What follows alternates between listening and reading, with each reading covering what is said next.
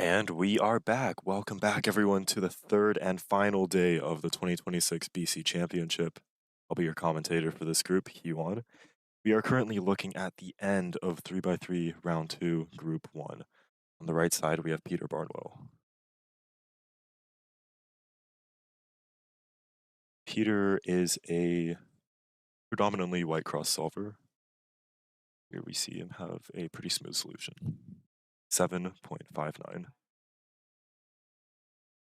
I believe Peter broke PR in two of his last three 3x3 rounds. He broke it in the semifinals of a competition 2 weeks ago, and he also broke it in round 1 of this competition. Another fast solver on the left here, Asher Kim Eric.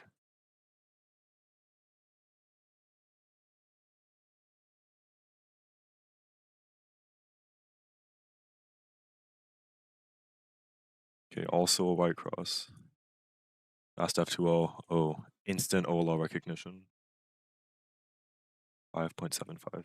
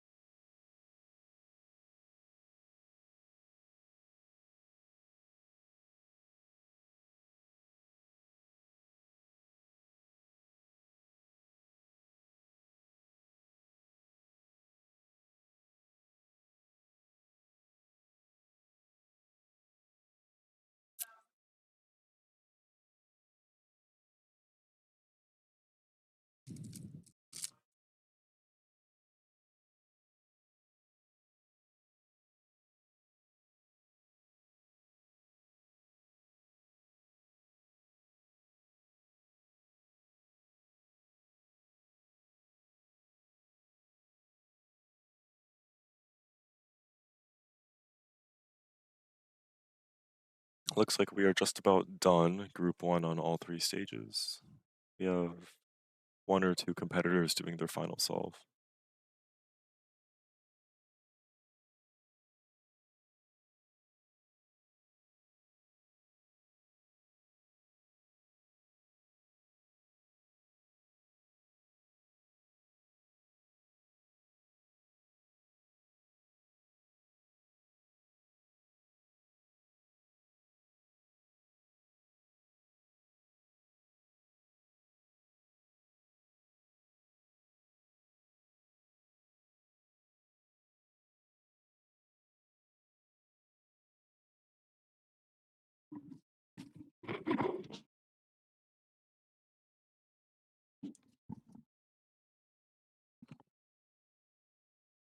Okay, it looks like I'll be joined by a co-commentator right now. On my right. Hello, you're right, back. Champs. This will almost an hour ago. Slightly tired. It's night. It was pretty fun. But Bowling is notoriously hard on the forearms, which are a muscle group that are involved in turning puzzles. So let's see how it goes.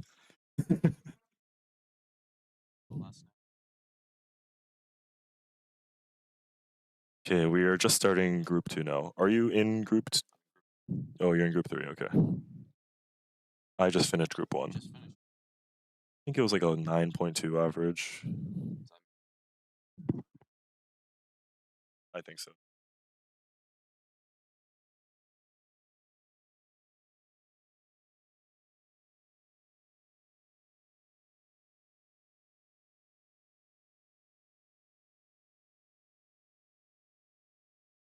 Mic, when mic?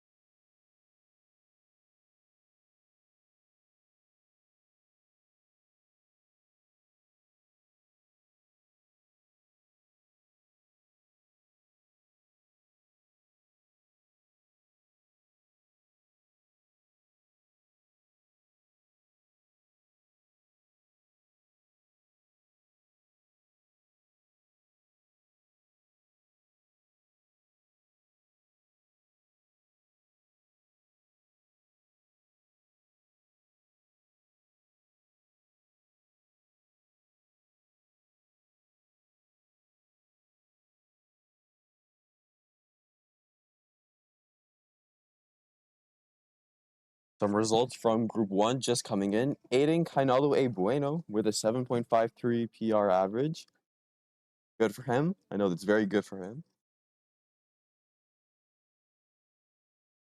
Sahar Sai Vantala, your Pure Minx winner from yesterday, also with a PR average of 8.2.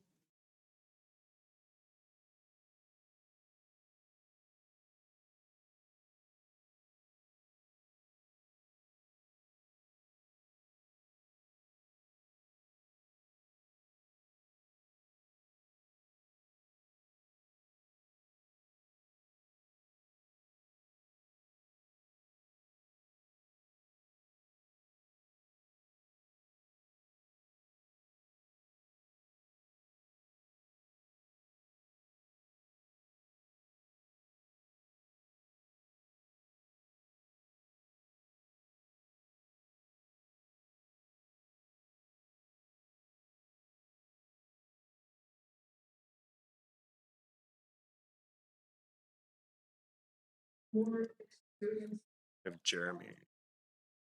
Jeremy Strang coming up on the left side. Solve now. Jeremy, your 13th seed coming to this comp. Stage, four more judges on the orange stage. I believe this is a warm-up solve. Thank you, Owen. 3 seats Yeah. left. Because I think I saw him. Thank you, Tom. Yeah, that corner twist would have been nasty otherwise.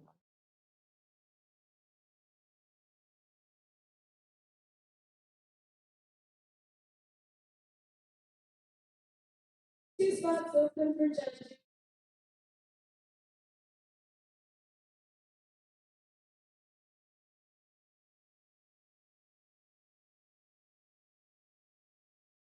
I think a pretty good cross on red.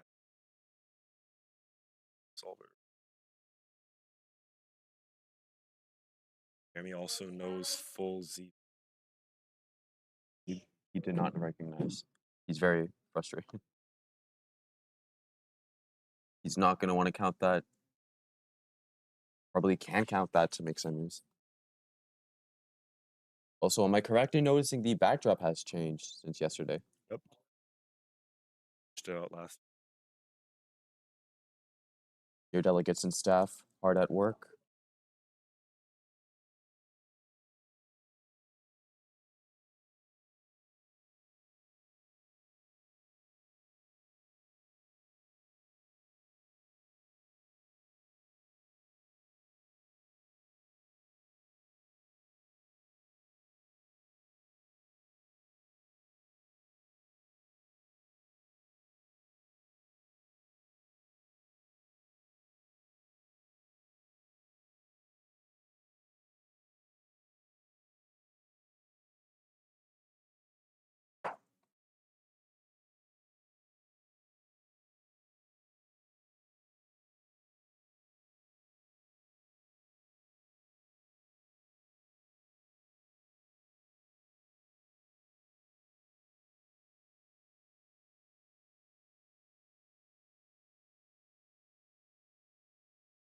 Who do we have on stream?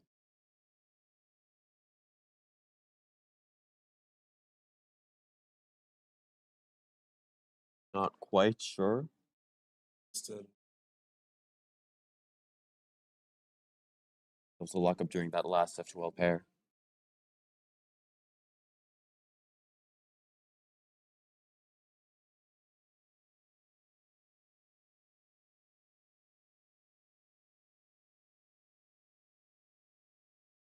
Oh.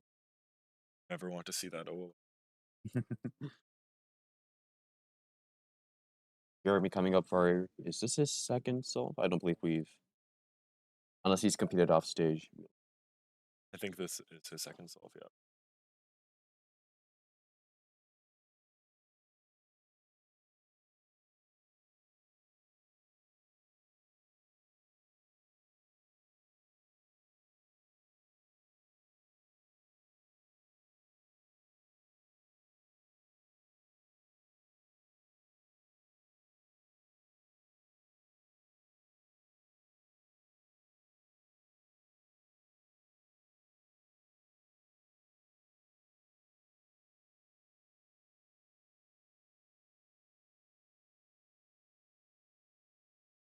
Does he know it? Knows it. 7.8. Two very diametrically opposite solves.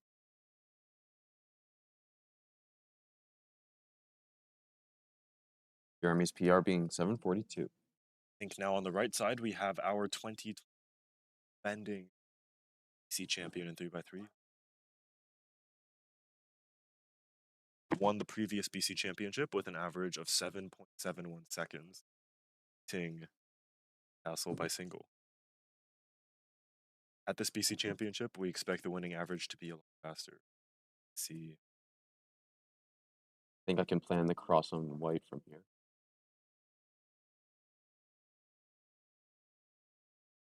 Lefty A per. 82.2. 0.2.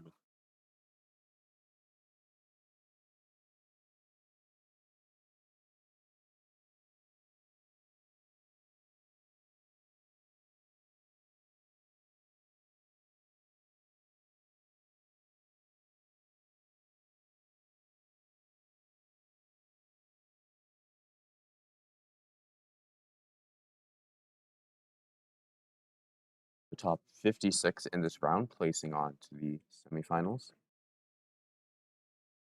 What kind of times do you think? Top 50. Probably, I would say mid-9.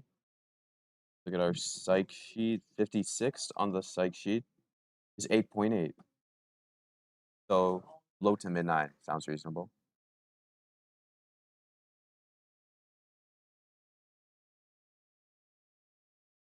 You're looking at the single. That's correct. 56th is a 10-second average. So I yes, got definitely a terrified. 9-second average. 8.8. My eyes just widened so much.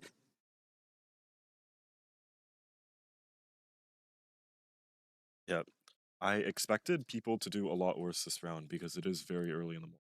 8 a.m. start is something that we don't do often here. That's true. But looking at the results that are coming in, I think our top 2 seeds so far have both. Yeah, Avens to harsh. With a 7.5. I, on the other hand, will not be performing to those standards.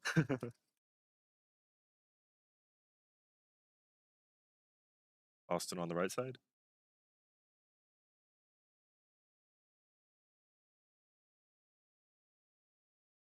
Very Oh, that, that's a DNF DNF. event, right? Yeah. Yeah. Oh, When fixing a corner twist, you are only allowed to twist one corner. That will I don't think the judge knows. be caught later on.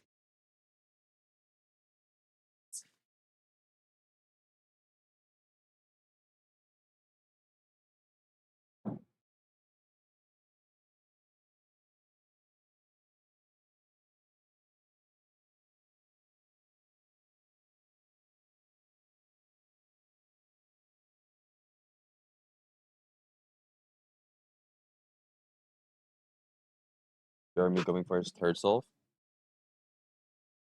His average could go either way for him.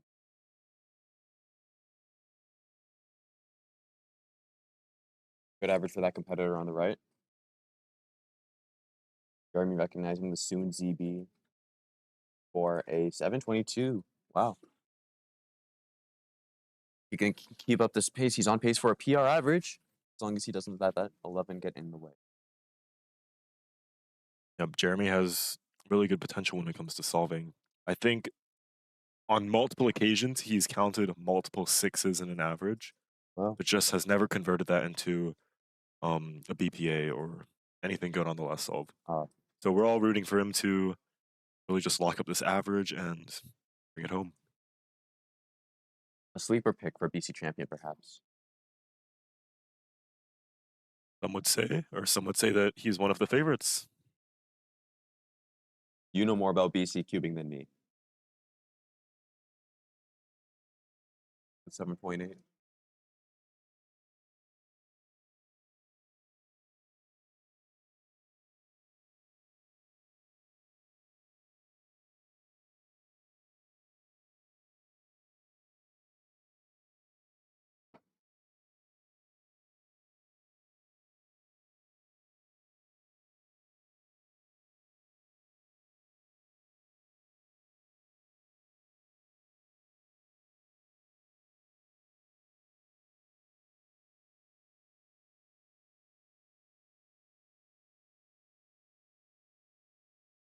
believe Jeremy is coming back up onto the left side.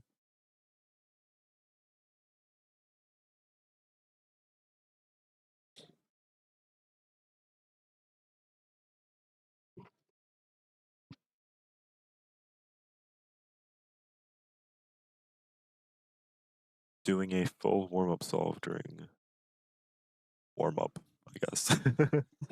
A full warm-up solve during warm-up. Probably practicing maybe Zoom ZB recognition.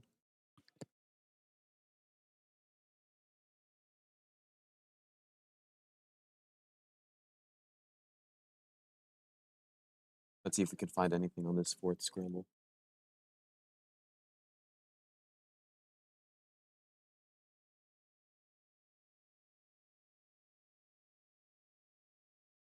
Is that a solved blue-white cross edge?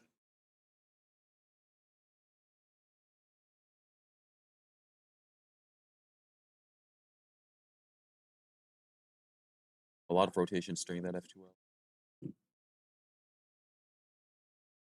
Oh, plug Jeremy. Oh. Gonna pound a 10.18.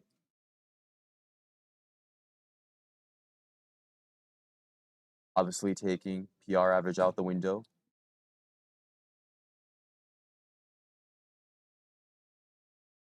I believe the judge is requesting a delegate because Jeremy fixed the time there, but it should be okay because the judge already wrote down the time and signed for it.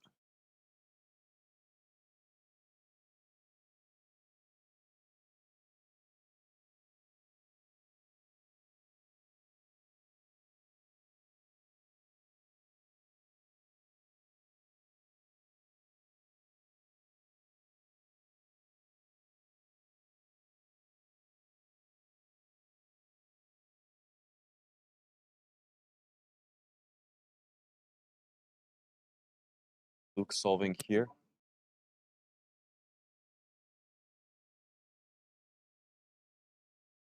Same scramble as Jeremy. That looked like a free red-green pair. Oh. Oh, he does a COLO. Oh, I think that's not counting, but he does have counting 8. Yep. Jeremy should still safely make semifinals. I did check in the first round, top 56 was a 12-second average exactly. Almost exactly. But there's more that these competitors are going for.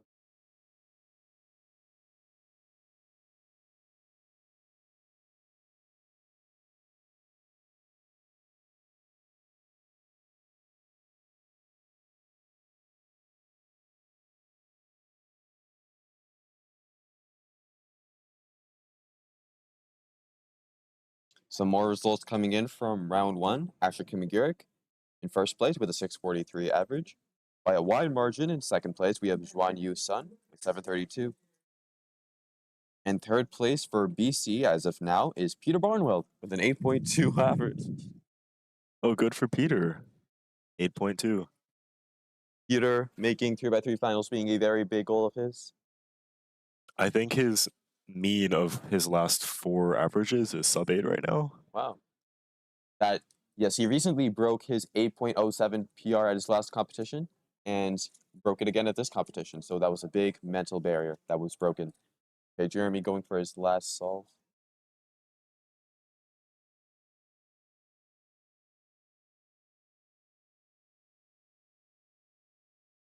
Oh. It's another +2. Counting 9, 10, and 7.2.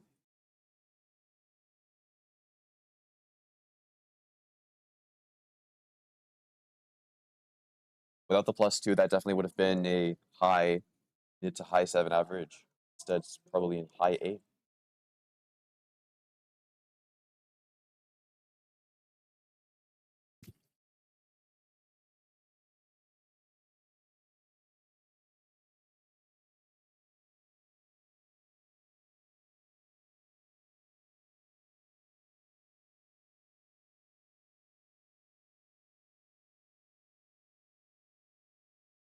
Okay, I believe that as soon as the next group gets called, I will be needed to performing delegate tasks on the red stage, so you may see me, but I will have to hop off the commentary booth. And I will also have to hop off to compete. Okay. Thank Okay, you. we'll see you guys later.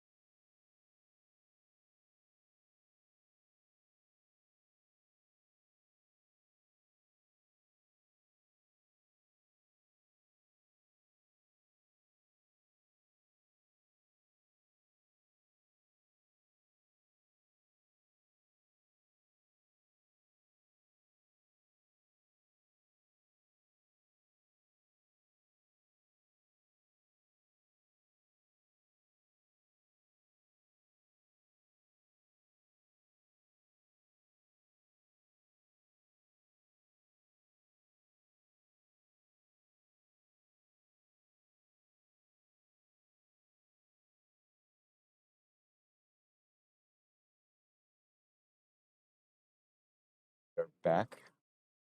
This is Yoji Ogura on the mic right now.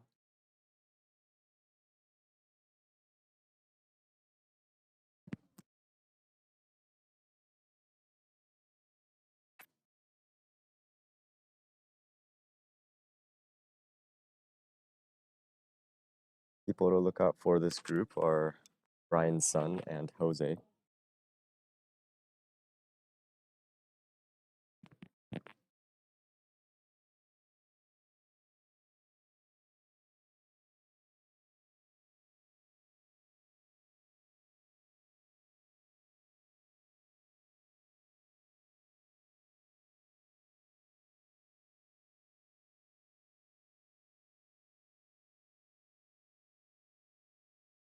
Despite being very early in the morning, everyone seems to be doing pretty all right. Not me, but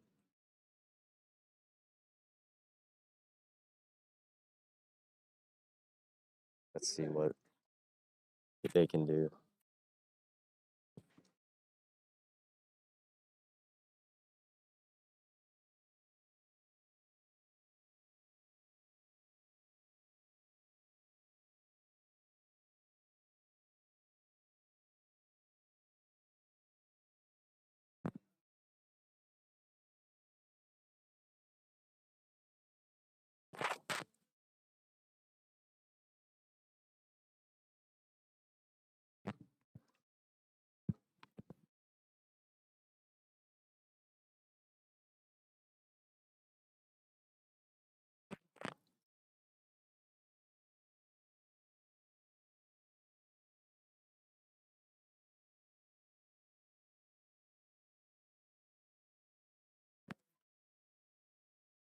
Someone else just joined me.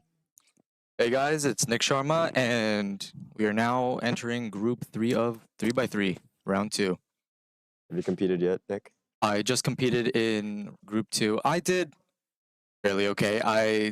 I'm not sure if I'll make it to semifinals, but fingers crossed, right? Yeah, I heard the top 50% last round was about 12 seconds. Yeah, seems about right. Yeah. I think I fall into that category. It's gonna be close. Seems like everyone's not doing too bad for it being very early in the morning. Yeah, honestly, if we were about like half an hour later, I think I could have done better, but that's honestly just wishful thinking. I think because I thought I was running late, I kind of sprinted here, so my adrenaline was kind of high. So I didn't really care too much about like, Yeah. my performance as much. Helps to get the blood pumping, Honestly, yeah. getting your hands warm type thing.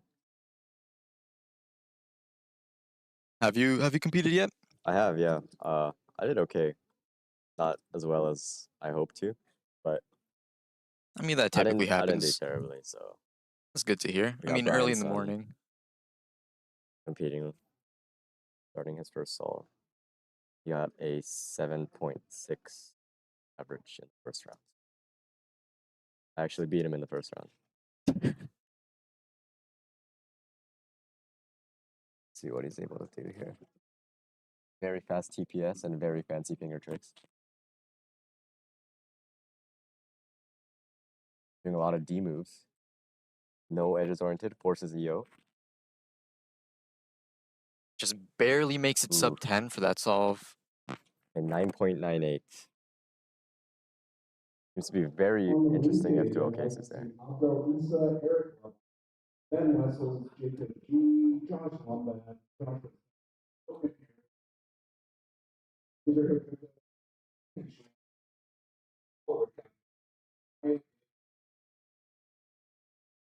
The respective judging and running stations.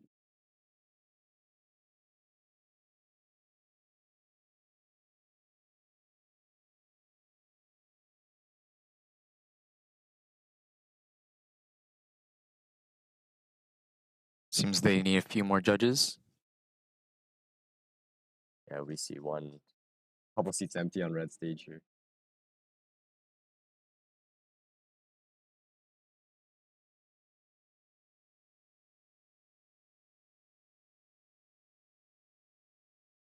All right, we got Jose coming up on the right. Jose was running late just as much as I was. We actually met right outside the hotel. And yeah, we were just not all up there, you know? Yeah, no one's really used to having rounds this early in the morning. Honestly, and with the commute it was a little rough. Barely made it though. Yeah, this despite this venue being connected to a hotel, the fees here tend to be very high. So many people are actually not staying in this hotel. So many people are actually commuting here. How long was the commute here? Well, I was planning on driving, but then I looked at where this hotel was, and I just decided I'll drive to Sky train station, and I'll just take the Sky train all the way here. So 20-ish minute drive and like a 40-minute Sky train trip. So about an hour and like a couple minutes when you include the walk. Was it with the 8:43 from ZB, Jose. but not too happy with it. Seems like it's a +2. Ooh, it is a +2. Oh Unfortunate. no.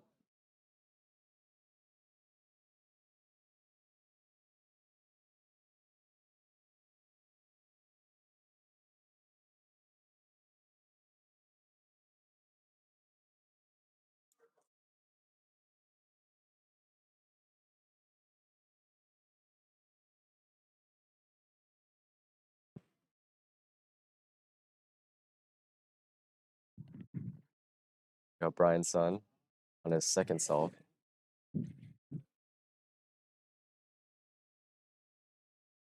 Didn't seem too happy about that 9 earlier. Let's see if he can bring it back up.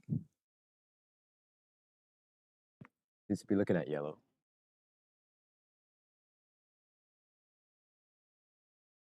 Ooh, very fast F2L. And ZB, no. OLL, PLL. 689. 689 from Very Brian. fast. Very good comeback from Brian's side. Very smooth F2L from Brian this time. I usually see him and he's always very quick with each pair, but he's very choppy with it, you know? Yeah. He seems to pause a lot. Has those pauses, But gets his TPS in, just really that kind of... solve did not really look like a Brian solve. Honestly, it didn't. He seemed to have maybe tried to turn a little slower. Or seemed to have worked. Definitely worked out in his favor. Let's see if Jose has the same results here. He does not want to count that 10. Or anything below an 8, honestly. Or above an 8, honestly. It does seem that the first solve for some of these players are not the greatest. Maybe the scrambles aren't too favoring for white and yellow for scramble.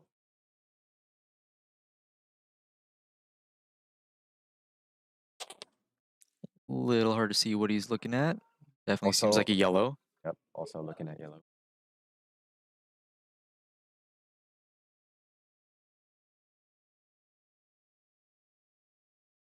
Smooth but hesitant.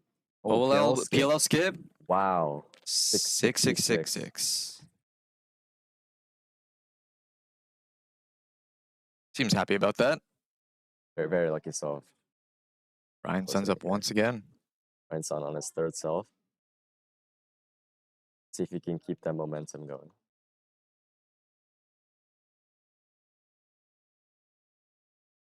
I noticed, I'm pretty sure Brian's using his brand new Can 16.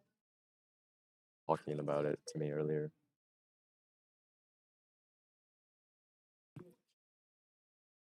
Out what? Expecting for a very long time.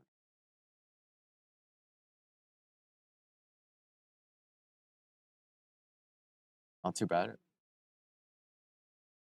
No ZB, but a PLL. Hesitant, looking at 845. 845.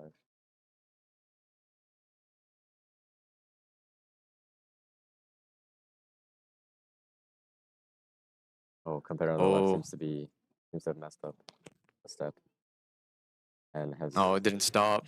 Unlucky.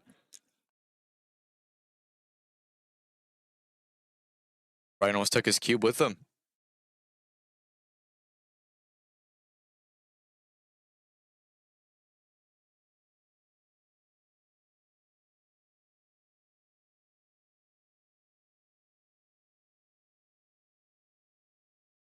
Jose on his third solve. Everyone seems to be waking up a little bit now. It's always good to see. I wish I was in these later rounds of 3-way. I was in the very first round. I arrived just like near the end of the first group. So, you know, didn't get much time to warm up, but the adrenaline kind of kept me warm anyways. Can't really see what Jose's looking at. It seems like Looking at another yellow. Or no, maybe a white. Oh, Oh. he's looking around the cube a little bit. Unsure. Looks like a yellow. Hard to tell. He did do yellow. It was a very long cross. An 807. 807, not too bad. Not too disappointed in that. Definitely thinks he could have done better. That cross did seem very long. And there. See what Brian can do on his fourth solve. Jose seems to hear something weird with this cube.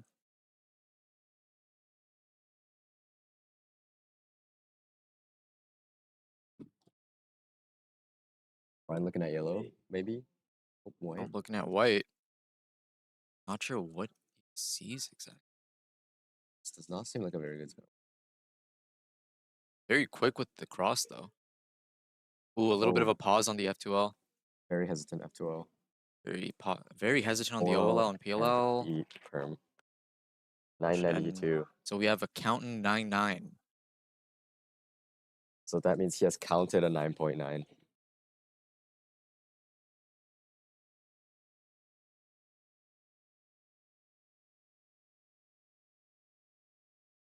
Definitely still puts him in the top 50 for sure. I don't doubt it.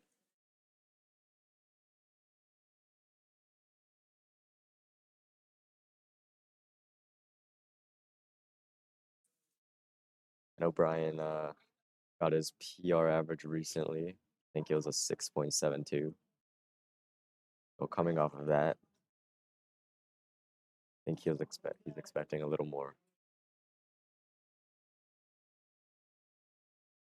Jose on his fourth solve, I believe. Yes.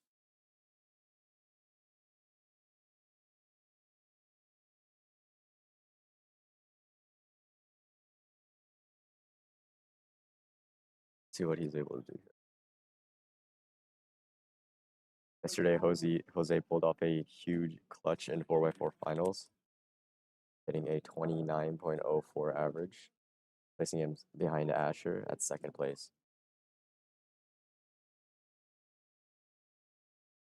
Looking at white, white seems to be pretty switch to yellow, then very quick inspection. Some wide moves. OLL. Fast F2L, but Locky OLL PLL And a and a +2 +2. again. Accountant 10 for Jose as well. So we got, doesn't seem very happy about that.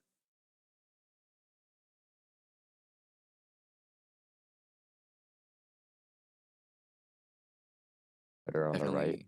Definitely drilling a PLL right now, making sure he has it down for the next time in case. I noticed that as well during my round. I couldn't turn this morning, and I didn't know why.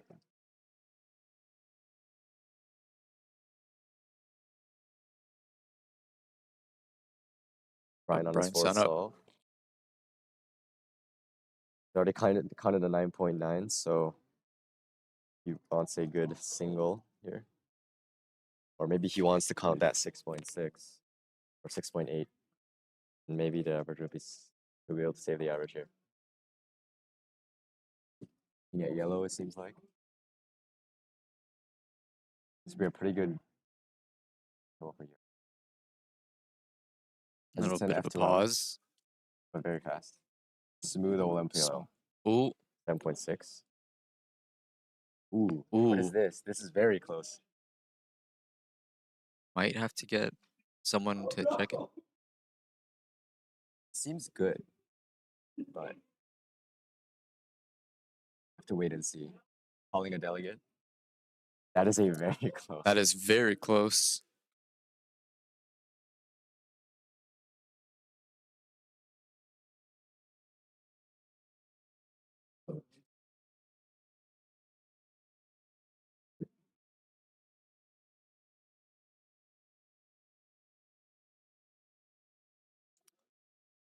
A real good look at it now.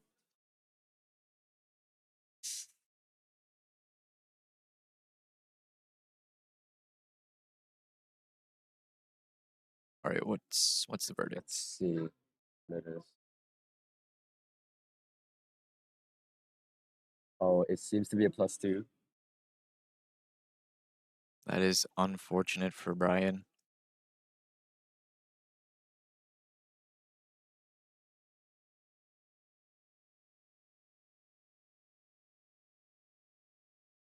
Jose on his last solve here. Looks like a yellow.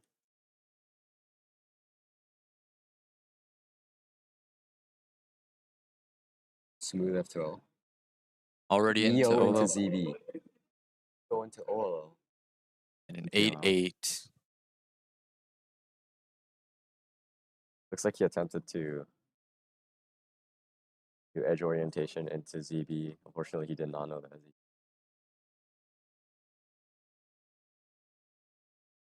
A little upset about that, but what can you do in the morning, right? Everyone's got a little bit of brain fog going on. It's hard to perform at your peak.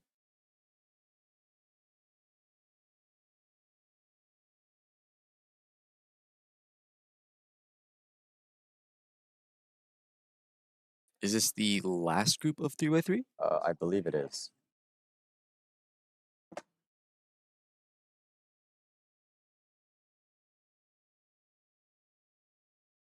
Things seem to be winding down here.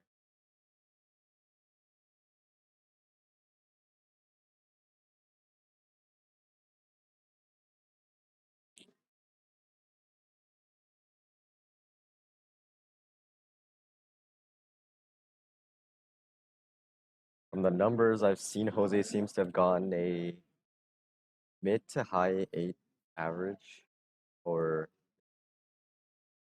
average, since he did +2 a couple times.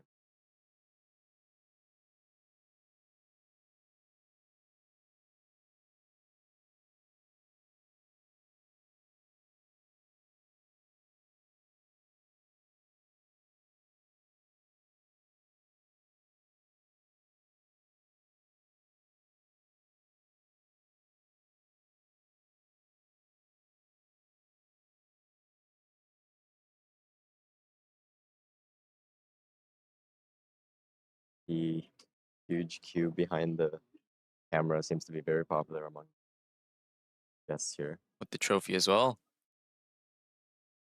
If you guys don't know, behind this camera there is a humongous Rubik's Cube statue. It would seem about 3 to 4 feet tall.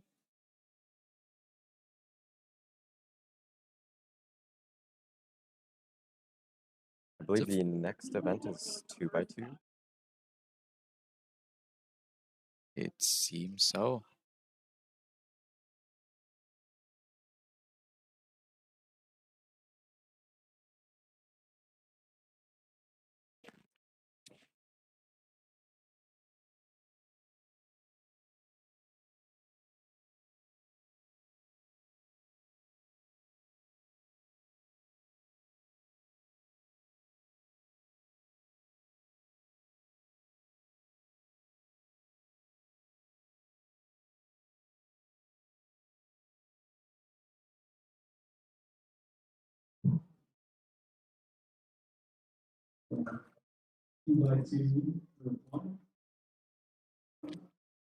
Also, please check.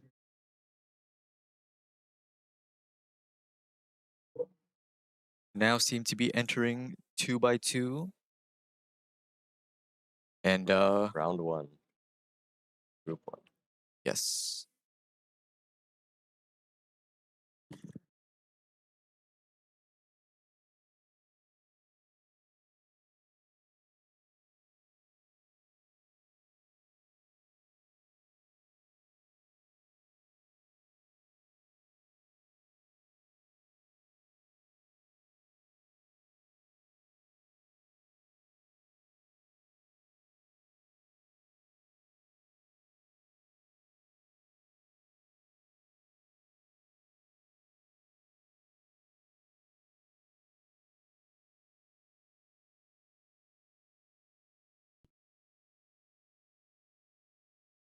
All right, guys, with 2x2 round 1 starting up, this will be Nick Sharma and Yoji Ogura.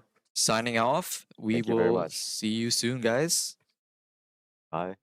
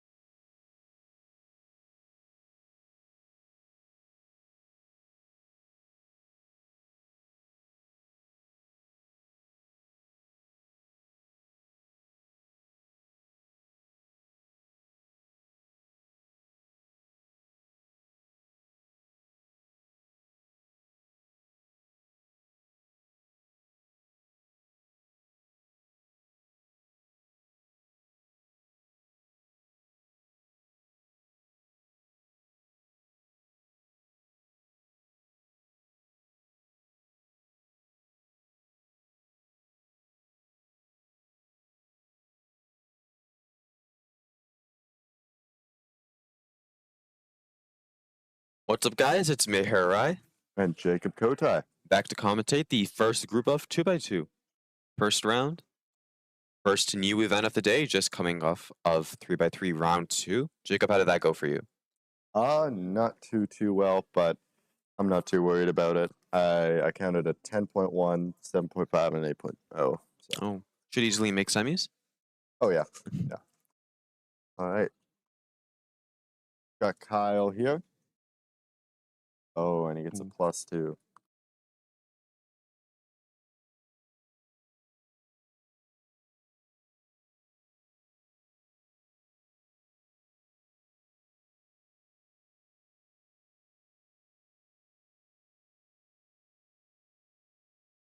All right. We have Huan Huang on the left here. BC trainee delegate and stream technician for this comp.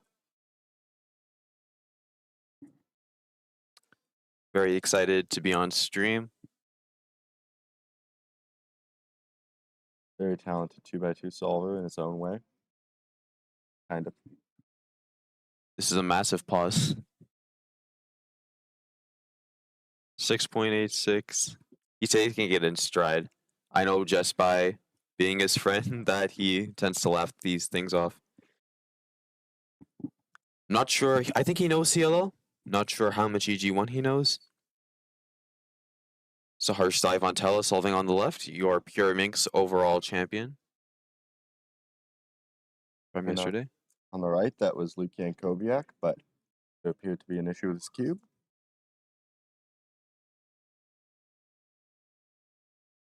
There appeared to be a 3-move white face on that scramble. Hosh not too happy with the 2.5. His PR average is 1.67. He has a sub 2. 7 competitors with a sub 2 average this comp.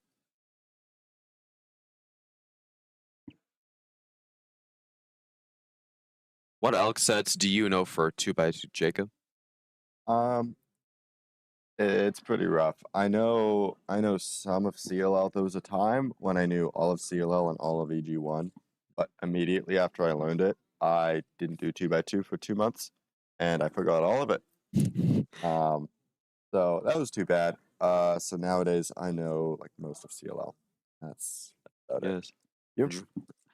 You? I used to know, I know some CLL and one EG1 algorithm, but just like you, I didn't really drill in those algorithms, so they just weren't retained. We have Luke and Kyle solving simultaneously, almost exactly 1 second apart. Interesting though. I'm not sure either of them will be too happy with this. Luckily, this is round 1, so there's no pressure to make finals. In round 1 out of 3, yes. 3 rounds this comp, all 3 rounds happening today, so make sure to tune in for that. Yeah. 2x2 should be a very neck-and-neck finals. Very, very volatile event. Pretty much anyone's game.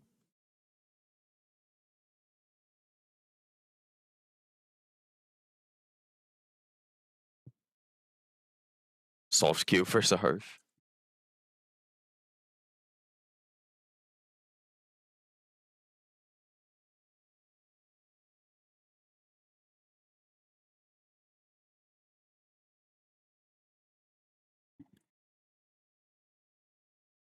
Not sure who we have here. 3.2 and 1.9. And we have Hewan up once again. He can definitely not afford to count that 6. Unless he can to make round 2. What is top 80, is it? We shall see. I believe if he gets a couple of counting 3s, he should be okay. Let's see what he can do, though. It's top 96. Top 96. Okay, that does leave a lot of leeway.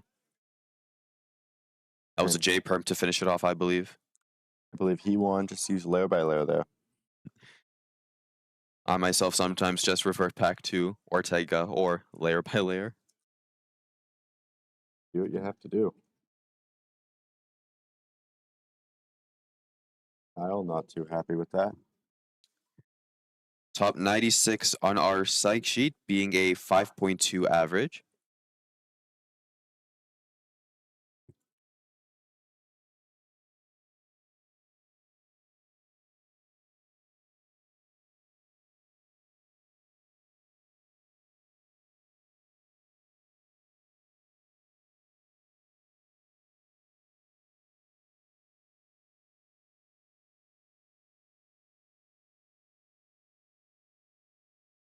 Not even sure what he did there, That was a really nice cancellation. That was interesting. I think he looked over at the judge mid-solve. I don't know if you saw that. I didn't, but perhaps that algorithm was just ingrained into his memory. Perhaps. Yuan and Kyle once again side by side solving. Some banter going on. They are good friends. Showing him the 6 that he has. And it looks like Kyle's cube is solved again. We are having a lot of issues with that this round, it seems. Maybe I should head over to the scrambling booth, swap someone out. We need you here to commentate. Your aura is just so magnetic. All right. He won using layer by layer once again to get a 3.02. Ironically, getting faster times now than when he paused to recognize that CLL or EG on that first solve.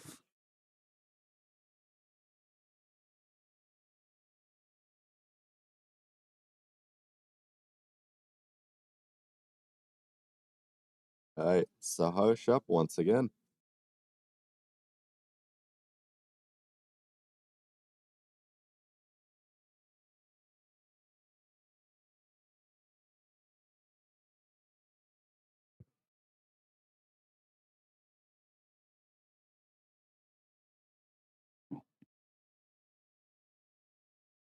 As an amateur solver myself, I would probably do yellow, green, or blue here, just by virtue of them having bars.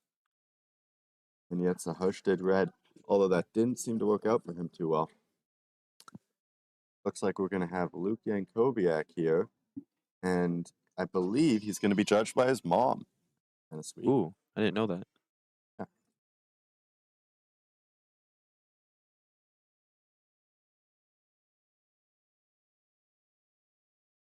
Wow, 2.2 with Ortega, I believe. Very impressive from Kyle.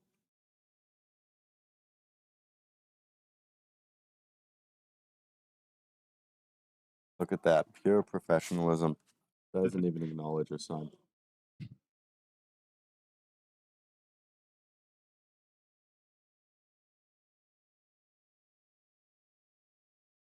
Luke, I believe, is training to be a pilot. Really? Yeah. He's in aviation. That's fun. Is he in college? I don't think so. Oh. I think he's, Graduated. well, no, just as a pilot, you don't have to go. I see. Yeah. Always fun to see what cubers do in their spare time. Yeah. Well, I mean, that's his job. I don't know if that's his spare time. I think That's true. I think this is what they do in their spare time. Okay, yeah, fair enough. Wow, that's such a cube-rotted mindset. Cubing is your life. Everything else is just a hobby. Yeah. Oh yeah, my job is spare time. Do you have a job? I start a job in August back on my university campus, Nice. What are you doing? working at Chipotle. Nice. I work at a go-kart place, so I heard. How is that? it's pretty fun. It's pretty fun. I get a couple free races a month, and they're pretty nice go-karts. They're they're pretty high performance. So it's been pretty fun learning the racing line on the track. Wow, Kyle with a 137. Ooh. We'll have to watch out for everyone else doing that solve. What scramble was he on? Can we see? That was his last solve, so scramble 5. All right, Luke now. That was also 2.2, relatively fast for him.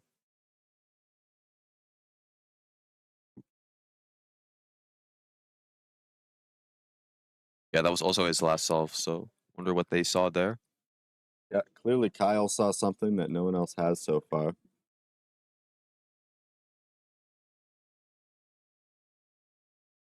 What are your hopes for competing in 2x2? So my PR is still from Worlds 2023 with Ortega. And despite learning more CLO since then, I have not beat it. So the dream is always to beat that. But if I can get a sub 3 average, I'll be happy.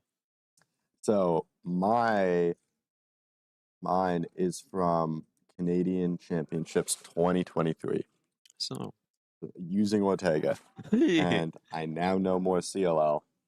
Hasn't helped. So sounds familiar. Yeah.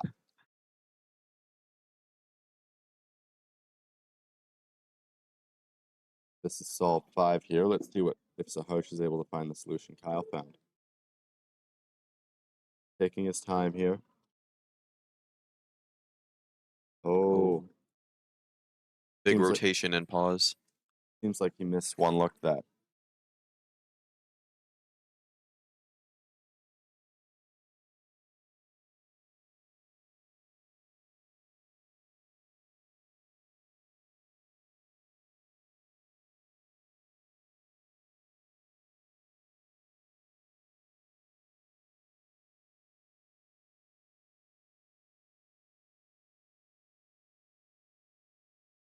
All right, it looks like this group is pretty close to wrapping up.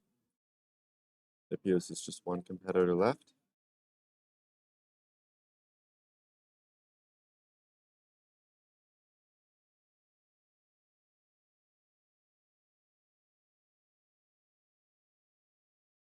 In our next group, the top players are going to be Peter Barnwell with a 1.75, close personal friends with both me and Mihir. And then we have Tyler Nguyen and Ishir Panoon.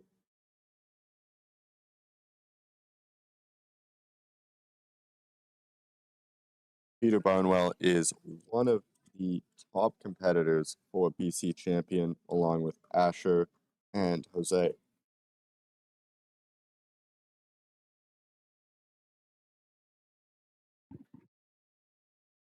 All within 0.5 seconds of each other. Unfortunately, another local top competitor and Peter Barnwell's best friend, Kevin, is unable to attend due to being on a family trip. Yes, Kevin Lay on vacation right now. He is sorely missed.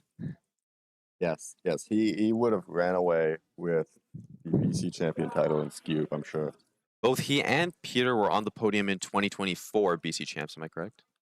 Yes, yeah. And I was just talking to Peter before this. I believe they both learned EG1 specifically for that competition. Wow. That's certainly a grind. Yeah. And I believe your reigning champion, Achilles Standring, from 2024, he is not here at this comp, so we will have a new BC champion tonight. Interesting. Well, you guys will have to wait and see for 2x2 finals to see if it's Asher, Peter, Jose, or some other dark horse. You want Huang, perhaps?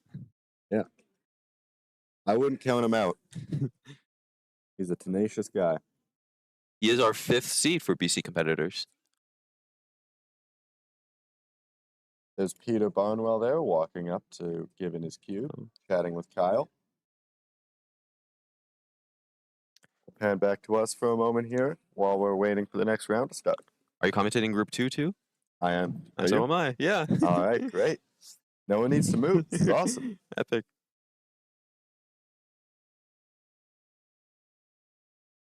In the meantime, we are going to inform you of some up after this announcement. 2x2 group 2. If you were just competing in group 1, you're all hands on help for group 2. If your main tag or competition groups Okay, so if you are watching this and are a fan of this competition and want to attend one for yourself, BC registration is now open for Poco Classics on Sunday, October 18th, 2026 at the Port Coquitlam Community Center. Registration opens August 24th, which is in almost 2 weeks, on the WCA website, worldcubeassociation.org. If you would like to meet some of these top competitors for yourself, I'm sure some of them will be there.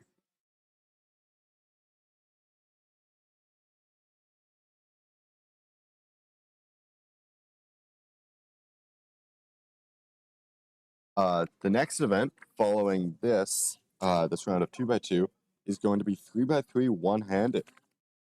And the top players for one-handed for BC champion are Asher, Kenny Zong, Noah Stetling, Jose Miguel Valdez Rodriguez, Garvey Wong, me, and Ethan Rusnak, Brian Sun, and Callan are all in there. Ethan Rusnak, unfortunately, not here. Oh, really? Yeah, he left. Couldn't make. He's unfortunately not with us. Yeah, he's alive.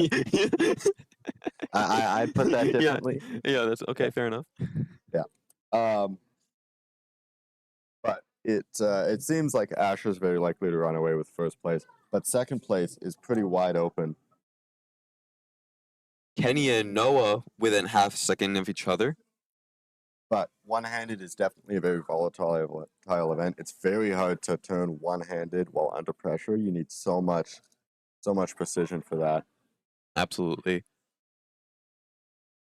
You're pretty high up there, huh? That PR is from 2024. I practiced one-handed a lot. I was getting 10, 11-second averages at home. Vancouver's on Tracks 2024. Amazing comp. I got that PR average, dropped it by a second. Since then, have not even gotten close. Nice. My PR2 is 12.97, so almost half a second away. And I just don't know what happened. Like, even before I started practicing less, I was getting good times at home, but I just could not translate it to comp, which is just a testament to how hard one-handed could be. Yeah, my PR is 13.47 from Worlds, I believe. I haven't practiced one-handed too much, but I find it's an event where if I practice a lot of 3x3, I will keep up my speed pretty well because I'll improve at efficiency, while maybe my turning for one-handed goes downhill. Yeah, those skills are transferable. It's both are 3x3. But jumping into this round 2 here, we have Ishur Panin, renowned square one solver in the region, but also doing 2x2. And Peter Barnwell on the right.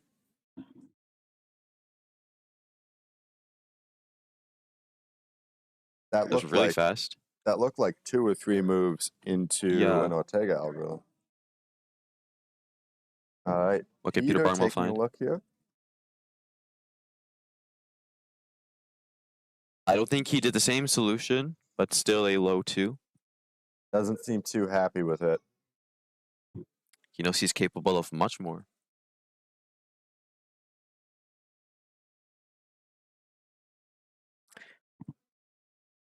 If it's any testament to how prominent of a figure Peter Barnwell is in the community, if you go to the Cubing BC Instagram, which you should definitely go follow for updates on everything that goes on in this region, the interview that they did with Peter for the predictions for this competition, the comment section is all just Peter Barnwell.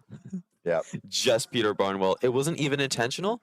Everybody just came together for just to make fun of him, you know? Not make fun of him, but you know, he takes very good camaraderie in this community. He's also a top Mega Mix solver, and I believe he didn't even predict himself to win. He didn't. He predicted Ethan. Yeah. Who did end up winning, but he got runner-up, so good for Peter.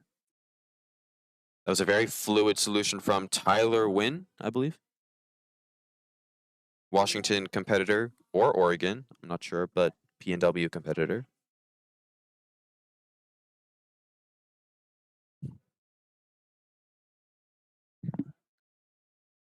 $199 PR average. All right, and we have Ishur coming up for solve 2. This is our first look at the scramble. Seem to undo some moves in the middle there. I don't think that scramble looked too bad. I think Ishur just screwed up the one look. But the case is all right if it's the case I thought it was. All right, let's see what Peter Barnwell can do. What face would you do here? I'm not sure. Green doesn't look too bad. Peter opting for green. Oh, that's tragic. Peter very mad at himself. He told me before this round that the worst thing he could count in a 3x3 round would be like a 3. So we'll have to see what happens here. I think he's not giving himself enough credit. I think if he can even just pull off high 3, low 4, he should make round 2. Round two shouldn't be too hard for someone like him. But don't count him out. He can do incredible things Absolutely. in a bad sense. Sorry, I'm not predicting that he's gonna choke, but We're allowed to say that. We're his friends. yeah, we should clarify that. Yeah. I've known Peter since he was about a foot shorter than he is now. There's a great photo of me and him at Canadian Championships 2023. Actually, Kevin Lee is in that photo as well. Also a foot shorter. Yep. These young competitors grow up so fast. And we sound old. Yeah. At the ripe old age of 19 and 20. Yeah. And I'm turning 21 in November, man. Don't remind me. All right, let's see what Peter can do. Scramble 3 here. Doesn't look too bad. There's some bows. Opting for a green face with a nice cancellation. Looks like he safetied that one. Very smooth, but the turning didn't seem to be all out. I think he's thinking that he has to safety. Well, in order to make round 2, he doesn't need to worry too much. Yeah. Especially now with another 2 point. Another low 2. He shouldn't have to worry.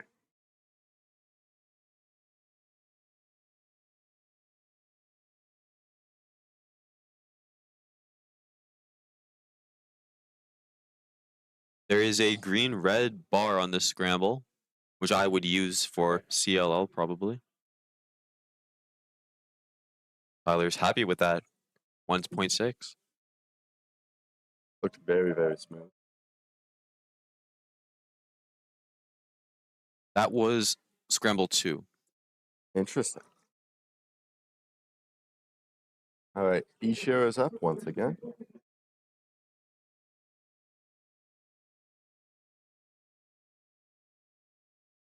Scramble 3. A bit of a pause there at the end. Interesting. It didn't seem like very high TPS, and yet it was 1.78. You have to wonder what Peter Barnwell missed.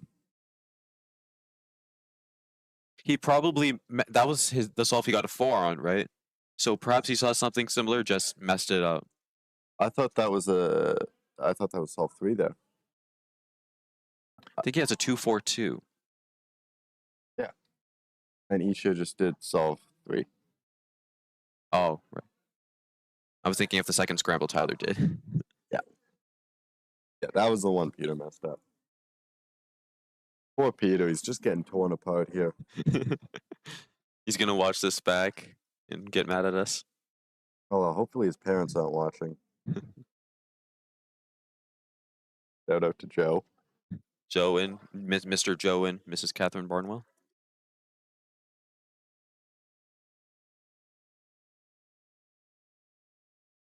All right, well, Peter's up once again. Let's see what he can do. Looks like a 2-move layer on orange, and he's not opting for it. Oh. Another miss 1 look, perhaps a high 3. He's calculating in his head. Yeah, he's becoming the thinker.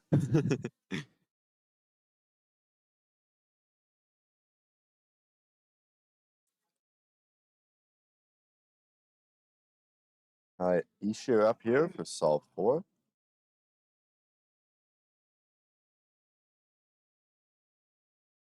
Tyler competing side by side.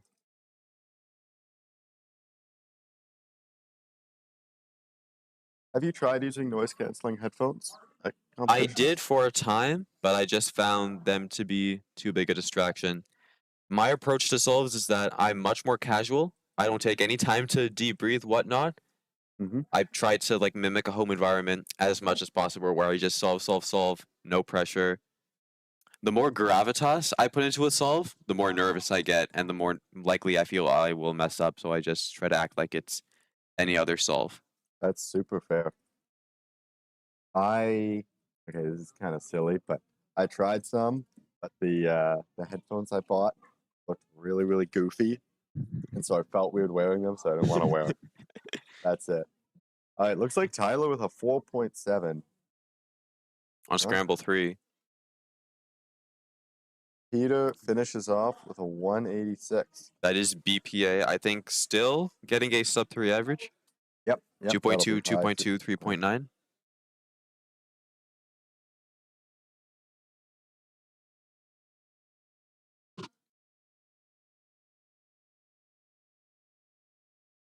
Like Ishia's coming up here. Last solve of the average.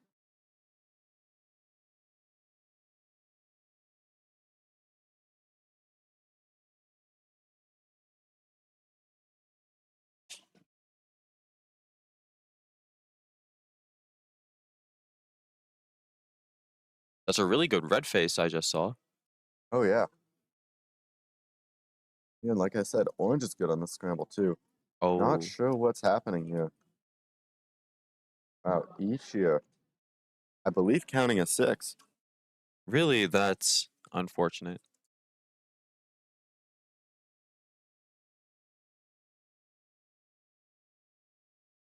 All right, Tyler coming up for his last solve. Or fourth, maybe. I think he was a solve behind. We'll Oh, that see. is true. Yeah. See if we can peek on the scorecard. Nope. Lindy's holding it just a little bit too far away.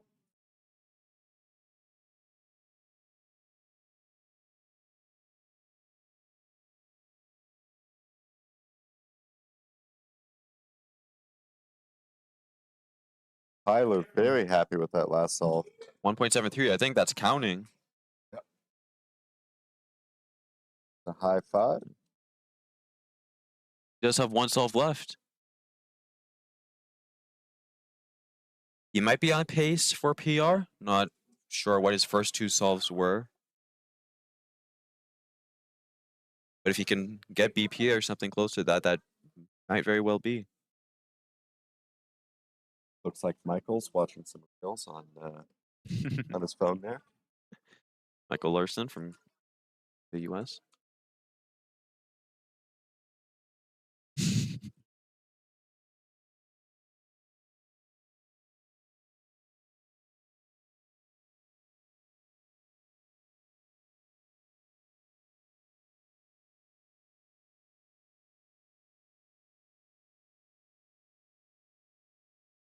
Are you in group 3 or group 4?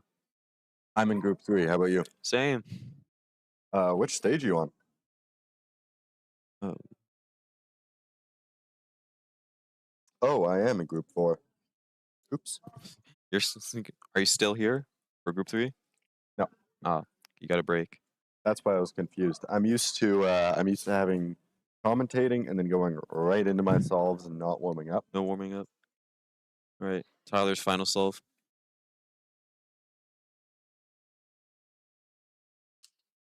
Very That happy with might that. be PR. He's excited or very close. That looks like looks like a guy who just got a PR. Yeah. Can we see? Okay, we can't see the times. Can we?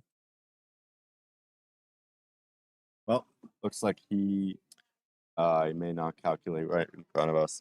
He must be confident. It's always convenient when the competitors like to calculate on the stream table right in front of the camera so we can see as well exactly what they're getting. If I'm on stream and I get a good average, I'll make sure to All right, thanks. calculate for Thanks. you guys. All right, that is the end of group 2 for our stream stage competitors. We still got some people going on the other stages.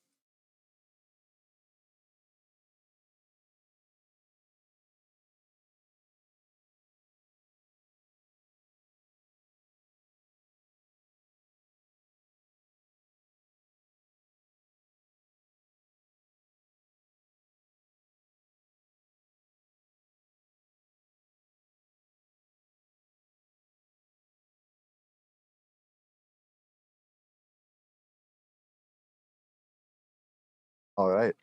Well, I believe we should both sign off pretty quick here. Right, we should go depart, go practice. So, Yep. once again, this was Mihir Rai This is Jacob Kotai. signing off. Good luck. Thank you, you too, and to everyone right. else. See you guys.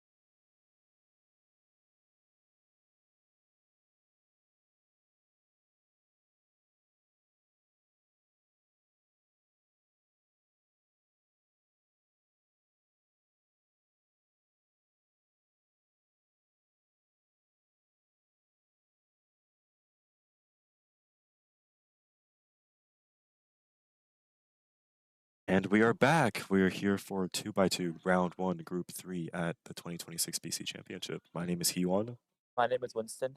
and we will be your commentators for this group. Let's get right into it.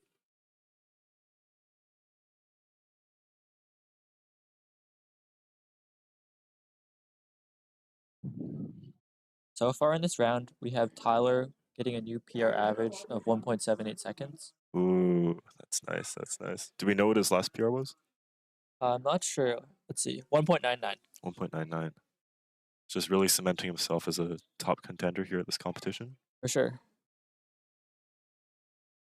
Tyler is a resident of the United States of America, a citizen of the USA, so he's not eligible for the BC champion title at this competition. But we have a few strong contenders in this group that are eligible. I believe Jose is in this group.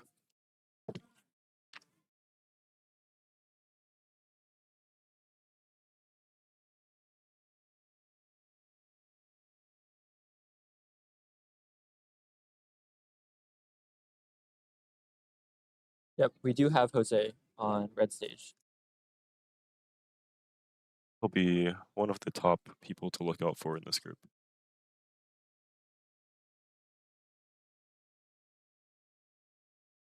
Along with Jose, we also have Henry Bollinger from USA competing.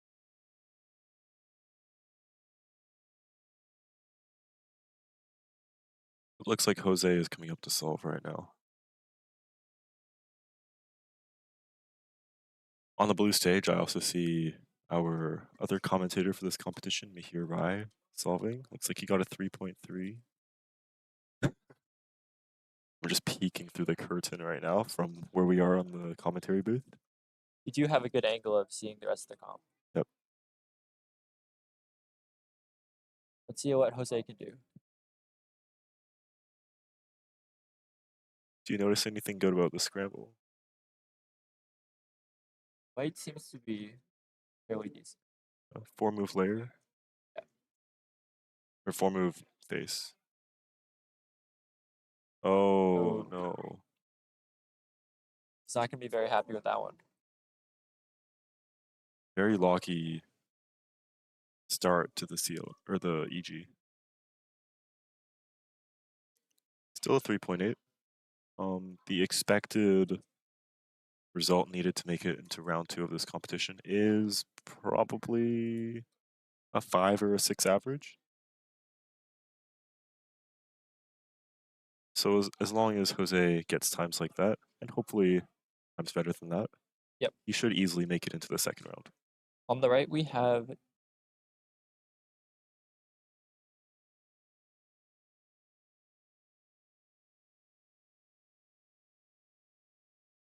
Ortega was a little bit lucky.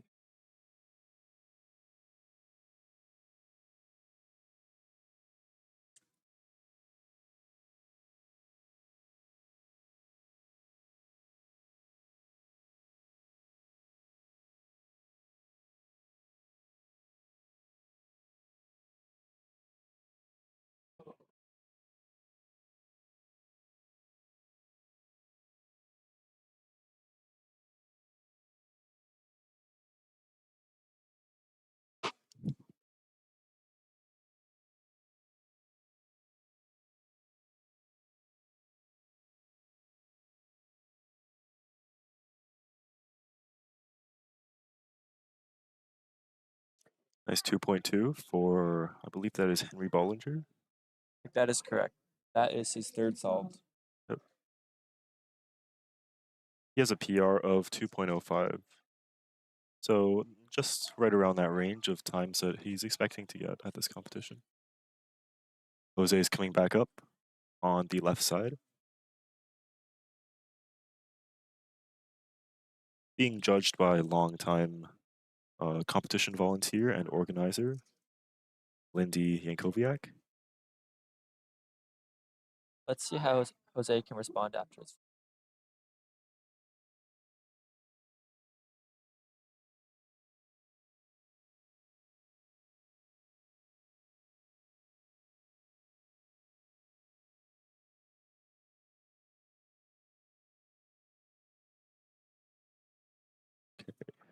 Not the best angle, but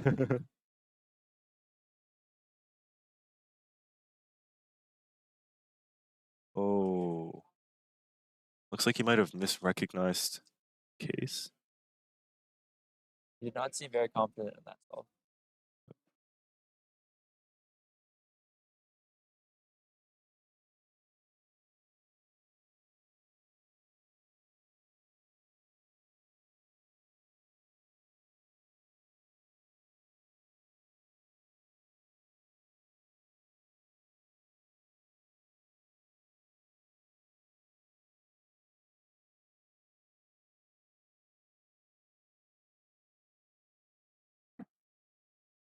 We have Yoji coming back up.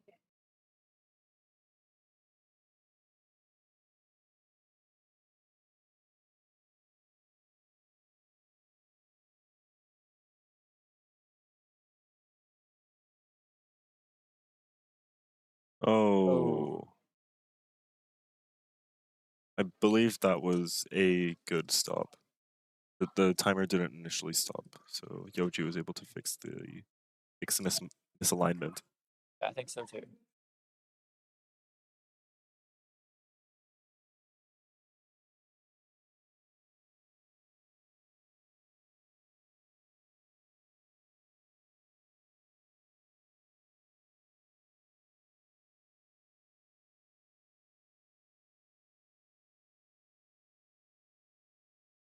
It's Henry coming back on the left side.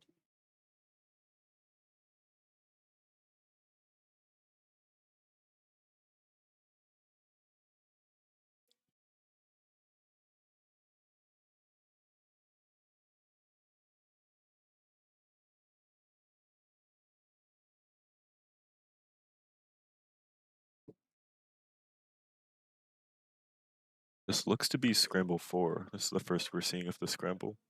Yep. Wow, 2.10. Not the smoothest execution, but definitely a pauseless execution. Sometimes there are trade-offs that need to be made. Some algs aren't as finger trick friendly as others, and they don't look as smooth. Yeah, it's But definitely true. if it works, it works. Still a solid time for him.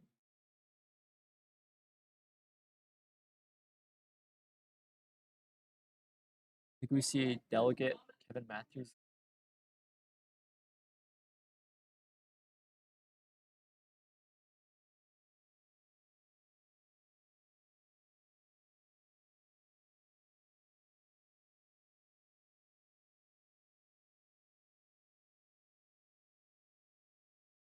Yep. Nice little 4.6 for Kevin there. Kevin's main focus at this competition and at BC Quiet Champs was the quiet events and also the big cubes. So 2x2 isn't exactly something that he's practicing all too often or at all. Yeah, I don't think it's one of his top priorities. Yep. We have Yoji and Jose. Yoji going first.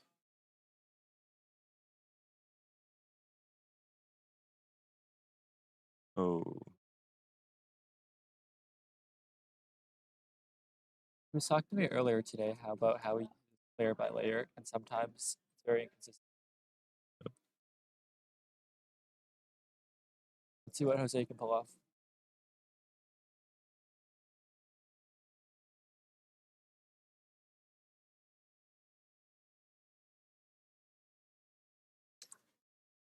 .7. Very respectable time.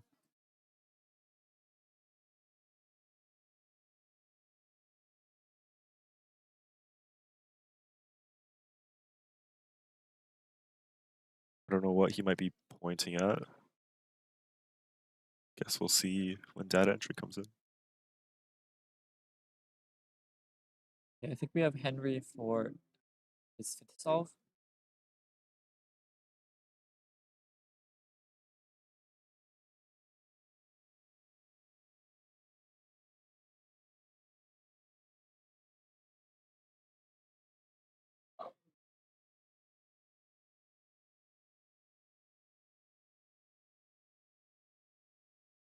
This is scramble number 5. Doesn't seem to be any good bars to take advantage of. But that looked like a short solution.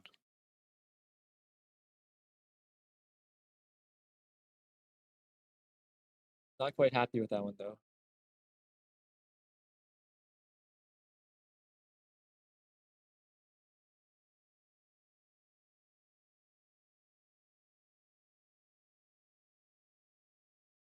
And up comes Jose.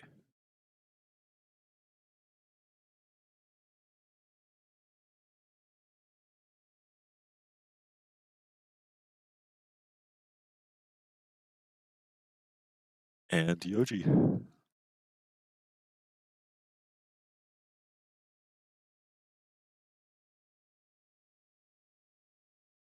Winston, did you do 2x2 yet today?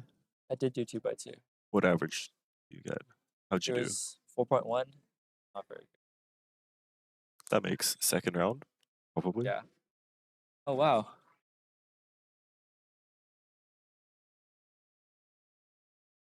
Stay with 1. Meaning his last solve is counting 1.7. Do we know what else he has?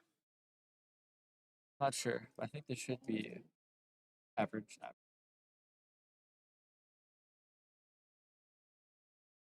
He has one more solve to go. So if he counts the 1.4, this could be a PR. His PR is currently 1.9. There's definitely potential. It's only round 1 though, so it's Yep. not taken too seriously.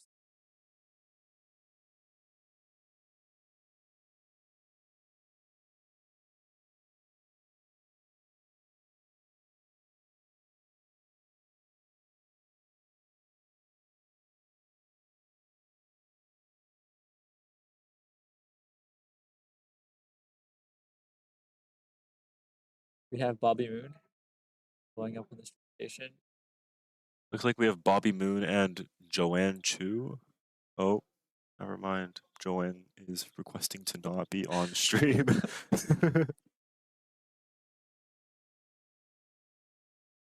See how Bobby does. 4th solve.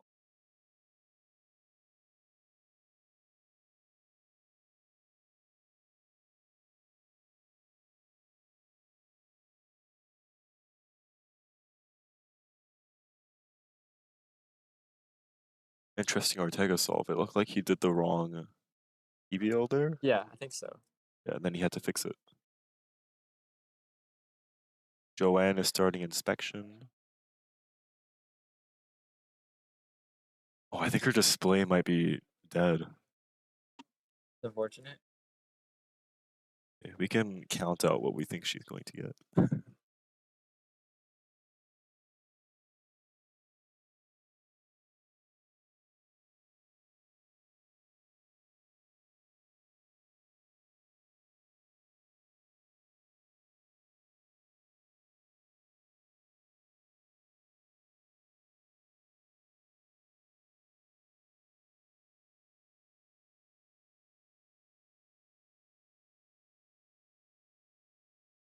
Okay, Joanne just finished, so I think that was a 30-second solve. I think so.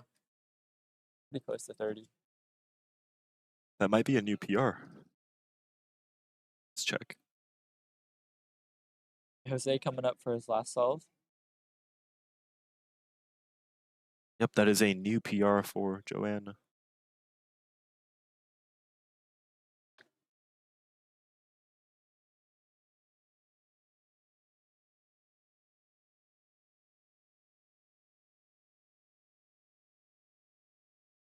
.188. So I believe he's counting that and a 1.9. And a 1.7. Oh, Let's see. Can we see what he's calculating? Looks like he might have missed PR. He seems... Actually, I can't tell.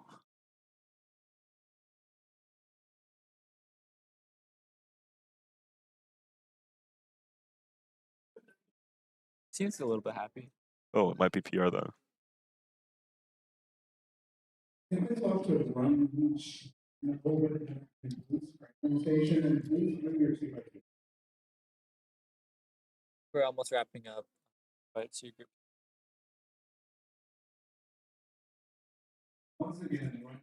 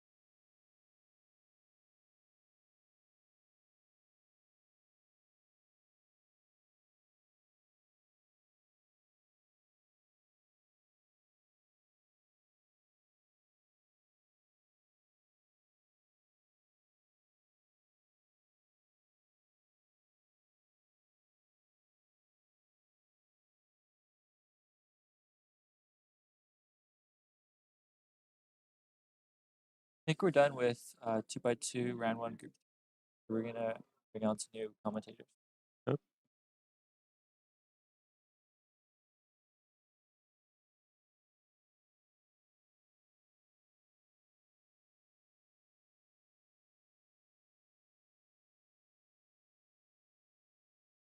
Okay, so it looks like I will be swapping out with Mihir Rai for now.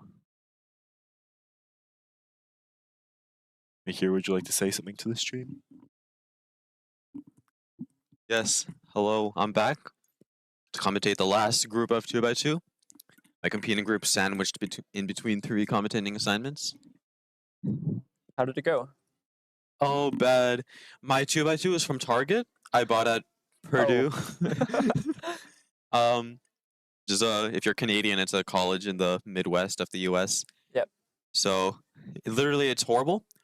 So I borrowed some random GAN cube, which I thought would be better, but it was just way too loose. So I got got an 8 on the first solve, and so I had to safety the rest, and it was still a low 3. Certainly interesting. It's 2x2. How did you do? I got, I think, a low 4 average. The first solve had like a 3-move layer, but I did the wrong algorithm afterwards, so that was kind of disappointing.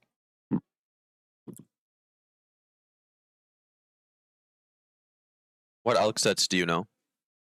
I know I use CLL for CLL, so the algorithms are not very optimized for 2x2, so some of them are really bad. I do know Zane Kanani was working on a series of objectively optimal algorithms. So they are being optimized as we speak, but it is a very daunting task for some solvers, new solvers. For sure. Especially if it's not your main event.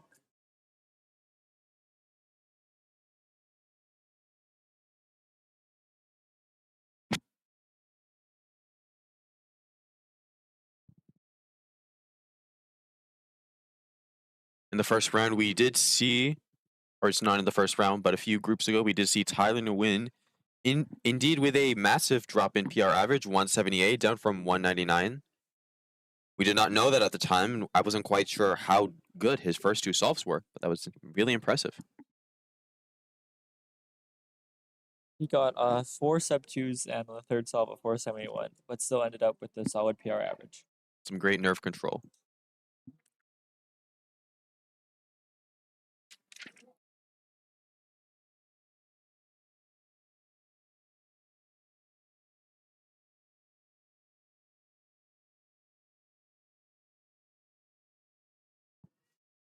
For group 4, we have on the red stage some of our top competitors today. Asher, Devin, among other people. Asher Kimigirik and Devin Ragu for our BC competitors. Then also from Ontario, Mazar Herdlicka with 194 average, and Adion Kamarasan from Washington State with a 221 average.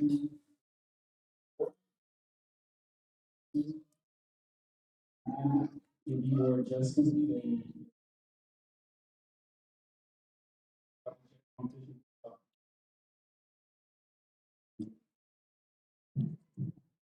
Right now, our top placing BC competitor is the one and only Peter Barnwell with a 277 average. There are still many more results to be answered.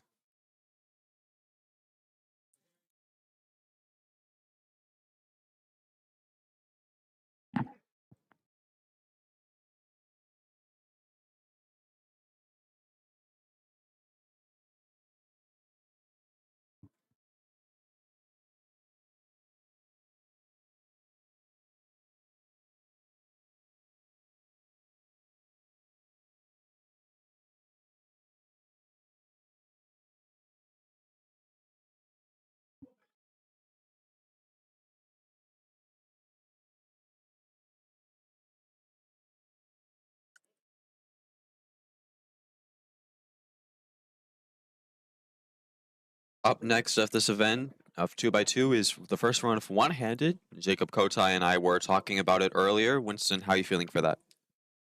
It's certainly an event that I've been trying to practice more, so I'm hoping for good results. What about you, Mihir? I used to main it, I was telling Jacob, but, you know, just I was never able to translate at-home practice to comp, so unfortunate. It's definitely fair. We're both in college, right? It is true. How has that affected your practicing amount, regimen? I think with a lot of assignments and exams to study for, it's definitely been something that I've been putting off. So my results kind of reflect that. I can say I have the same trajectory, pre-college to post-college results.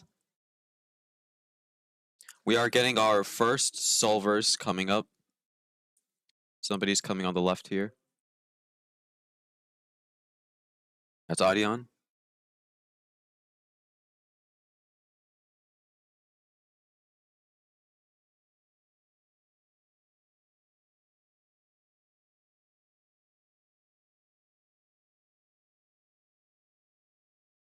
Let's see what he can do.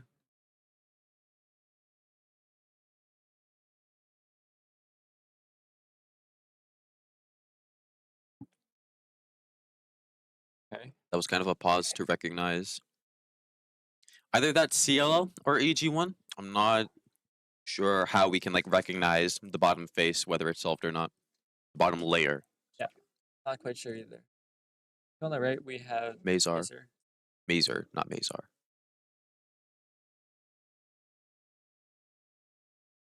Mazer, who had a pretty good performance in Pyraminx yesterday.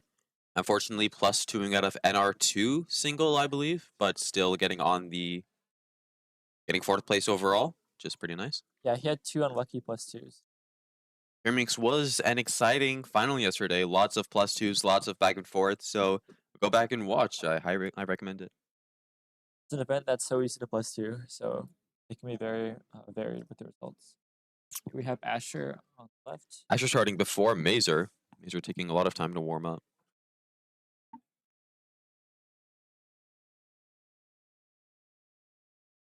There's a little pause there. 290. Asher's PR is 1.45. This is a massive distance from it. Mazer, I think, is on the phone with someone. He's trying to put his earplugs in. Oh, earplugs, not AirPods. Been a while since Mazer sat down.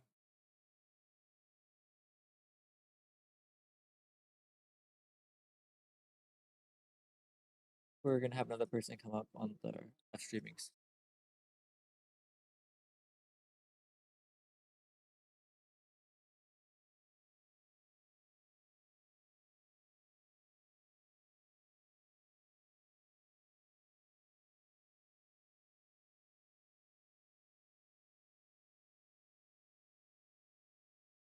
I think he's almost ready now.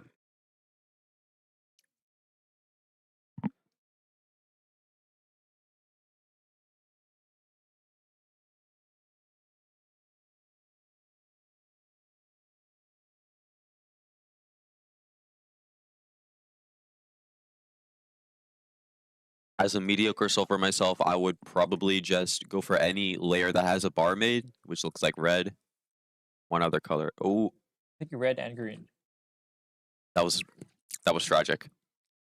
4.5 for Mazer. Cube drop plus almost +2. We're gonna see Devin now do the first stop, I believe.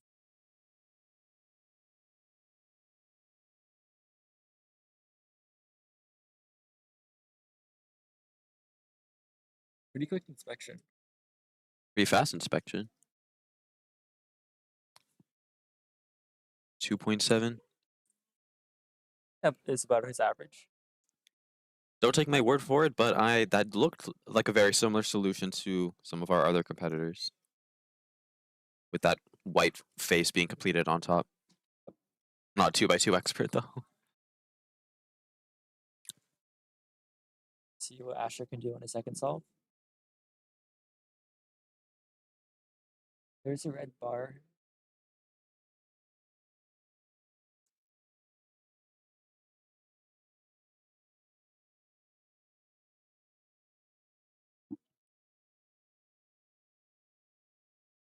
I believe it's a 4-move face for red. I think he could have Macer come back.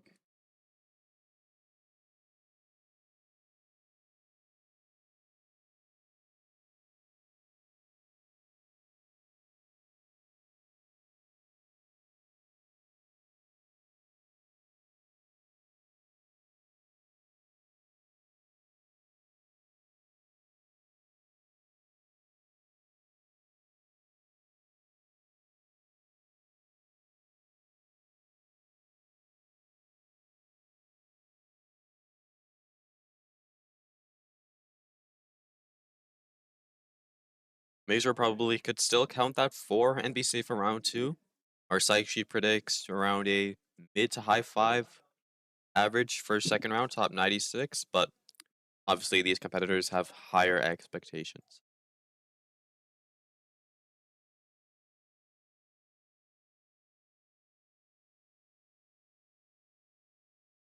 In group 3, we had Jose pull off a 250 average.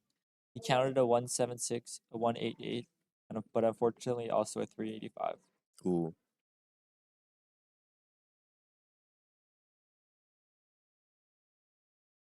I'll speak with him later about it.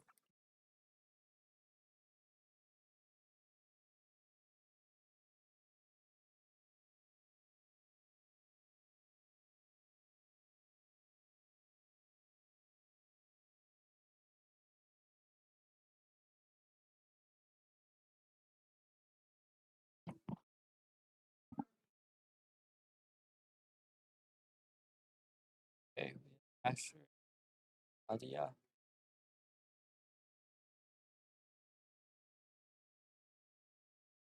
Audience third solve.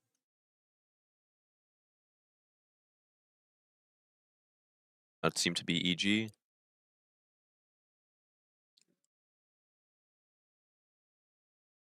Oh, Oh. +2 for Asher.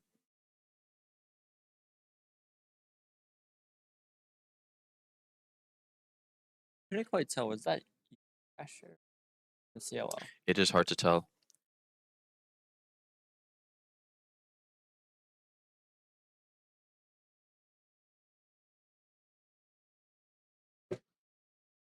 We'll try watching the next solve with a front-facing angle. Maybe then we can see the first layer. Yeah, I'm Devin right now.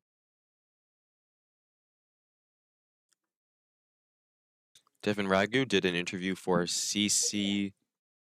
CTV, yeah. CTV on Friday. Along with Hewan Huang. Yes. Very nice kid, good competitor. Getting some good times recently.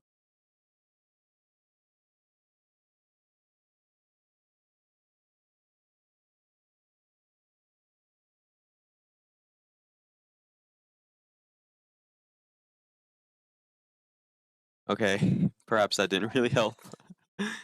I'm still not quite sure.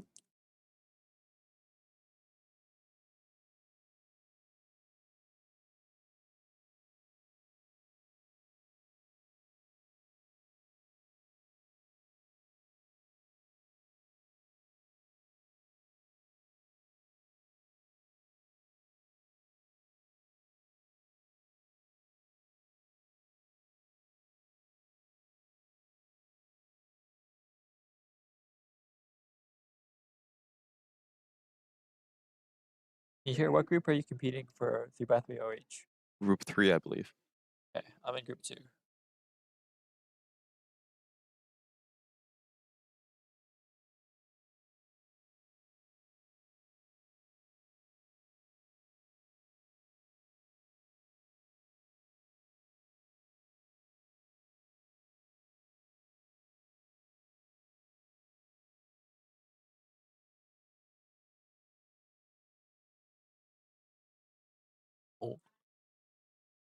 Audion plus 2ing an insane time. 0.75. I think that scramble's really good. I didn't see it, but it was a Wow. very low move count. Was that solve 3? I'll try to go get a look at that scorecard, but Wow. those PR single would have been by 0.2 seconds almost. That's unfortunate. 2x2, very, very volatile event. Every move matters. See if Asher can really get a similar. Let me see. Okay, not quite sure. Okay.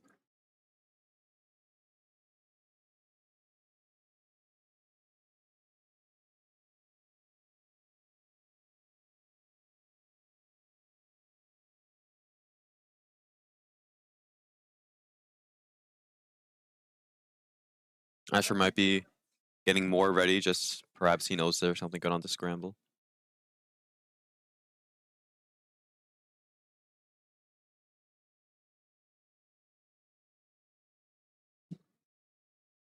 That was also a very low move count solution. That probably was Audion's scramble.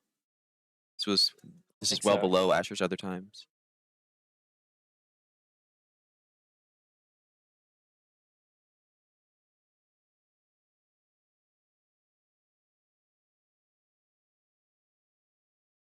From our view at the commentary booth, I do see other competitors on stages getting some pretty good times on that scramble, getting photos taken. Must be something good.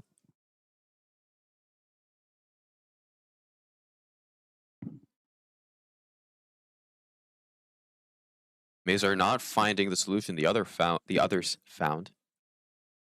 455. Not very happy with that one. I believe that means he's going to count one of the 4s. Yeah, he did get another 4 earlier.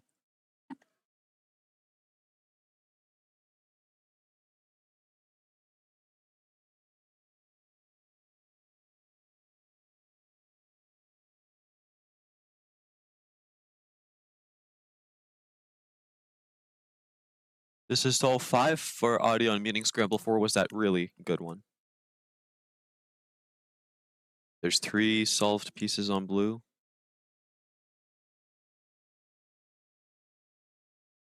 Although I clearly know nothing because that was not the best space to go for. 2.62.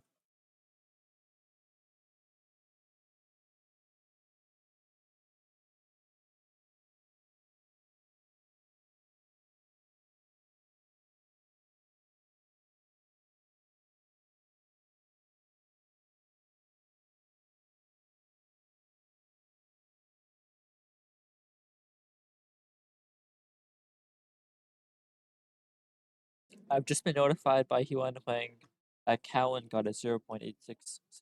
Ooh, I did see him taking a picture. I did not realize it was that good. That's good for Callan. That is PR. Check.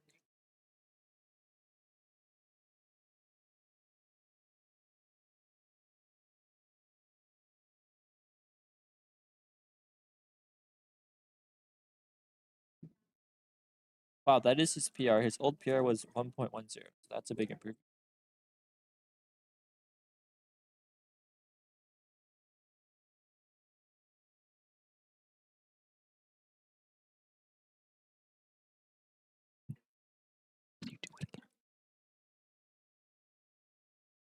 I am getting an insight into what the scramble might be. It looked to be a 5 mover.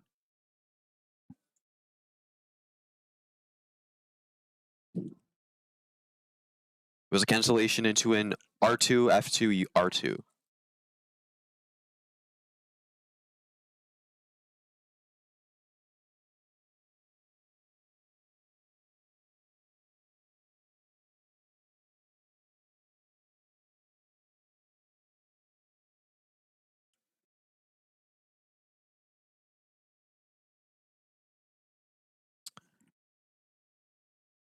A 6 or 7 mover, looks like.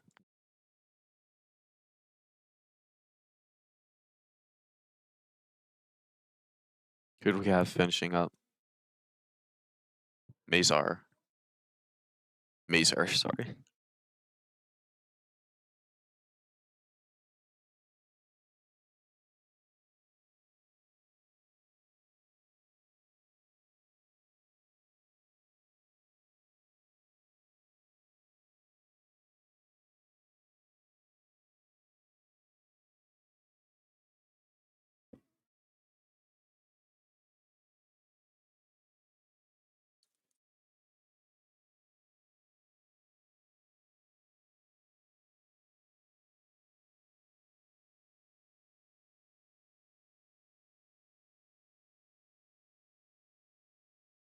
Okay, this is the very good scramble. Mazar saw it right away.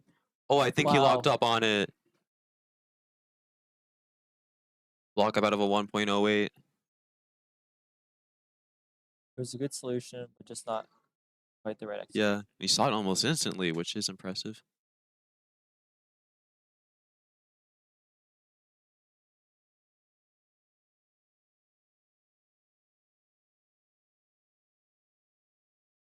I think he has 1 solve left. He does. That was the 4th scramble. Other than that, we are going to see this round wrap up. And with that, the end of 2x2. We have some more results coming in. We have still in first place, Tylen Wynn with a 1.7 APR average. Out of your BC competitors, Jose Miguel Valdez Rodriguez has come into first place with a 2.5 average. Then Peter is down in second with 2.77, and Luke Jankowiak with a 306.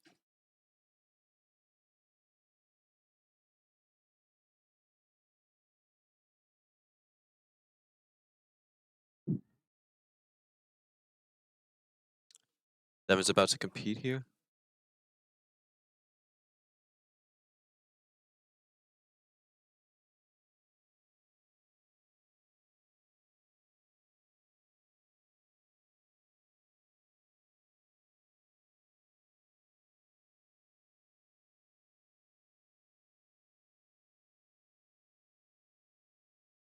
That was a pretty nice solution. 230?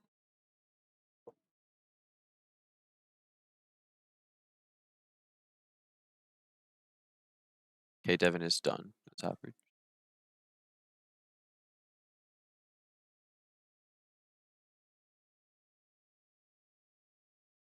Mazar with 1 to go.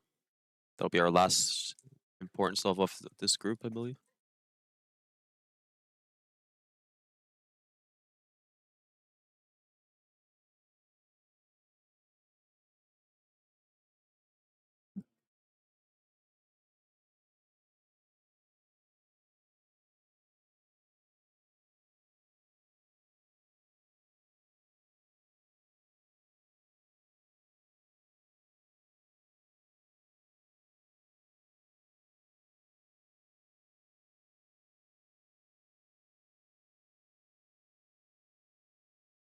Mazar taking his time. In the meantime, some competitors to look out for in one-handed Group 1 coming up. Asher Kimagiric, Noah Stelting, and Jose Miguel Valdez Rodriguez. Mazar is going to start.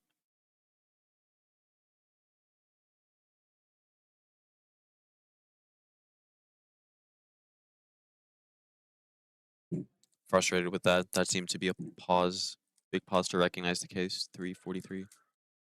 There's a big pause and also some lockups going on. Counting 4 and this 3 is also going to be counting. So not a very good average for him, but it's only round 1. Still 2 more opportunities, potentially. At least 1. Okay.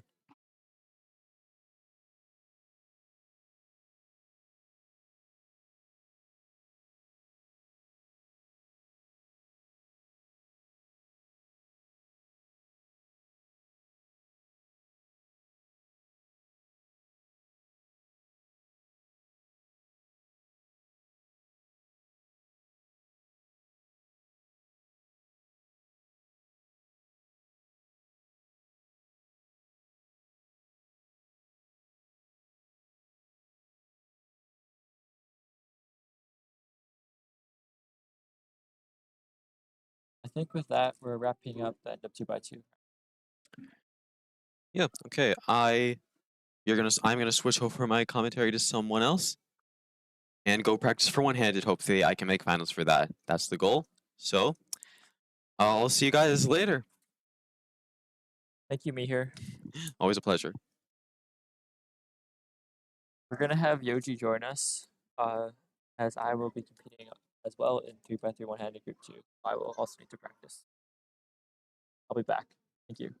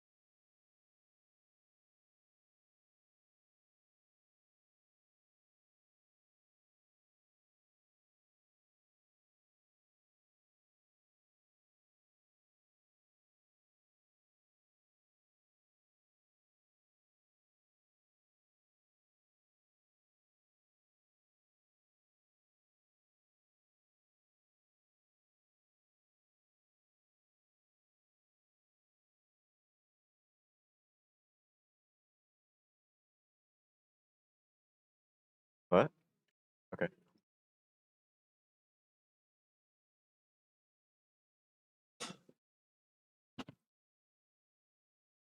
We have started off one-handed.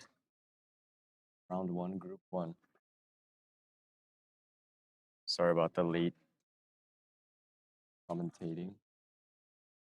But we did see Asher with a 7.49. Very quick apron. Took full step. Very happy with that. Jose got an 11 before this. Unfortunately, he did look a little disappointed with it. See what he can do on the second scramble here. Looks pretty good for white. One block on red. Be able to do something.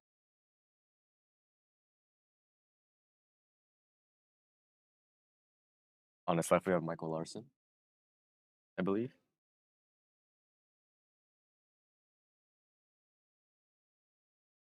Ooh, this is going to be a tough one for Jose at the 1633.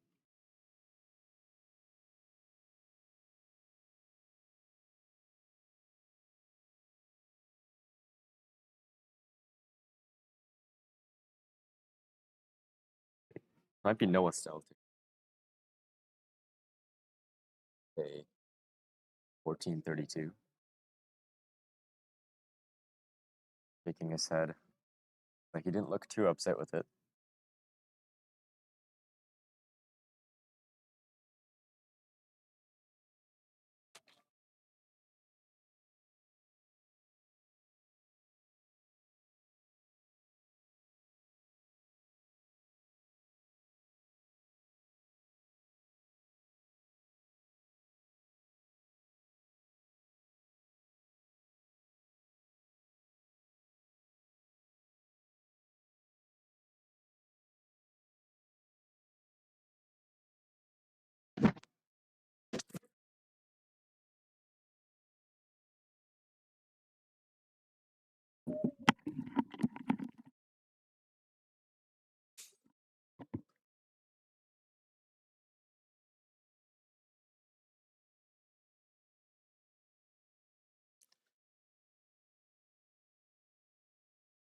This round seems to be moving a little bit slowly. Although we do have Jose coming up on the left side, I believe. He's not trying to count that 16. Started off very strong with an 11. Let's see what he's able to do. This solve right here.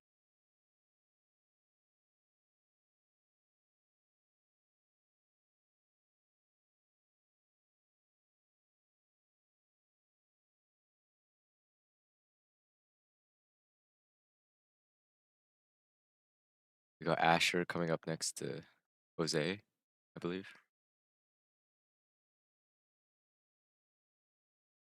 A lot of blocks, white blocks on the scramble here.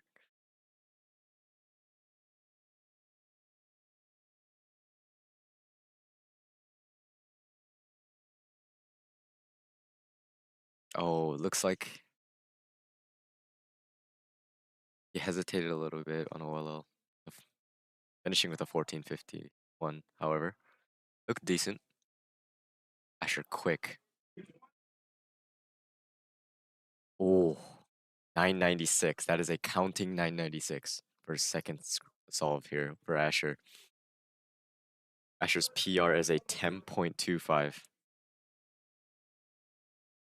He is on PR pace so far.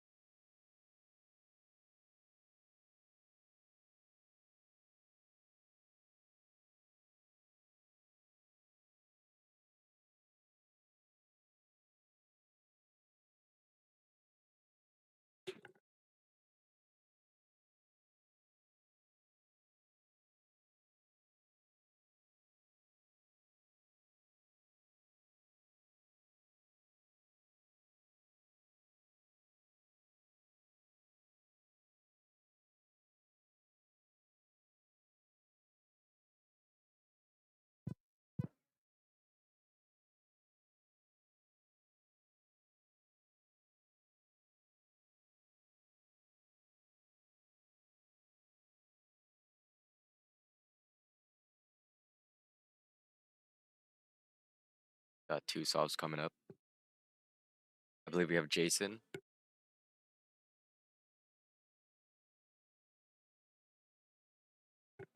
We got Asher left side with, I believe, Aiden to him. It's gonna be his first solve.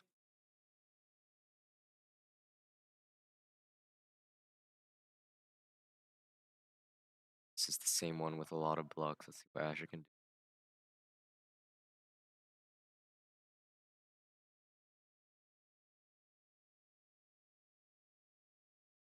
Aiden on last layer. Asher with a 9.78. He is on PR pace. On pace to beat that 10.25. Average of 5. Seemed to be a very good scramble. 2 blocks on the white cross.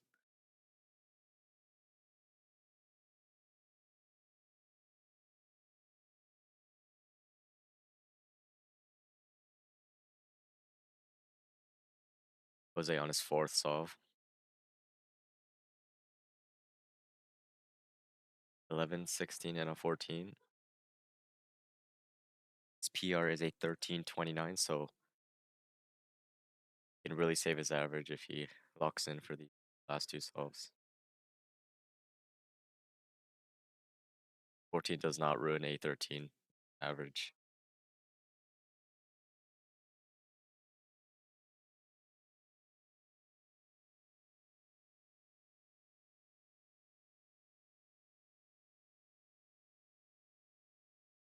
One for yellow here. Okay. Soon into Z-Perm with 12.94.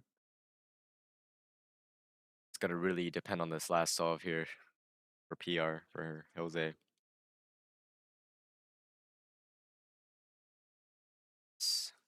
The 14 and the 12 are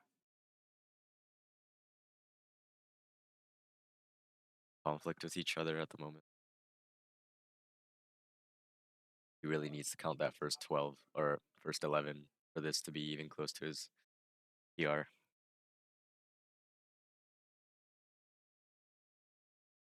Got Noah on the right side and Asher next to him. Noah on the left side.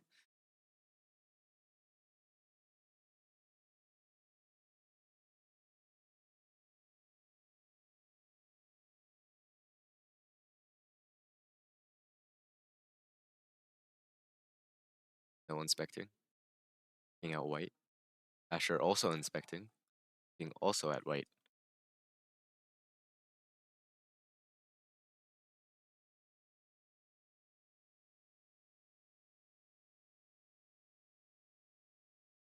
Oh, Asher with an 8.96. That is PR for Asher. Counting that 8.96. Only sub 10 so far for Asher. No, with a 16.22.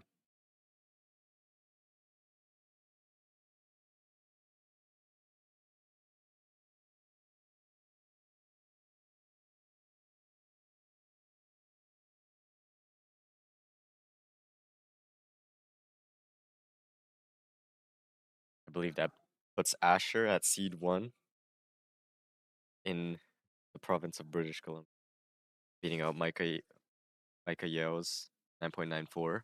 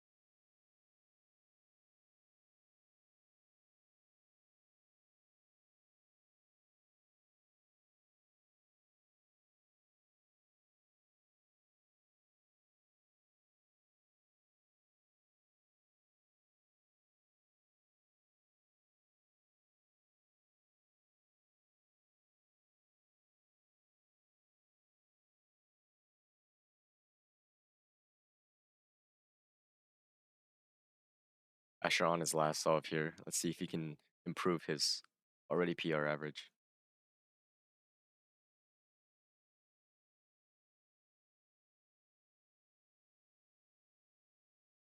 It looks like Jose's coming up next to him.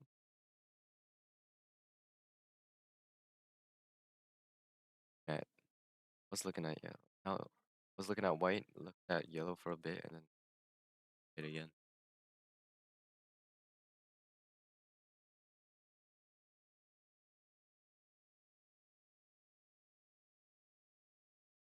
Fast, but it did not look like he can improve his average more than he did so far. 1177 for the last solve for Asher.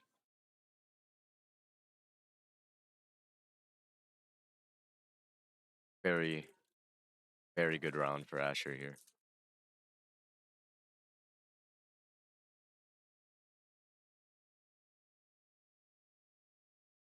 Jose also looking at white. Now he also looked at yellow for a bit. Switch back to white. Doesn't look like the best scramble.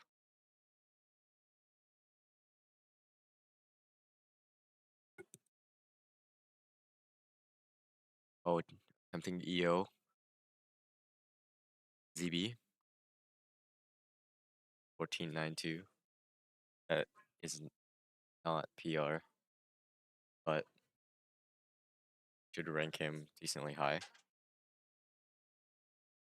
That is a mid 13 or low 14 average for Jose.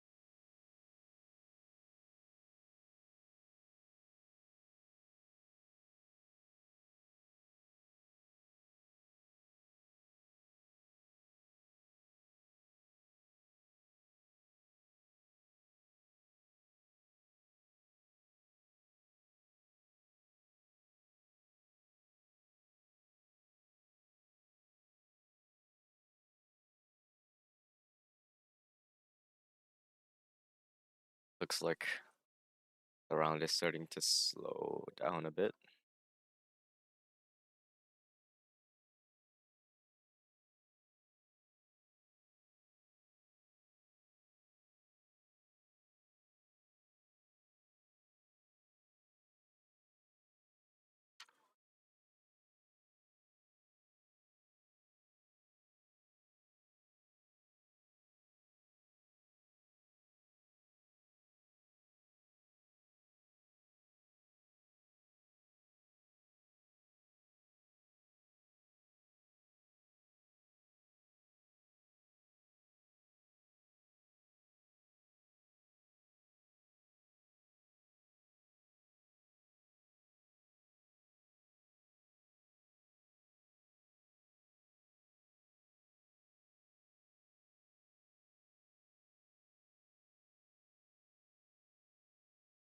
The round is, or the group is starting to slow down a bit.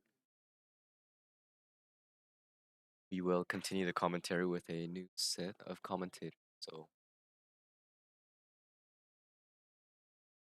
take a short break and we will be right back.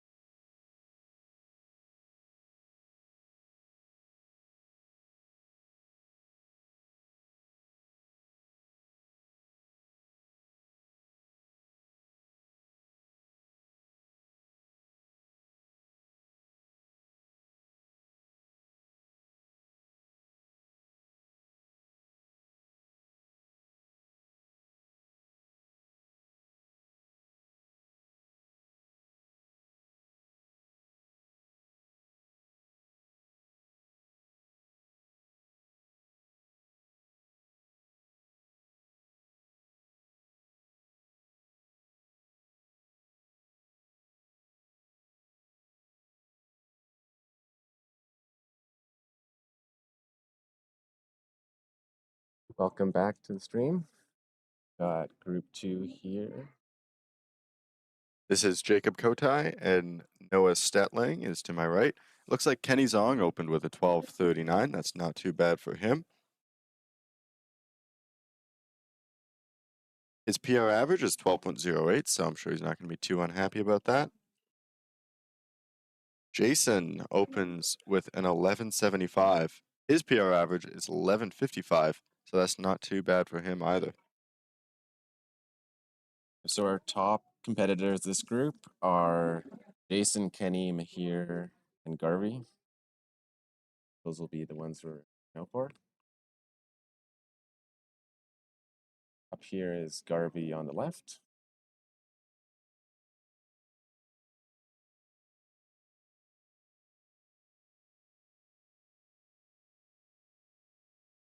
So Noah, you just competed on stream. How do you feel about your performance?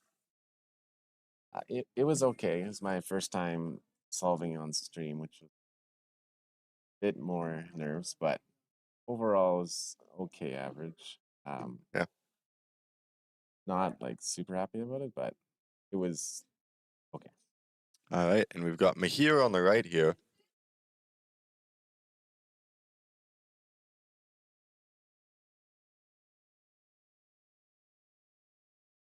Interesting insert on that last F2L pair. Oh, a bit shaky on OLL. And V perm. I don't find V perms are too bad on it one-handed though. The one-handed algorithm is really nice. Kenny's up for his second solve. He's got his Team Canada jacket on. I believe those are still available for purchase. I think there's a link on the Speedcubing Canada Instagram. I think there's a pinned post.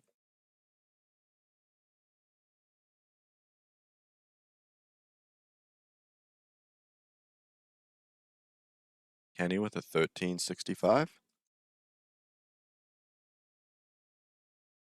He'll be one of the people most likely to see podium, probably. It is pretty wide open though. Asher is very likely to win, but past that, Kenny, Noah, Jose, Garvey, and Jacob are all very tight there. Yeah. I think any of those people could get third or second. Yep. Especially one-handed is an event that's very hard to control your nerves in. No, Asher did very well. Oh yeah. Interesting. Didn't realize Jason used Rue. I mean, I think probably the only. I think only one top solver who uses Root this competition. I spent some time practicing Rue, and I have like sub 10 averages on it, two-handed, of course. But I was never able to figure out the table abuse like M finger tricks to the same extent that I would need to be able to actually compete with my CFOP times for one-handed. Yep.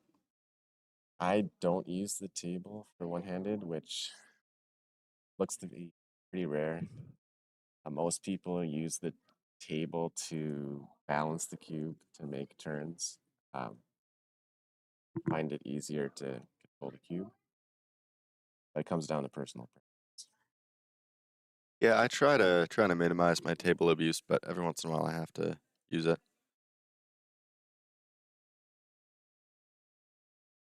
Kenny with a 13.45.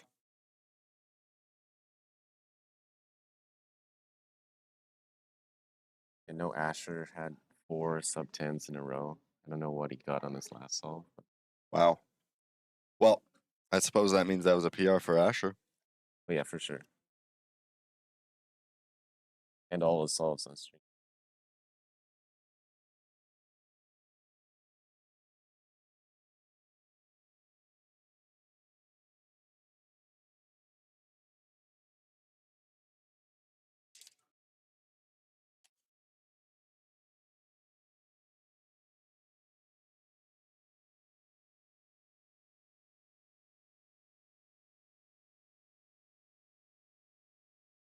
13.9. Pretty good solve. Yeah, I know Mahir said he practiced one-handed a lot in about 2024, and since then he hasn't been practicing as much. So his PR is 12:53, but at this time that's quite hard for him to duplicate.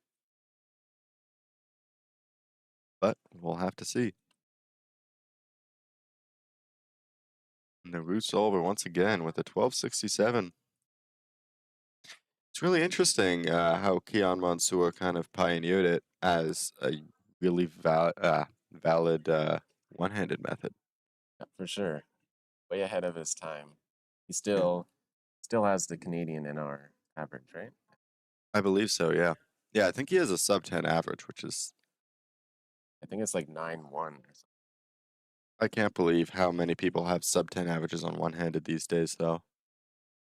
It's unbelievable.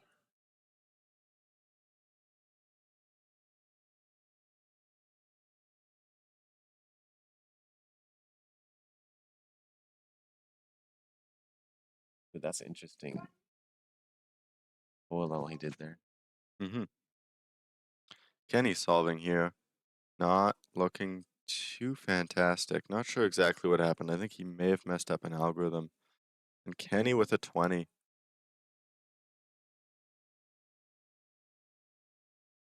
Yeah, for that line case, I usually disorient the edges. Hope I know the CB. Yeah. How much CB do you know? I'd say around 50, 60 algorithms. Oh yeah. In worst case scenario, it's probably going to be really easy COLL. Yep. I tried to learn more a month ago, but I think I only got through like 2 cases. Yeah, I learned all of U and all of T, and then I started working on L. I learned 2 sets, like kind of. I had them down for a day and then didn't review them at all and lost it. Yeah. It's so tricky to keep that many algorithms in your head, you know? Especially you need to drill them a lot.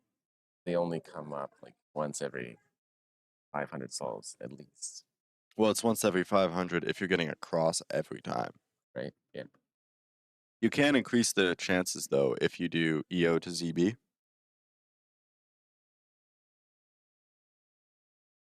Looks like Kenny with a fast start here. Does he know the ZBLL? He does, and he gets a 994 to finish his average off.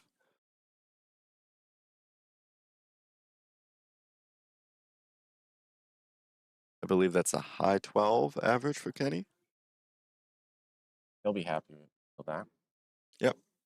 I imagine that will podium for Oh. BC. For BC. Yeah, for sure. I think it's going to be very difficult, though, to get on the overall podium at this competition.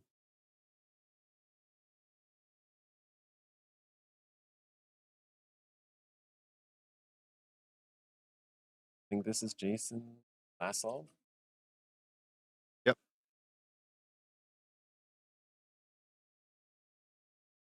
Very consistent average from Jason so far. A lot of solves in the 11s and not a lot better, not a lot worse, but finishes off with a 15.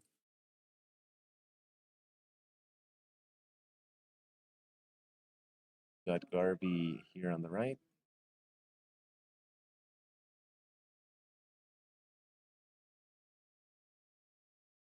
Looks to be his 4th solve. Oh, gets to ZBLL very quickly. Didn't know it, though. Ends up with a 1295. Still solid time.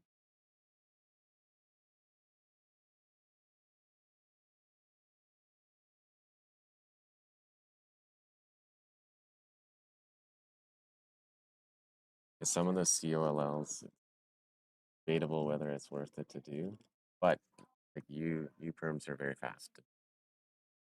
Yeah, I find it's definitely more useful on one-handed than on 3x3. Sometimes it is really just not worth it on 3x3 to do a COLL.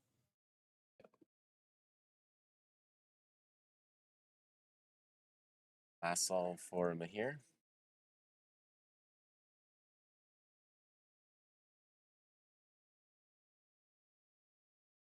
Seems like a slow cross.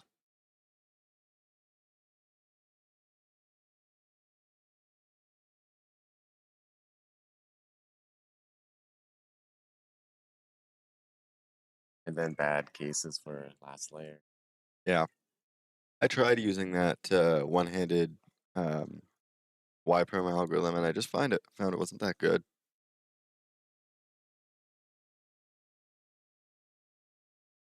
Yeah, I use most of the same algorithms for except I think the N perms, B perm,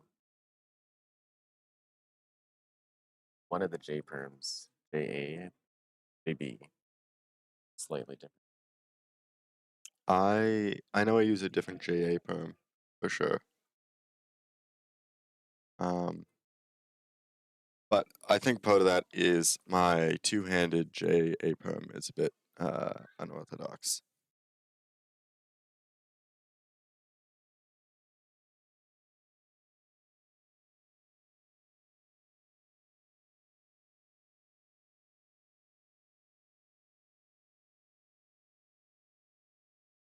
It's like we're at solves for the second group. It's like most of those people, the top solvers, did fairly good averages. Yep. It looked a little dicey for Kenny there, but he finished off with a very strong solve, and I'm sure he won't be too unhappy about what he got.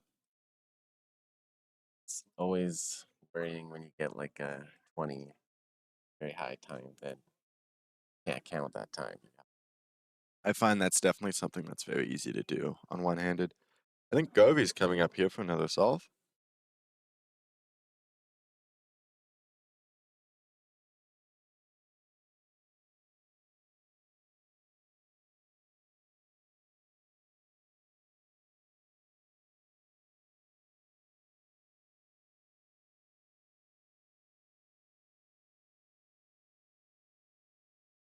Did you like to warm up first before you go into your solve, or do you say I'm ready pretty quick? When I'm sitting down, usually, honestly, I focus way more on my mental game. I'll take a sec, take a few deep breaths, just try to go to my happy place. I don't know if you've ever seen Happy Gilmore. I have not. Yeah, That's quite good comedy, right? yeah. It's I think it's from the late '90s. Yeah, classic Adam Sandler movie. I related it to it a lot because it was a hockey player turning into a golfer, and I was around the time I first watched it, I was just getting into golf, and I've been playing hockey for a long time. But yeah, the mental game is very important. Yep. Most important thing. Especially, yeah, like we're saying, one hand. Well, any of the events. If you can't do it in competition, then you won't be able to come in the top. Yeah, I think if you're talking about mental game, it's the most important in the shorter events. Because I find even if you have kind of a bad start on a 7x7 solve, you can kind of pull yourself together and it will be okay in the end, you know? Yeah, for sure.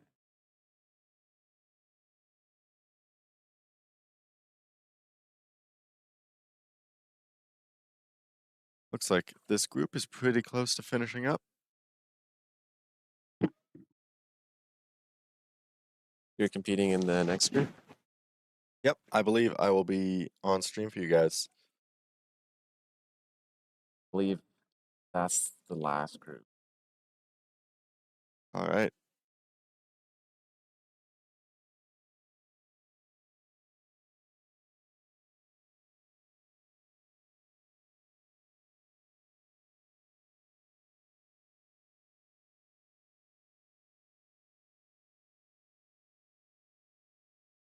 Should we give you time to warm up a bit before the round starts?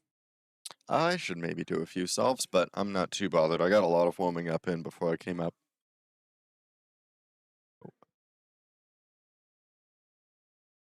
It's a packed morning. You got 2x3, 2x2, 2x3 again, one-handed, blindfolded.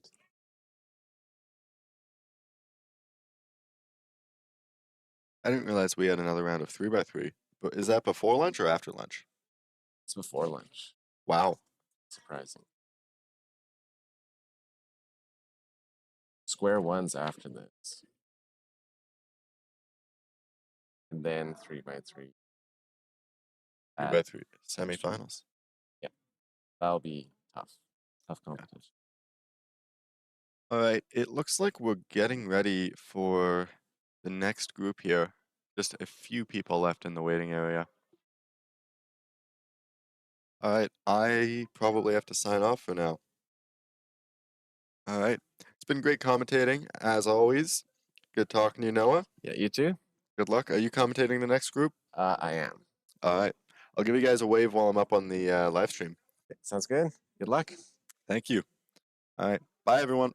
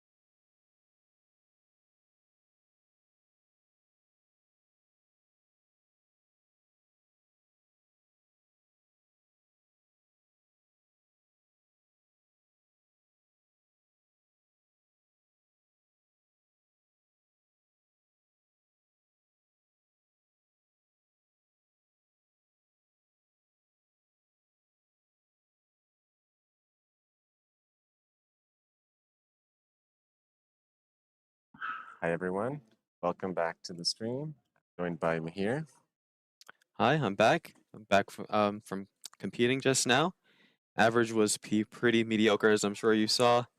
Um, I heard the commentary, watched it back. PR is in fact pretty outdated, so I was hoping for better results. I was in the warm-up area doing practice solves. It was going good, but it just never has translated to real life. So there are 3 rounds. Never know what could happen. It's still early. What was your average? 14 or 13? The average was 15. 15. Okay. I think I got around the same, so. Oh yeah. Jose currently is in first place with a 14.12 average, guaranteed to make round 2. I think it's 96 again to make the second round.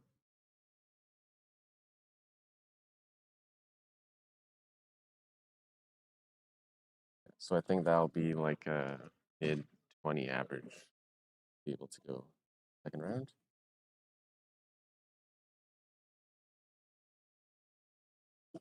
So lots of time for improvement in semifinal. Indeed. I think that 15 range could make finals or high 14. Let's see. Top 16, as with every event at this competition.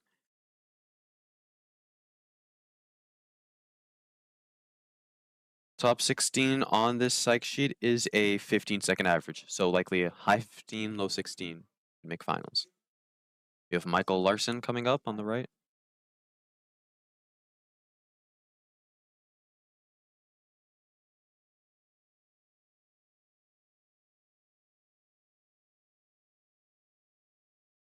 How are your scrambles for your group? Some crosses were really nice, others not so much to execute one-handed.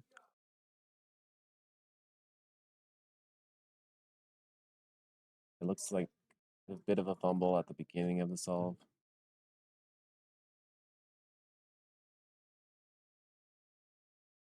He's messing up on that G perm. 24 for Michael Larson. It's not that good for him.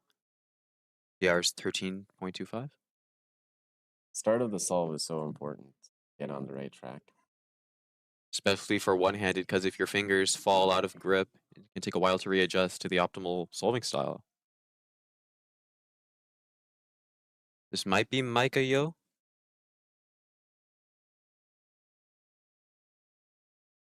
It looks like he's our fastest editor. 11:04. He's our only competitor at this competition with a sub 10 average, 994. Going to use CFOP.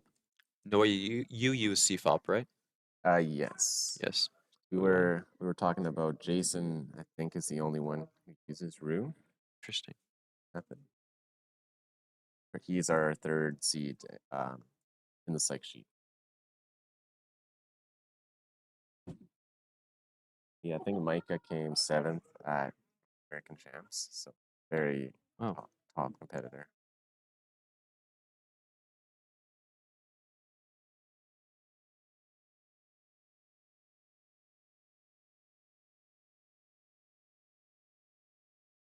Michael looking to get a better time on the second one. He's not going to want to count that 24.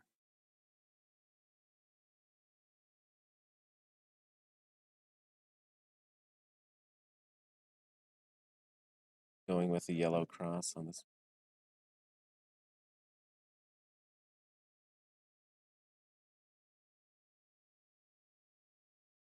Oh, +2. Counting 18. Color neutrality I do find to be easier in one-handed, simply because your turning is a bit slower, so there is more time to recognize your color scheme. Make sure there are no incorrectly inserted F12 pairs. Yeah, for sure. I think in general, one-handed, you have more time to think. Is not one of these 5 seconds.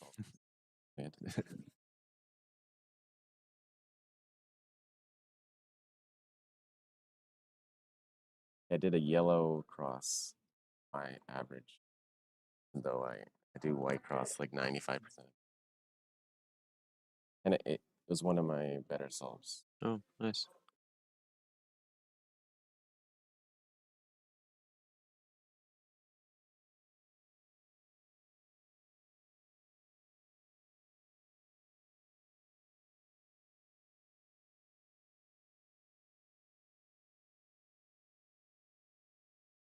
Jacob Kotai is also in this group. Let's see if we.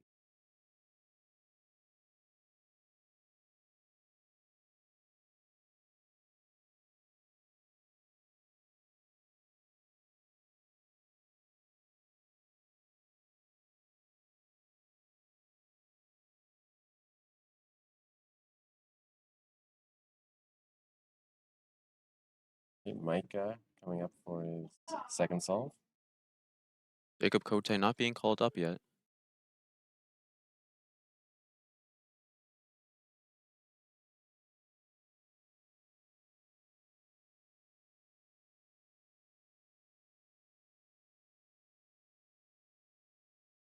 Micah turning the cube a lot in inspection. Rotating, I mean. Opting for yellow cross.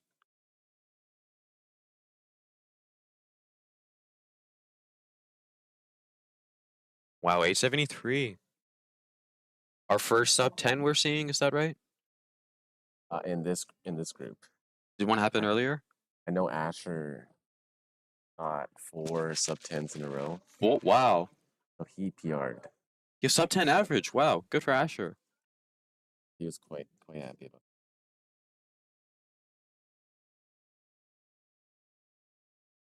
And I think a lot of them were full step too, not all.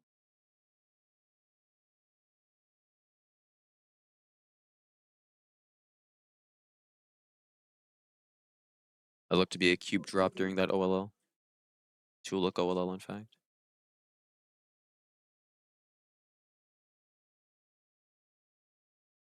Two counting 18s for Michael Larson.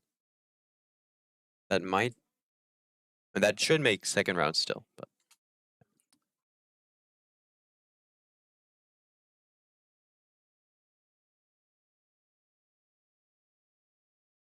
Not sure if he's been practicing much one-handed, but I've seen him do well in a lot of the other events.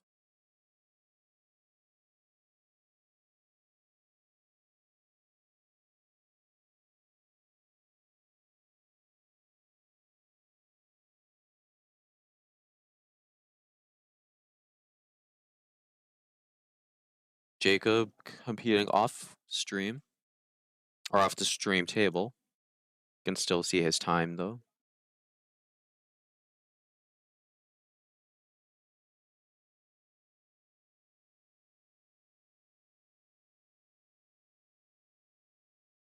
$12.81.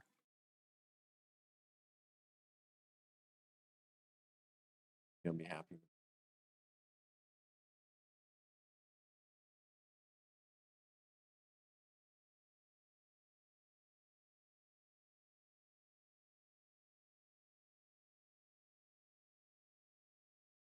Up next, after this group, we have square one first round.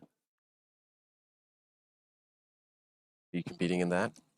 Yes. I'm signed up to compete, but I don't know how to solve it, so I'll be dropping out of the event. It is one of the harder puzzles. I don't know any special algorithms for it. I just use the beginner's method and hope to get sub 10 with it.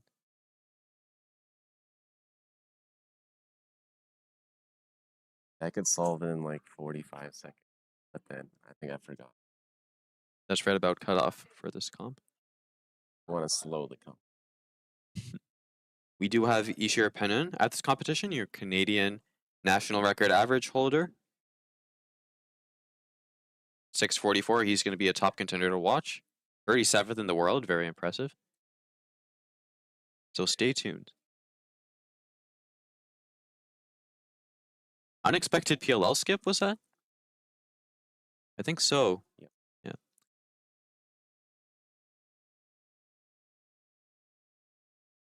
That was a much better solve. Yeah. Then it helps when you don't have to do PLL.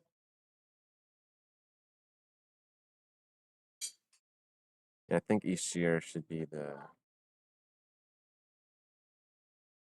Asher has a sub 7 average too, but I think each year is the favorite.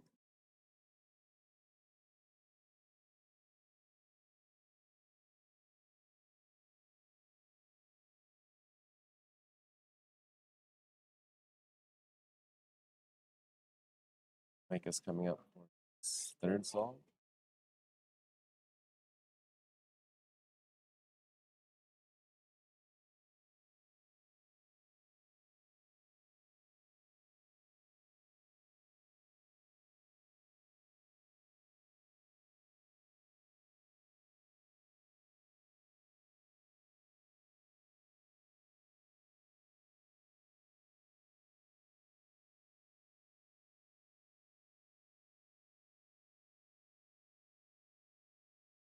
Yeah, he does move the cube around a lot. Hard to see. I believe there was a solved white-green edge, cross edge.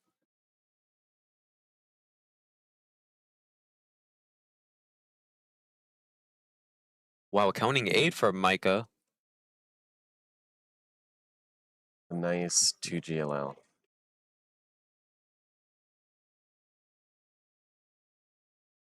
Soon and anti-soon. Do you know any? I didn't know that. See calc. Oh, that was his final solve. I think this is a really good app. Luckily for us, he's calculating on stream.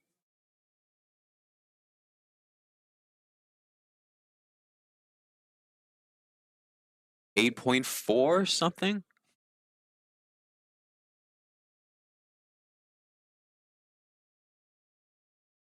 Or 9.4, but that definitely, yeah, counting 8, 9, 10, that definitely is going to be PR. His PR is high 9, this is definitely low to mid 9. Congrats to Micah. A great reaction too. Love to catch those moments on the stream.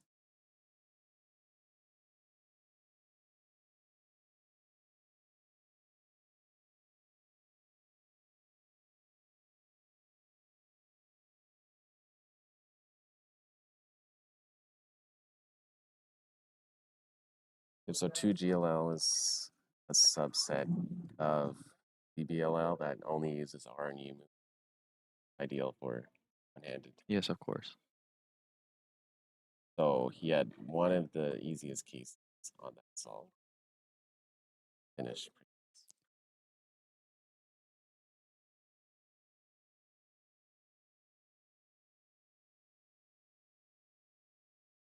Yeah, I think we're wrapping up this group.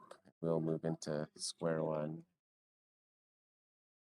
For our lunch break, we do have square one and then 3x3 semifinals. I'm super nervous for that because it's been a goal of mine for a while to make a head-to-head finals happening this evening, which should be exciting. But first 2 rounds placed around top 20, and it's top 12 that make finals. So quite a way to go, but we'll see. Yeah, it'll be tight. Some of the best people won't make the finals. So Nerves will be at an all-time high, but stay tuned for the excitement. We'll bring you some excellent commentary, and we're going to switch over the commentators now. Thank you.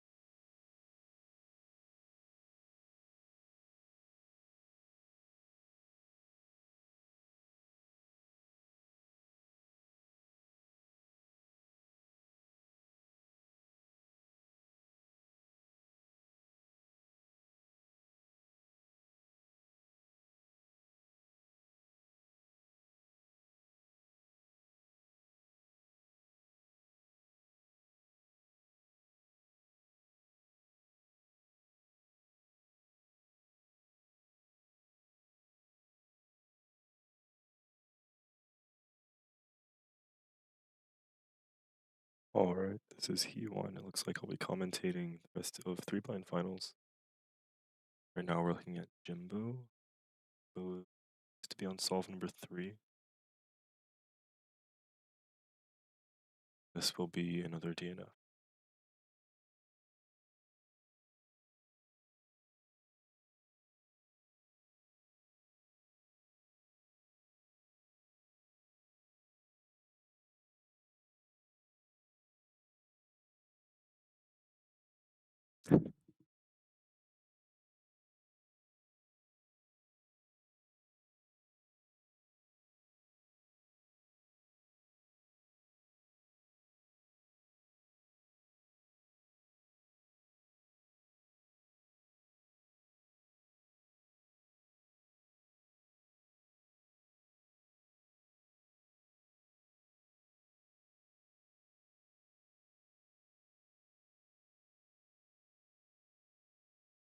Jace now on the right.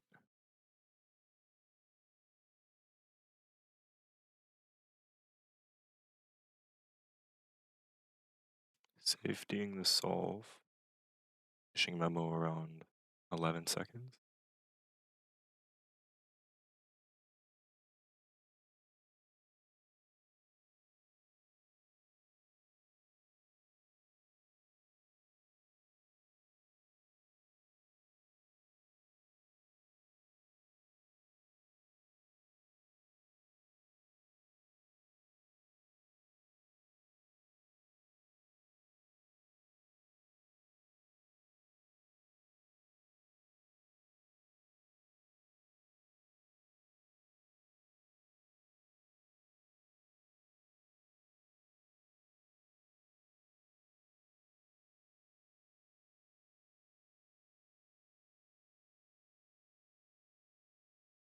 And the results for the 3x3 semifinals are in. Time to make it into finals was 8.26 seconds. Your finalists are in order: Asher Kim, Adion Kumaresan, Chuan Yu Sun, Brian Sun, Micah Yo, Luke Yankoviak, Jose Miguel Valdez Rodriguez, Saharsh Saivantella, Nathan Chiem, Garvey Wong, Calvin Clay, Devin Ragu. Congrats to all the finalists.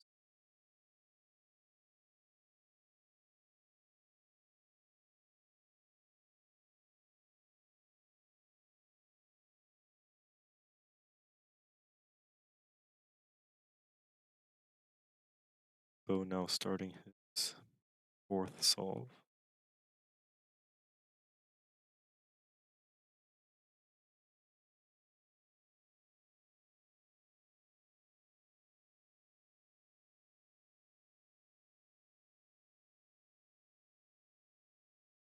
The edges appear to be done. Stuck on recalling his corner memo. And unfortunately, that is another DNF.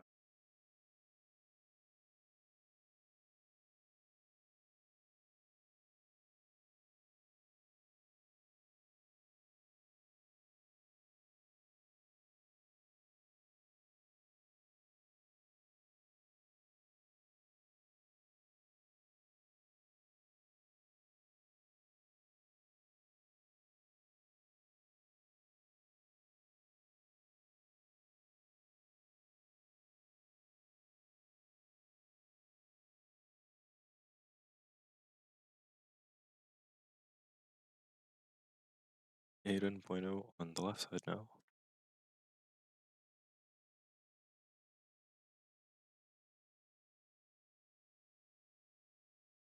I think Aiden would say that 3 blind is his main and favorite event. The event that he's been practicing the most for this competition. It's the event that he is highest psych sheet. Finishing memo around 8.5, 9 seconds. Racing through the almost on edges now. Oh. Be a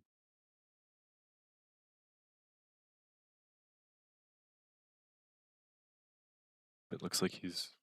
Oh, yeah. Started working on just for solve.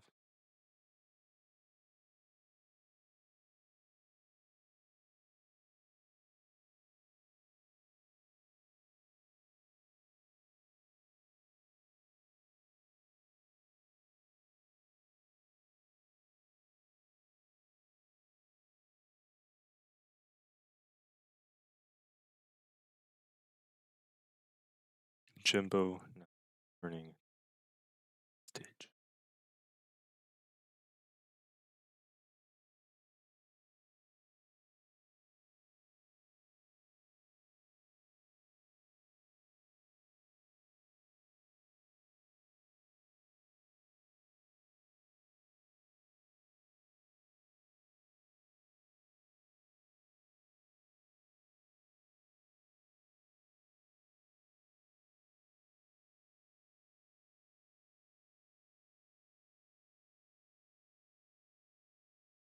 Okay, memo at 9 flat.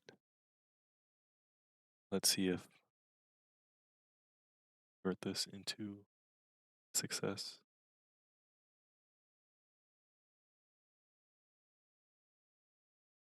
Still the edges that are off.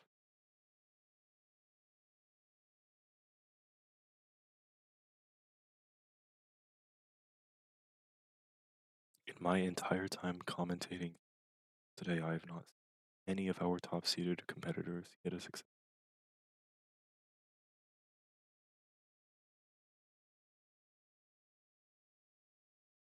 It's like Jimbo might be done his average.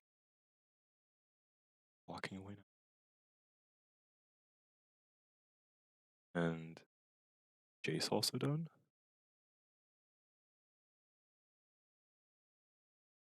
Looks like it.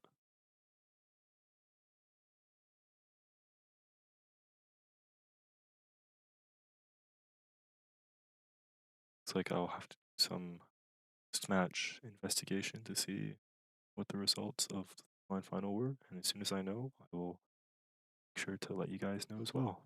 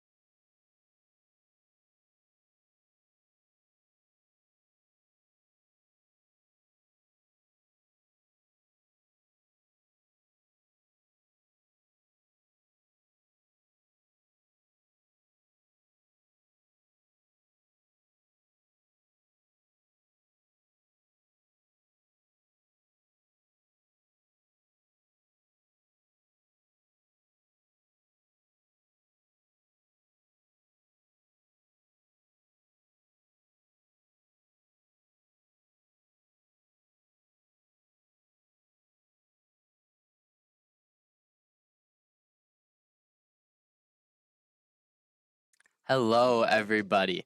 We are back with Square One Final. This is Jacob, And my name's Peter Barnwell. All right, looks like Luke Zhang on the right side.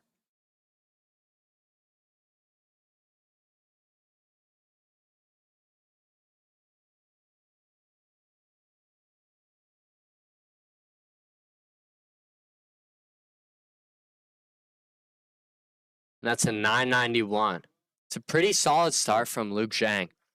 the PBL looked a little bit shaky though. Yeah, for sure. Honestly, Luke is definitely in the running for BC podium at this competition.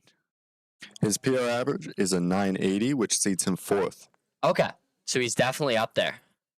And as well, one of the people ahead of him, Ethan Resnack, is not participating. Yeah, for sure. So Luke definitely has a good chance. I think it's going to be Luke and Anna in it for third. And then it's going to be Asher and Ishir battling it out for first place. Ishir with a 644 and Asher with a 693. I'm very excited to see how that battle plays out. It's going to be very interesting to watch.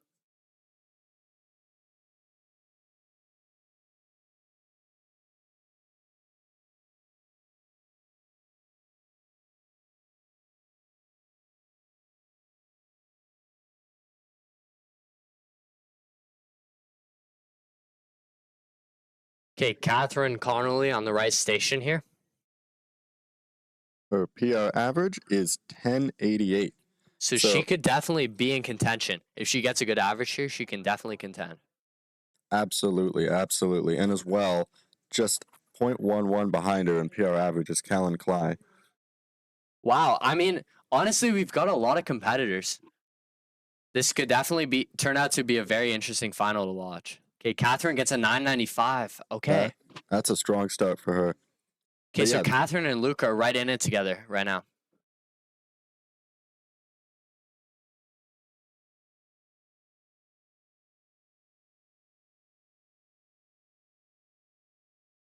It looks like Isher got a 980 on his first solve. Asher got an 872. Isher's not going to be happy about that. But yeah, neither of them are going to be. No, absolutely. That's not a good start for either of them. Okay, Luke Zhang up. And he had a 991 on his first solve. Let's see what he can pull off on the second. This is our first peek at the second scramble. Let's see what the cube shape is.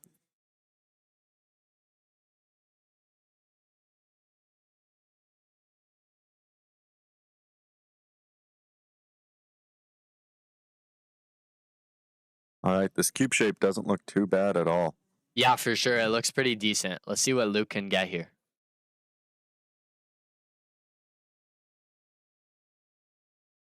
Okay, a little bit of a locky cube shape. Looks like it's only a 4 slicer, though. Yeah. Definitely on the better end of them. And lockier than he would have liked. And that's a 1084. Wait. Is that good? He seems upset. I think this might be a +2. Looks like that bottom layer there is misaligned. Yeah, very well, maybe. Looks like Asher solving in the other station. Oh, and Asher with an 894. He's not happy with that. So he's definitely leaving the door open for Ishir Panun to get back in this one. And I don't believe we've seen a solve from Ishir on stream yet, which is interesting. No, I don't believe we have. All right, we have Kenny Zong up here. He is and Callan with a 931 for solve. Wow. Can Callan sneak in? We've seen quite a few competitors do well in that first scramble.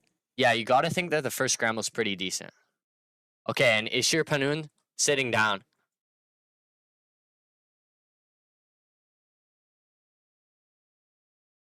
Kenny Zhang solving in the other station. 1665. Okay, let's see what Ishir Panun can do.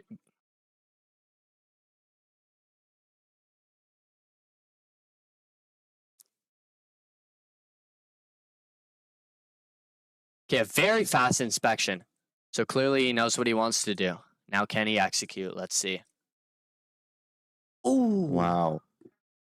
What is that? It's a 7:15. That's was a- pretty solid. The PBL was very, very fast there. Yeah.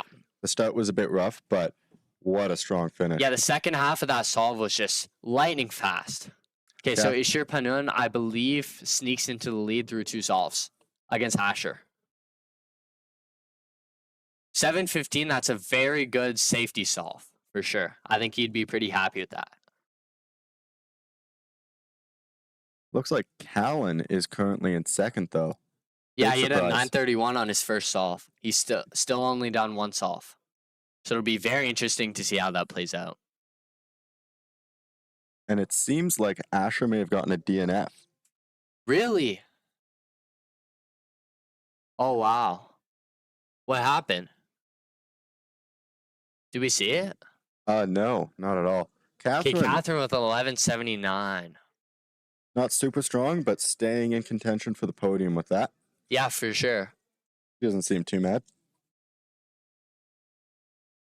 But wow, Callan, that 931 is over a second faster than his PR average. So you got to think he'd be very happy with that first solve. And it's Yes. really putting him in the mix here. Yeah, he's got to be happy, especially to perform like that in such a big round for him. Oh, yeah. And I mean, first solve, too. It's a great way to start an average. And especially if Asher did DNF, that would be huge for Callan. Okay, looks like Luke Zhang. We're going to have another look at him in the left station. And it looks like he's at an 1138 average through 2 solves. So probably not great. I'm assuming his second solve wasn't too good. Seems like Anna has pulled into the lead. Oh, wow. 2 solves through and she's at an 820. That's very, very impressive. That is really impressive. And I mean, we saw the reaction from her first solve. Unfortunately, I don't believe it was on stream, but we could see her reaction. I believe her first solve was very, very good. So it'll be very interesting to see what she has. Her PR is a 1065, but I believe she's a lot better than that at home. Yeah, and Luke is going to count something not great. I believe he's counting a 13. That will make it very difficult for him to stay in the race for this podium here. Yeah. But as we've seen, I mean, with Pyraminx finals yesterday, anything can happen. Exactly. One bad solve by these other competitors, one good solve by Luke, and he can be right back in this. All right, but Ishir Panun, The pressure is on. for sure. Remember, you got a 715 on a second solve. Pretty quick cube shape. And, oh, 742, though. not necessarily up to Ishio's standards, Okay, but and it looks like Asher's DNF was not true. He's at an 883 average through 2 solves. So Ishir Panun staying ahead of Asher, but Anna Moni is first place through 2 solves, which is very incredible solving from Anna. yeah. We'll have to see if that sticks though, after Ishio's next solve gets entered. Yeah, for sure. But Anna, I mean, her PR average is 1065. So for her to be at an 820 mean through 2 solves is just absolutely remarkable. Looks like Callan is still just on the 1 solve. Wow. He threw down the gauntlet, but we haven't seen him since. Got Kenny on the right here. Quite the dark horse. He is seated 8th in BC. What does he have so far? I'm not sure if we know. Not sure if it's entered. But can he hear he's solving? And he gets a 1384. Asher's solving in the other station. Oh, big lock up there. Oh. This Oh, is not looking no. strong. Wait, that's Wow. not good. 1125 for Asher. That's going to make the win very, very difficult for Asher here. And it looks like after Ishio's second solve gets entered, That was Asher's third solve. third solve, Ishio is now in the lead. Wow, this is remarkable. Asher's got a very deep hole to dig himself out of if he wants to come back in this race for BC champion. Seems like Callan may be able to steal himself a spot on the podium if he's able to keep up his early pace. It's very possible. I mean, 931, it is quite surprising that he hasn't done a solve, but it looks like he's getting called up right now. So let's see what he can get on his second solve. Ishir is up for his fourth solve. Catherine's on the right here. Not looking strong, unfortunately. Ah, that's a 1438 for Catherine. It's probably not ideal. I think that may push them out of podium contention. Yeah, I'd have to agree with you on that. Although it's too early to say because we've got Ishir. I guess it depends on Asher, but Ishir with the 685. Wow. Very, very solid there. Making it almost impossible for Asher to take the BC champion title. Ishir Panon might have just done it. That's stellar solving from Ishir. But we cannot count out Anna as well. That's very true. Anna had an 820 mean through 2 solves. And Luke Zhang up. He's counting, I believe, at 13. But can he come back?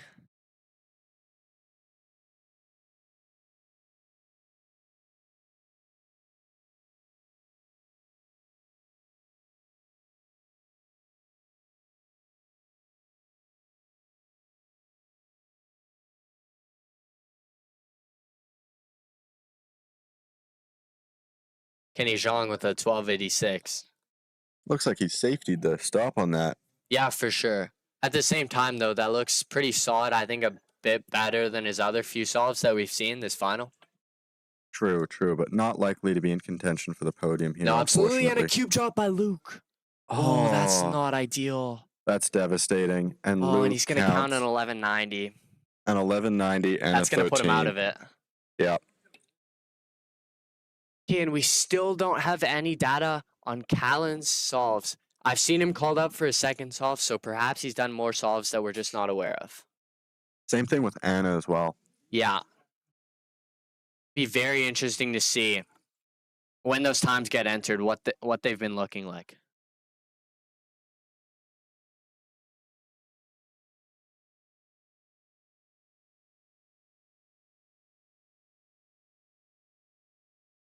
It looks like Asher's up to do his 4th solve, 894 average through 3 solves. This is scary, though, for him. He does have one significantly worse solve, so every single solve from here on out has to be stellar if he wants to stay in And he has to contention. count a really good time if he wants to be back in contention. 883. 883. That keeps him in it. Absolutely. I mean, Ishir now on solve 5. what's Ishir's worst solve? Do you know? I believe it was a 9. Okay. 980. 980. Do we have calculations on their best possible and worst possible averages?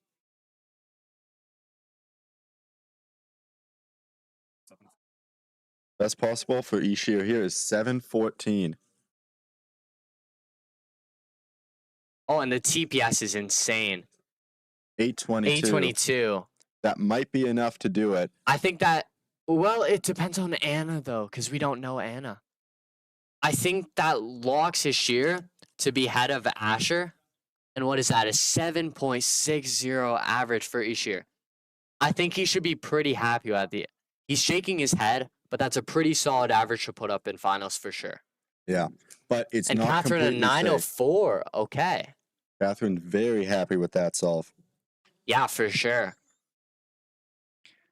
It's almost 2 full seconds faster than her personal record. And again, we've only seen 2 solves from Anna. Still plenty of time. If Anna were to count something that a bad time for her, there'd still be time for Callan or Catherine to climb their way onto the podium. And it looks like we have Anna up on the stream stage here. This is her 5th solve, so we don't have any information about any of the other solves, but we will as soon as we can. See what Anna can get here. He looks a little bit shaky. Yeah, I 12. think the nerves just got to her a little bit there. 1259. Let's see Asher here. Looking lucky. 894. So Shir Panun has for sure beat Asher. And depending on Anna's solves, Ishir Panun may be our BC champion for 2026. True.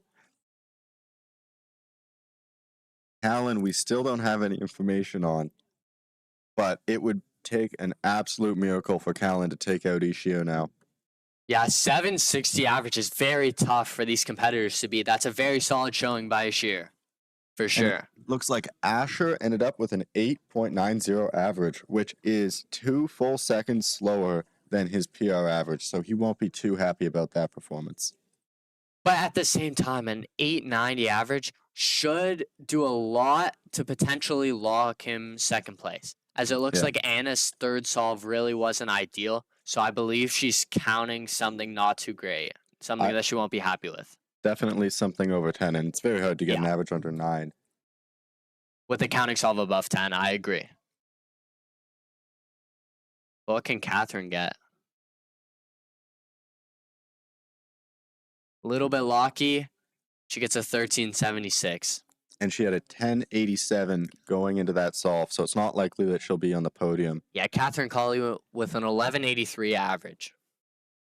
And Callan is still the absolute dark horse here. There's a bit of the fog of war. We don't know what. Yeah, we he know one has. of his solves. We know he has a 931 to start. And I believe he's finished his average, but we have no information on what he actually got. We'll have to wait and see, but at this point, it seems very likely that Ishir is BC's Square One champion. Absolutely. And it looks like Asher will be the runner-up, too. From the information we have so far. Unless Callan put off something absolutely incredible, I believe Asher's going to be your runner-up. I believe Callan has a very good shot at third place, though. Yeah, for sure. Anna definitely left the door open a little bit, but Anna with a 993. So Okay. Callan would need to get PR average. That Anna is with a sub 10 average, and I believe that's her PR. That's her PR average. Congratulations to Anna Moni. To get a PR average in a provincial championship final like this is very impressive. Oh yeah, and that Gotta takes, applaud her for that. that takes a lot of composure.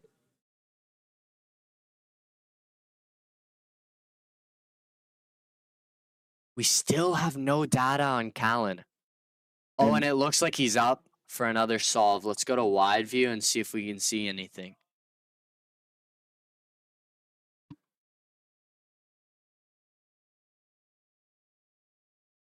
That's his mom in the bottom left there, preparing to watch her son.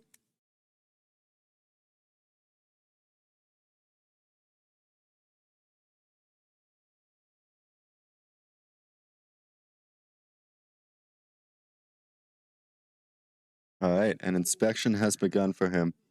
Unfortunately, we can't see the display, so we won't be able to know what time he gets, which is very unfortunate, as we only know one of Callan's solves thus far.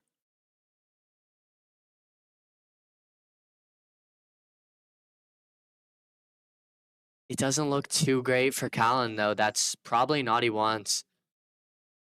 You can see he's visibly not too happy with that, but it all depends on what his solves were before that solve.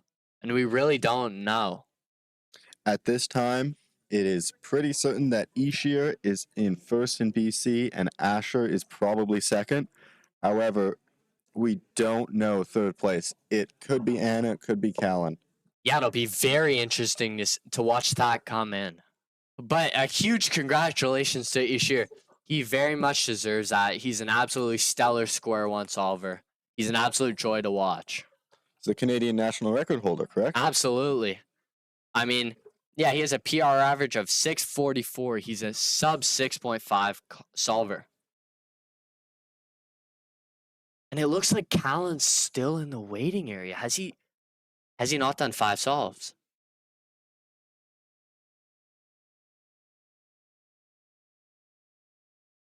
We're getting information here. I don't know exactly, but it sounds like Callan has not been performing super well in the solves we haven't seen. Okay, so from the information we've gathered, I think we can make a pretty solid prediction that Anna Moni is your BC third place, filling out the overall podium as well. You know what I liked watching about Square One Finals, Jacob? I like that the BC residents really dominated the leaderboard. It was really nice to see. It is very cool to see that, yeah. And it looks like with more data inputted, Oh, and Callum with a 1345. wow. Oh, that's too bad. He had such a good opening. But Anamoni locked in under pressure, sub 10 average, and that's her first sub 10 official average. Huge congratulations to her and to Ishir and Asher. At this time, it looks like 6 of the top 7 competitors in Square One at this competition were from British Columbia. Yeah, that's very true. I think 5 of 7 and Mazur's Canadian. But still a very BC dominated leaderboard. Oh, sorry, I didn't see Mazer there, yeah. However, that is great to see. You love to see BC just has so much talent in the Square One event. I mean, Ishir being the national record holder really shows you how good he is. And Asher's a world-class Square One solver at his best too. And Anna Moni getting her sub 10 average, she's solidifying herself as a top player in BC for sure.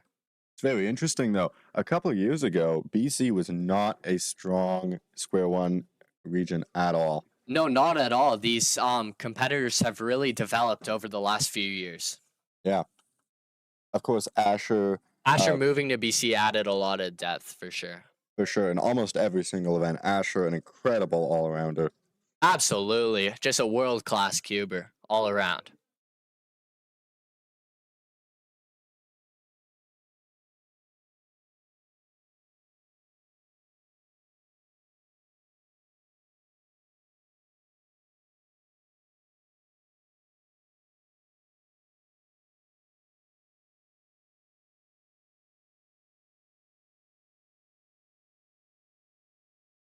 All right, everyone. I'm going to be signing off. It was great commentating this Square One final with you, Jacob. That was very exciting. Yeah. And I'm looking forward to, I believe we're commentating 3x3 finals later. So I hope you all tune in for that. It's going to be an absolute blast to watch these amazing competitors solve. It really is. And I can't wait to be commentating for you guys as well once again. It was a blast. We saw an awesome finals here. And I hope you're all having a good time watching. Yeah, for sure. Thanks for tuning in, guys.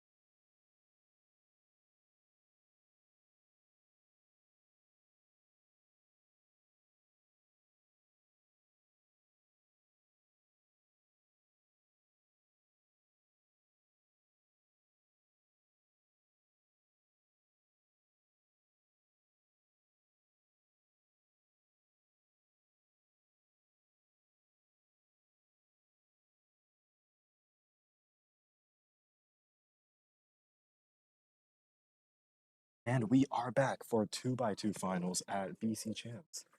See Peter Barnwell on the left here, just started with a 2.6. Catherine. Ooh. Catherine not going to be too happy with that. Looks like that first scramble is not particularly good.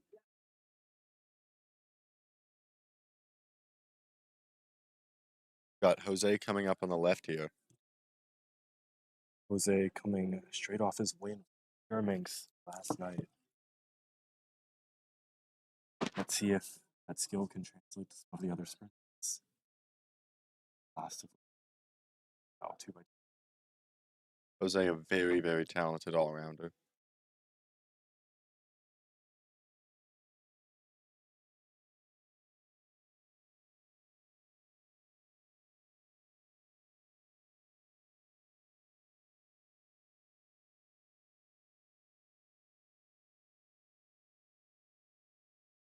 This scramble certainly does not look good.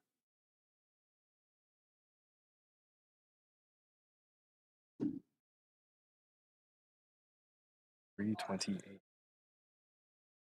Looked like a very long solution. A lot of food on it though. Looks like the red face may have a decent solution. However, I'm not sure about what the EG1 would be.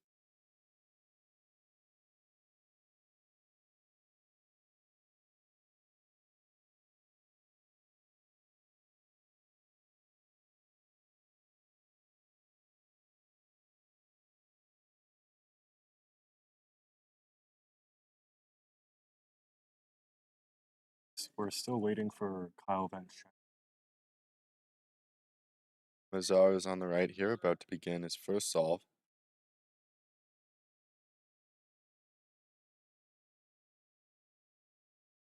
Oh no.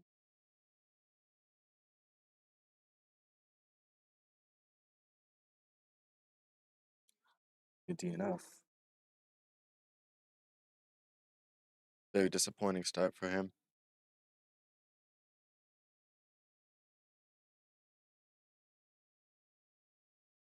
Catherine with a 3.5. Very consistent. Starting with a 3.6, now a 3.5. All right, Peter Barnwell on the right here is one of our top competitors for BC Podium. Yep, the previous 2024 BC. Fortunately, was not able to join us for this competition. So, title for BC champion is going to someone new tonight. Let's see who it's going to. Very smooth solve from Peter there. 232. Peter was on the podium at the last BC Championships in 2024, but beaten out by his close friend Kevin. And here we have Kyle on the left.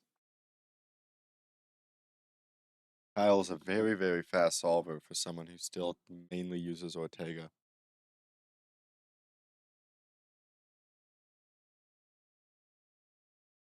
Let's see what he can find on this first solve.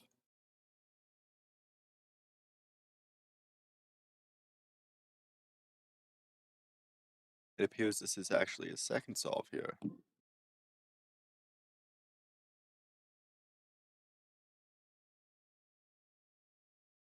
Kyle with a 284. We are not seeing strong times on that second solve. We are not. Do you notice anything particular about that second? It actually looked like it had a couple of bars, but clearly no one has been able to find anything good with them yet.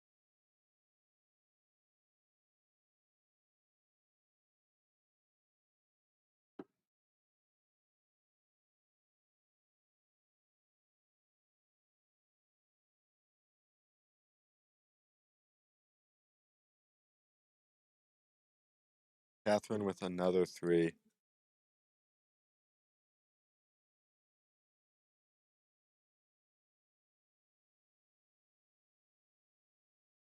In a turn of events, Asher Kim Eric has tentatively taken the first place position with a mean of 1.89. Is that through 2 solves? That is after 2 solves. Peter Bonewell is in second after 2 solves with a mean of 2.19. Mazar running to get his water bottle.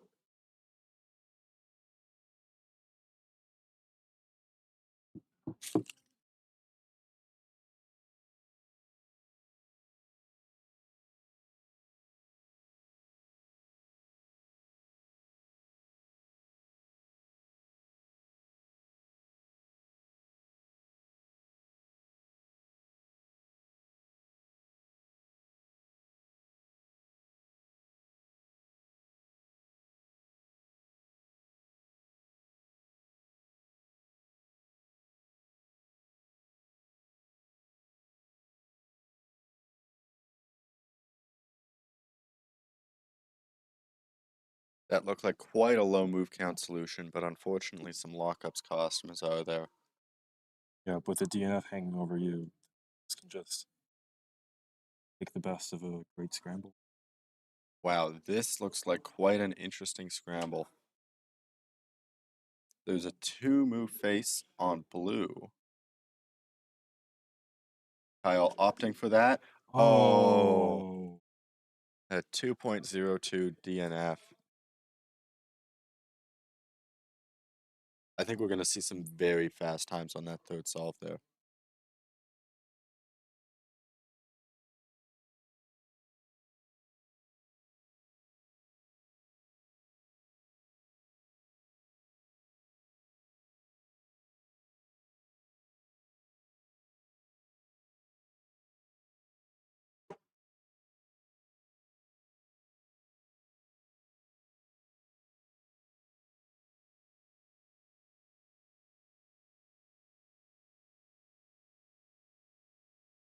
Today's second solve now. Looks like there's a 3-move face on white.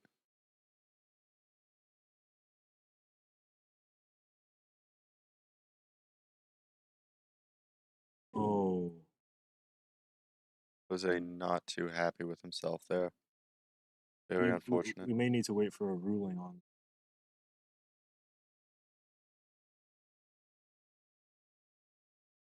Just got word that it is good. Unfortunately, no matter what, if that 5.67 is counted, won't be in a good position. We've got Peter Bonewell here on the third scramble, which again is quite strong looking.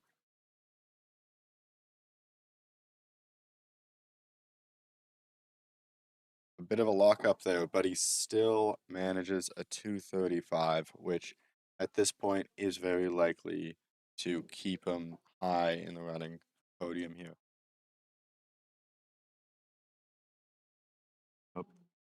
Besides for Asher, the race for second and third, and even first, is still open. A lot of BC residents and people from abroad hovering around the low to mid 2-second average mark. We've seen in previous rounds some much faster times from some of these competitors, and you have to wonder whether it's the scrambles that are bad or if it's the nerves that's getting to everyone.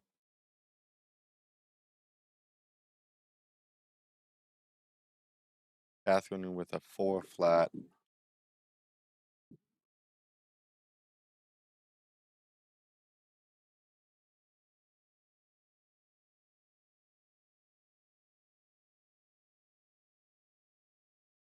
As our showing a bit of excitement, camera for that scramble, if he sees anything. Looks like he did. 177. Mazzara, the first one to execute that scramble well on stream.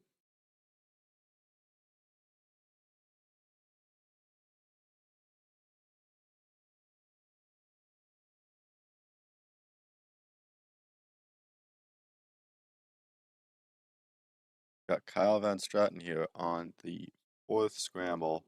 This looking pretty strong as well. There's a 4-move face on orange. Kyle opting to go for white. Unfortunately, they're using Ortega. The risk is always that you solve the top layer and have to do an X2 rotation.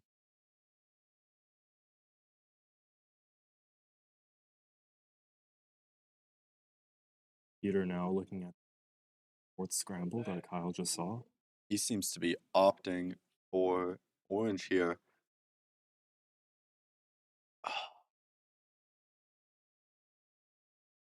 Seems like he one-locked it. That's very unfortunate for him, but it's not at all over for Peter.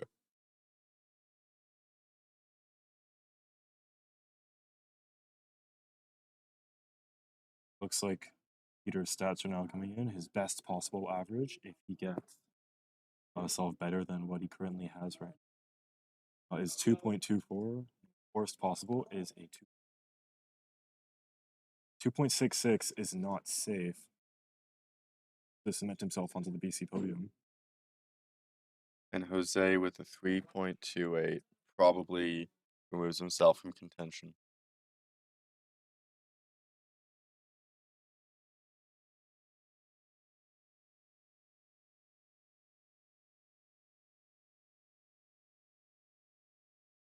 Got Catherine Connolly on the left here.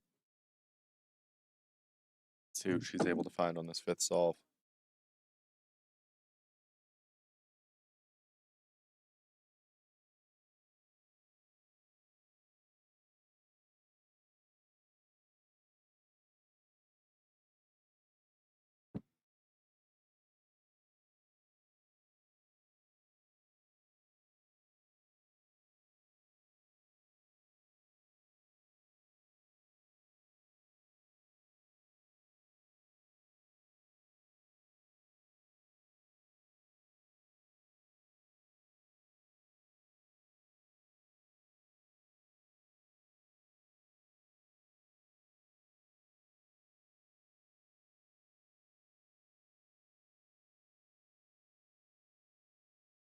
Very long solution there from Nazar.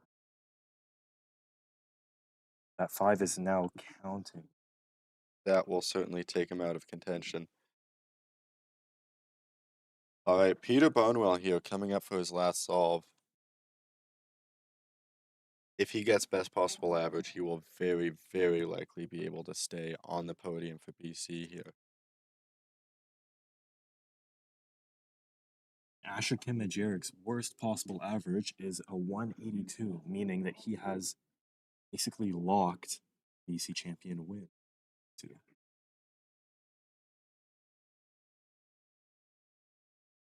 Peter Bonewell finishing with a 235. His 3 counting times are 232, 235, and 235. So the average is pretty easy to calculate. He got a 233, and that poises him very well to stay on the podium.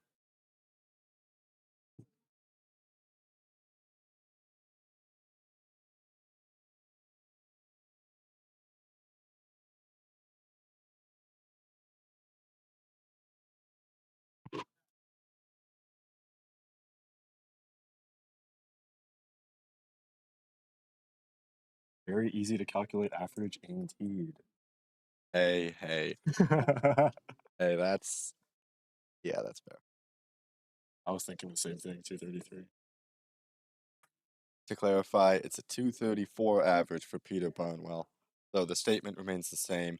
He is in a very good position to hang on to a podium spot.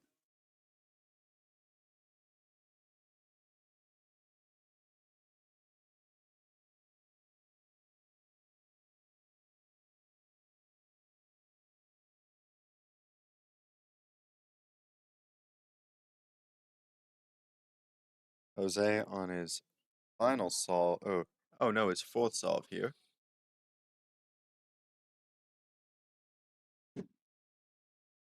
Bit of a shaky AUF.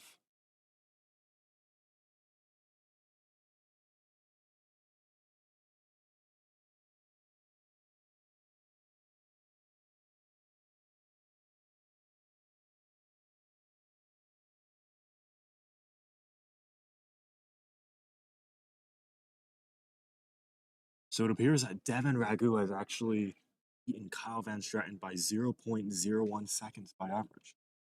Puts Wow. him for now third place on the BC podium.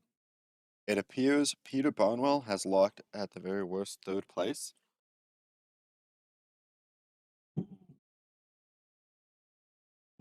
Big DNF.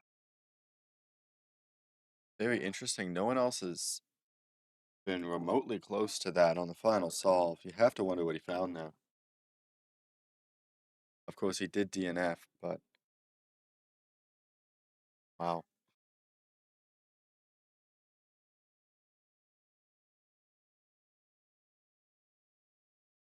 We are still waiting for solves from Jay and Alan.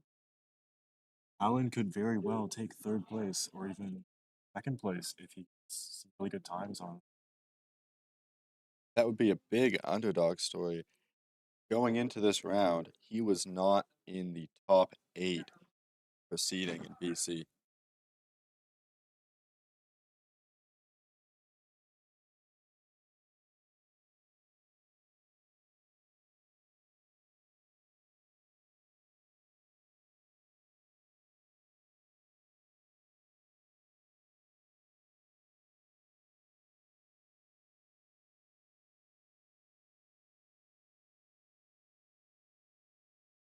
Seems like Jose may have made a similar error to Mazar, being off by a Y perm.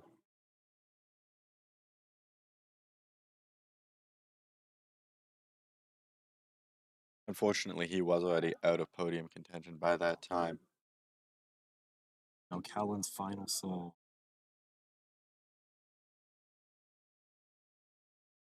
Solid solve, but in the end, it looks like the podium for BC has already been decided.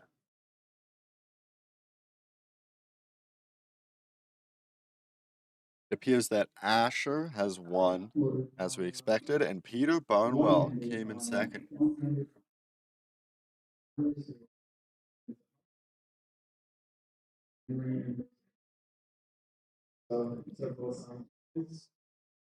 Your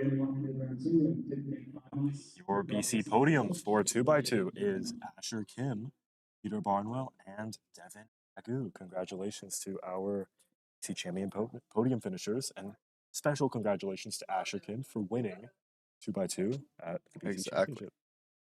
Asher having a very good competition here. Sure. I believe we just had. What's the next event up? Is this one-handed finals? All right. Well, in that case, I need to go, and I think I'll see you guys on stream. I'll see you there. All right. Thank you, everyone. It's been a pleasure commentating. Good luck. Thanks.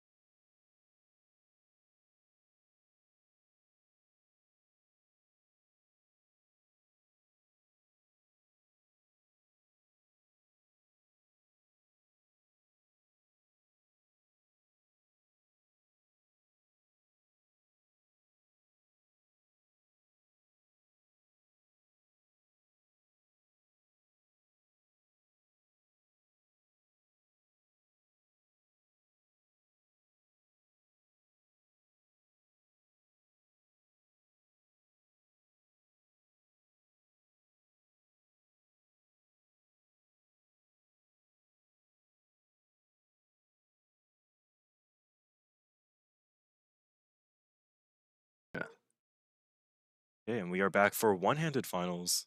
Welcome back, everybody. So we're I'm- starting off. We just started. Jason with a 1267. I'm Hyun Huang. I'm being joined by. Peter Barnwell. We're very happy to have you in today. And I believe this is Micah solving. He's a stellar OH solver. Let's see what he can pull out here. Okay, it's not ideal for what he wants. And that's a 13. 13.32 for Micah. It's like we have Kenny Zhang coming up on the right side of the street stage. Kenny, a very strong one-handed solver from BC. Absolutely. Kenny's definitely one of the best one-handed solvers from BC for sure. It'll be very interesting to see how he performs in this final.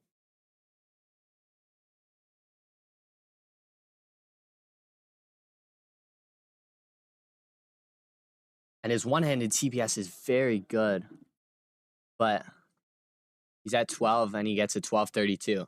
Looks like he misrecognized the A-perm. Right Yeah, there. that recognition did take him a little second. But still, a 1232 for Kenny, that's pretty solid, I think, for him. Now Asher up on the other stage. And Asher performed amazingly earlier in OH today with a PR average and his first sub 10. No. But PR average in comp. I think it might have been his first sub 10. Yeah, it was. An absolutely insane performance by Asher. Let's see if he can follow it up in finals.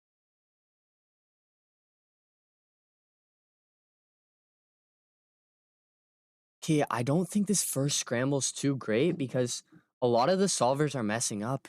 Asher with a 1488. So none of the solvers are getting that good of a time on this first solve. So I'm thinking it's either the nerves or it's the scramble. Yeah, I believe that was Jason with a 1051. That's pretty solid. Pretty solid for Jason, whose PR average is 1155. So you got to think he'd be pretty happy with that.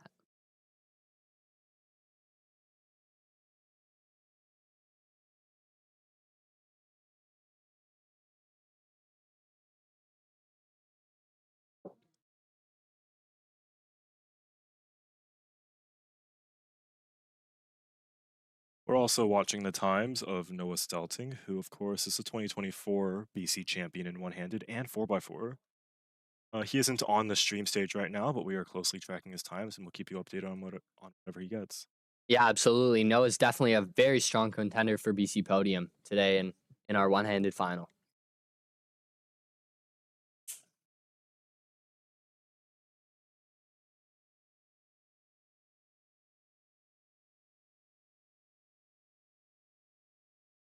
Who will we have up next on the stream stage? It's like we have Micah. Micah coming up for solve 2.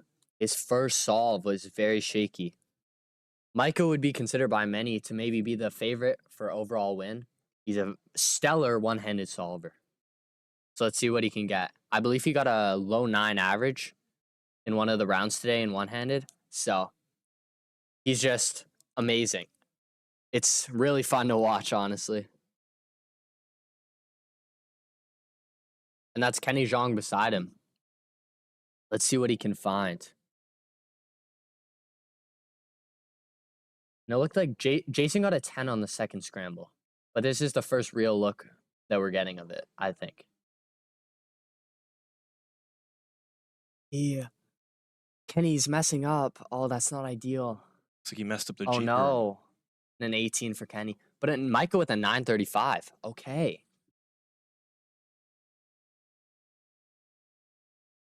So you got to believe that the second scramble is definitely better than the first. But Micah Yo with a 935. It's a very solid solve from Micah. And it looks like both Jason and Asher are going to do their second solves, I believe. I think this is Jason's third solve coming up. You're right. Jason with a 12 and a 10 so far. Let's see what he can pull out here. Asher inspecting in the other stage. It does look like Jason is using Rue. Yes, he's very much a Rue solver. And Jason with an 1193, which will be counting. Just slightly worse than his PR average of 11.55. But Asher with a 14.51. Wait, what was his first solve? 1488. Oh my goodness. The title of BC champion in one-handed finals may be contested by either Kenny or Noah. Although we do have to remember that Kenny had that 18. Do we know what also Noah have- has? We have Garvey Wong right now in first place for BC. Wow, Garvey, what does he have? He has a 12.8. 12.8, and Asher's counting a 14. So good start from Garvey. And he's a very fast one-handed solver. He's improved a lot over the past few years, really establishing himself as a top contender for BC.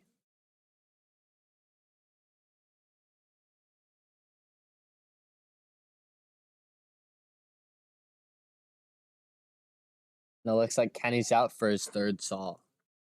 He really needs to be careful now because he does have that 18. So he really needs to make sure he doesn't get another bad solve, as he does not want to count that 18.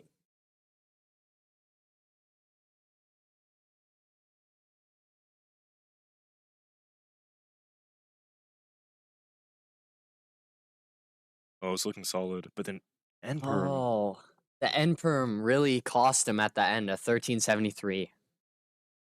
Do you know what his first solve was? At 12.32. So a 13.73 is counting.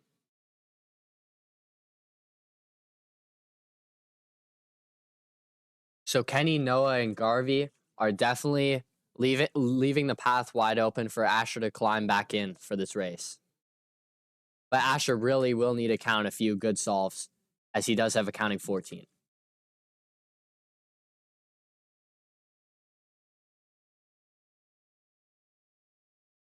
It's like Micah also got an end perm there. He might go with a 10.24. He's a counting 10.24. So Micah is definitely the front runner early on. Jason, I believe, is doing pretty well as well. He has an 11.8 counting or something. He has a high 11 counting, I believe. We've got Asher up. He's on PLL at 11, but it's a U-perm. But it's a little locky, though.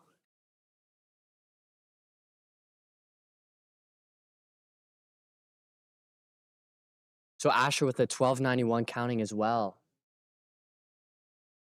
So Asher's 3 solves so far are 14, 14, and 12, which is really not ideal for him. So he's going to need to pull something good on these last 2 solves if he wants to be BC champion in 2026 for 3x3 one-handed.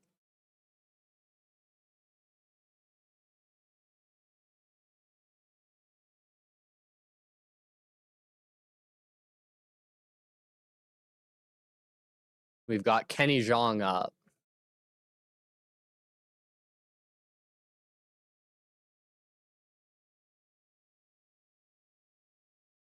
Let's see what Kenny can get.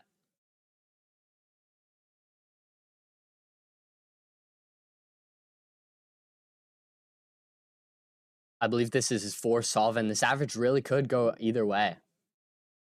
But his first few pairs looked relatively fast. Go to OLL. But he's getting a 14.09, which is not ideal. However, we do need to remember Ash is a 14, a 14, and a 12. But I do believe if Asher can count a sub 10, he will definitely have a decent chance at being our BC champ. Okay, let's see if Micah can really establish himself as the overall frontrunner of this final. I believe he has a 10.24 average through 3 solves. So he's solving pretty well. And Jason sitting down next to him, about to start his 4th solve. And Jason starts inspection.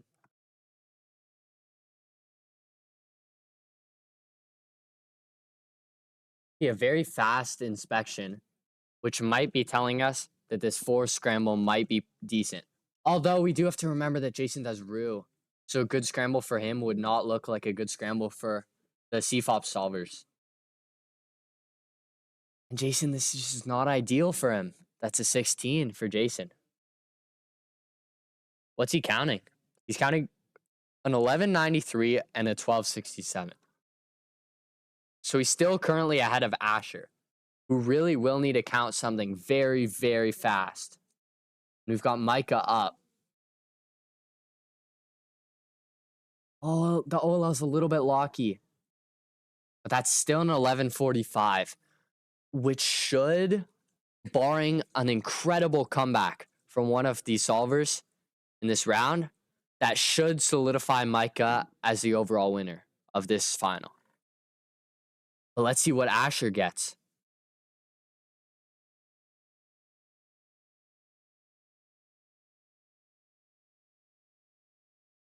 Asher really needs something good here. And I believe if he gets something that counts another 14, that might put him out of it for BC Champ. It really depends on the other solvers of this final. Q1, do you have any updates on Garvey? Garvey, no, we're still waiting for his next solve. Oh no! Asher with an 1171. Looks like Garvey's actually solving on the side stage right now, so... Really? That's very interesting. Okay, Garvey, it looks like he has a 1374 through 3. So him and Asher are pretty close in terms of time. And Kenny with a 1009. Okay. What's Kenny counting? That's Kenny's average. It's done. Wow. Let's see what it is. That puts him in first place so far With a for BC. 1338 average.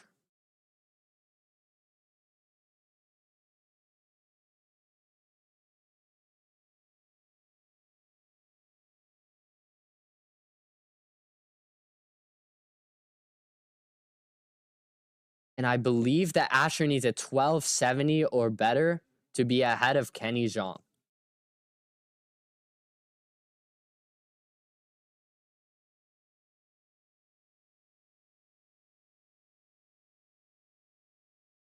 This is Jason doing a solve.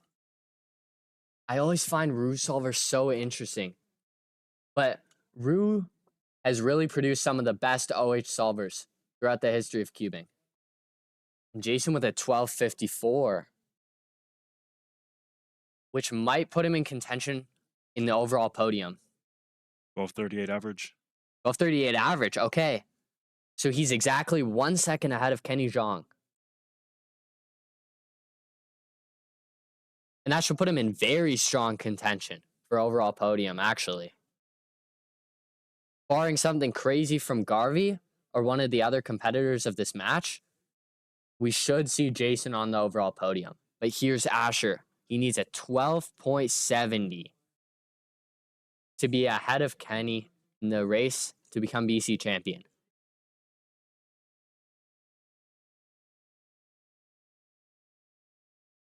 We're holding our breath here in the commentary booth as Asher starts his fifth solve. Oh, that's a fast F12. Okay. Ooh. Asher passes Kenny. Oh my goodness, he could be BC champion after all, everyone. Some clutch solving from Asher. Asher slips into the first position for BC with a 13.04 average. Asher slots into third place overall, which is probably not the placement he wanted, but some clutch solving on that last solve. A very fast F2L. I believe this last scramble is very good for CFOP because we saw some very fast F2Ls. And Micah secures the overall win. Just a very consistent and dominant showing from Micah Yeo.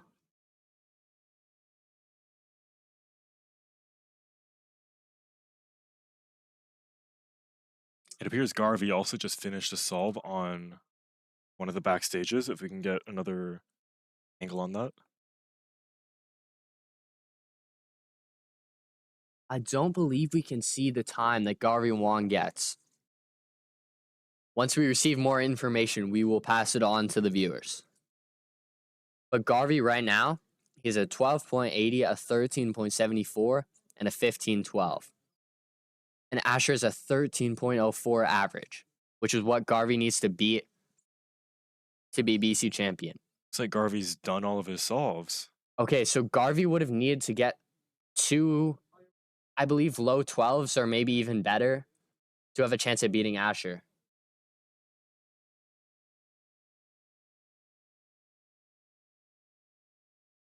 and we will find out shortly what Garvey Wong has done in this one-handed final.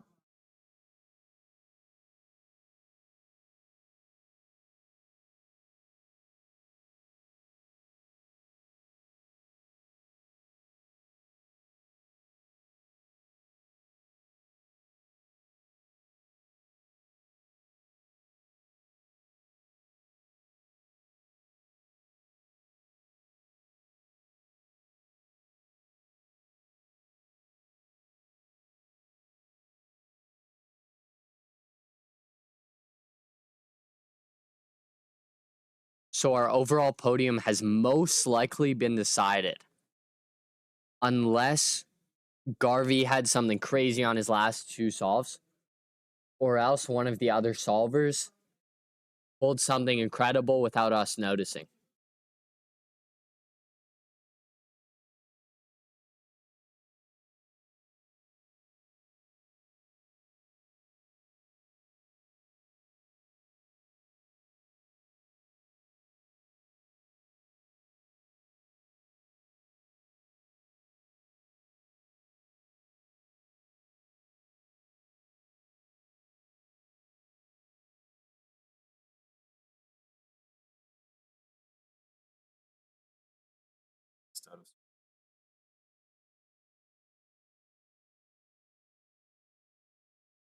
Everyone, we are here at the Pinnacle Hotel in downtown Vancouver watching this one-handed final wrap up. And I believe right after this is the event that this entire competition's been leading up to. The event that we've all been waiting for. The 3x3 final. And it's in a head-to-head format, isn't it, He1?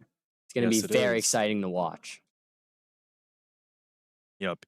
Every solver in the 3x3 final has solved their cube in an average of 8.2 seconds or faster. That's an 8.2. extremely fast cutoff time for finals. And 8.2 usually makes it onto the podium at these competitions. But since it's a championship, 8.2 just slots you into the final round barely. And it's very interesting to watch since BC Champs 2024 and BC Champs 2026, BC Champs 2026 has been miles more competitive. And it's very interesting to watch these BC Cubers grow and become faster. For sure. Okay, and it looks like Garvey, wow. He was close. He was very close. He had a 1343 average. So he was only 0.05 away from passing Kenny Zhang for second place on BC.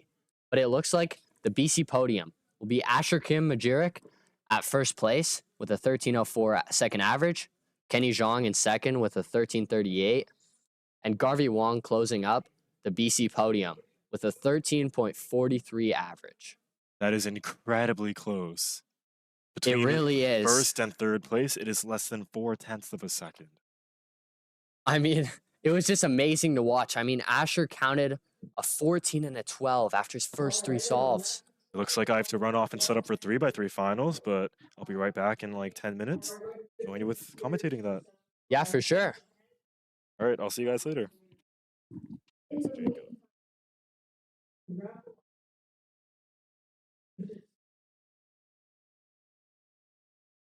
On the background here,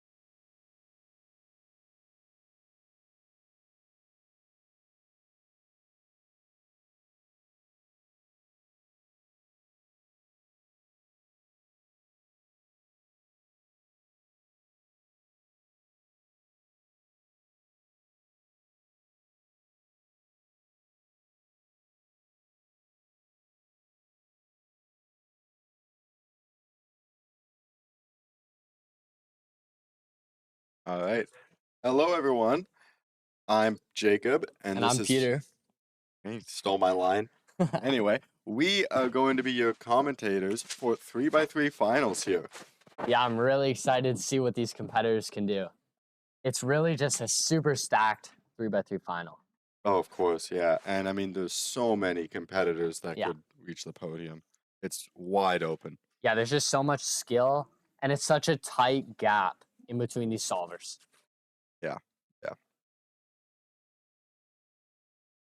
I believe our first seed for the finals is Asher Kim. Yes, I believe so. We can pull up the results Yeah, his from semifinals. PR average is 556, which is just blazing fast. Yes, so our number 1 seed is Asher.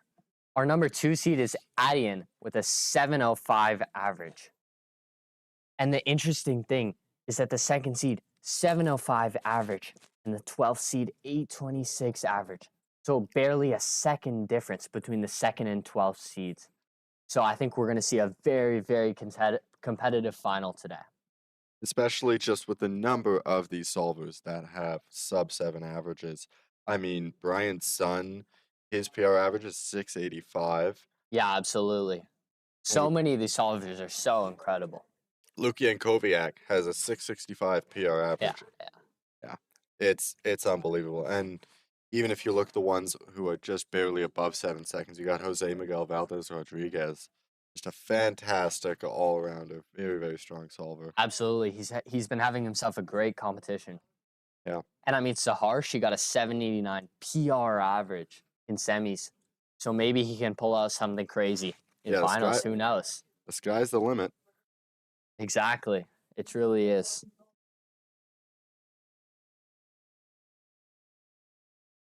Okay, 3x3 finals should be starting here very shortly. It looks like our two judges are Michael Larson and Peter Preston. Two very, very experienced competitors. Trip Peters. Oh, Trip Peters. Who did I say? Peter Preston. Oh. So Michael Larson and Trip Peters are our judges, two very, very experienced competitors and members of the Cuban community. Yeah. And it looks like our first two competitors are going to be Devin and Callan. Two BC residents who are both just improving so fast at 3x3. It's been so fun to watch them progress. Especially Devin. He has had a meteoric rise. Yeah. Oh, absolutely. And I mean, don't count Devin out. He does global mid-7 at home. So if he can replicate that in competition, he could very well have a chance at BC champ. Or at least BC podium.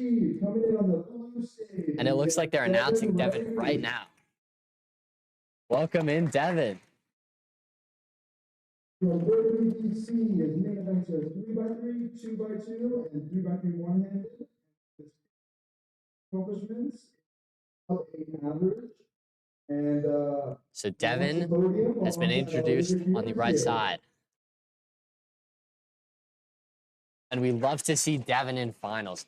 I mean, he's risen from an average that was quite a bit above 10, not a super long time ago, to an amazing sub-8 average now.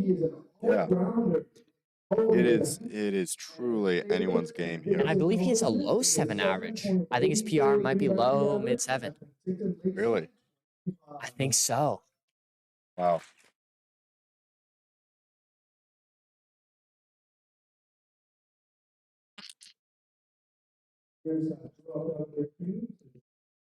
Yeah, I believe Devin with a mid-7. And Callan is around there too, I think mid-7.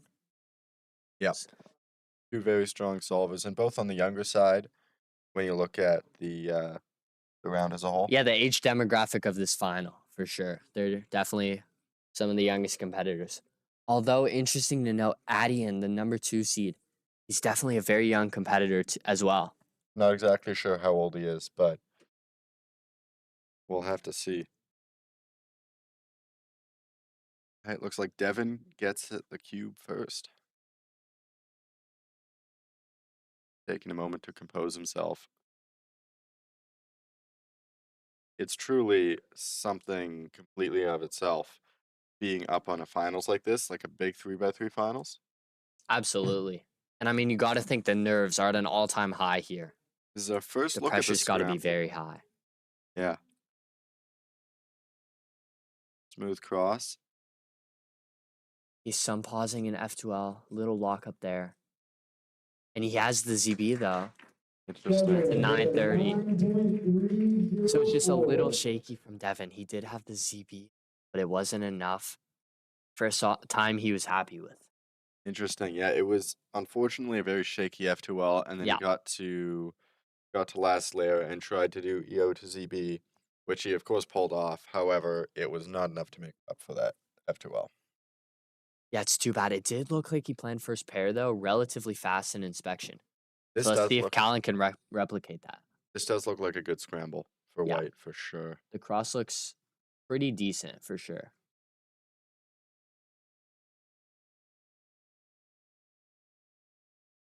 Oh no, it's not what he wants. But the J perm, yeah, 909. You can definitely tell the nerves early on for these two young competitors. Both of them not too happy with their first solves. Yeah, for sure. All right, Devin on to his second solve. Let's see if he can improve on that first.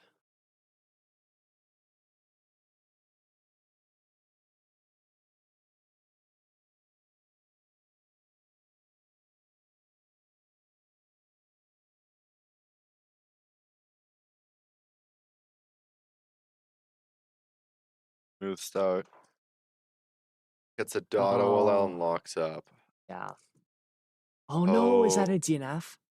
That is. That's a DNF for Devin. Oh. And that means his 9.3 will be counting, which will make it very, very difficult to put up a competitive average now. Yeah, for sure. That's And gotta we be- do have to remember that Devin, he's an amazing solver. However, he doesn't have the major pressure, the major finals experience that some of these competitors do have. No, and So- it's hard to overstate how valuable that kind of experience is. And there's no way to build up your ability other than simply competing in more competitions like this. Yeah, for sure. Callan's second solve. His turning's very smooth, not many lockups, although it's just a little slow, and it's a 9.5. And a +2 as well. So it's an 1154 for Callan. Both Oh, no. competitors here counting a 9 to start it out. Yeah, it's just been a very shaky start for both Devin and Callan. It's very understandable. I think we could see a lot of people do worse than we may expect. Oh, very much. I think podium could be a lot higher than we might expect. Yeah, a lot higher than previous rounds in this competition, but I still think there's the opportunity for a dark horse to come in, have a solid average for them, and just make their way on a podium and shock everyone. Oh, for sure. I mean, we have 12 competitors in this final, and they're all very solid cubers. See what Devin can do. Solve 3 now. Oh, and pause. Huge pause right away. Oh, the nerves are getting to Devin. Does he know the ZV? Yes, he does. But it's a 954. Oh, That's unfortunate. That's a very decent ZBLL case, however. absolutely. It's just the F2Ls are getting to Devin right now. Yeah. If you reach ZB at 7.5, can't really have a good solve, at least at this level, of course. Yeah, for sure. And I mean, Devin's ZB recognition has been very good so far within his solves, but it just hasn't been enough to make up for the F2Ls. I mean, it's totally understandable. With comp nerves such as this, F2L is potentially the hardest part of the solve. Being Callan able with to a little look- bit of a risky cross solution. The F2L looked fast. Oh, and the last layer is just too locky. It's a 9.5. Wow. Callan's 909 on his first solve is still the fastest we've seen out of the first 5 here. Keep in mind, both of these competitors put up low 8 averages in the last round to make it here.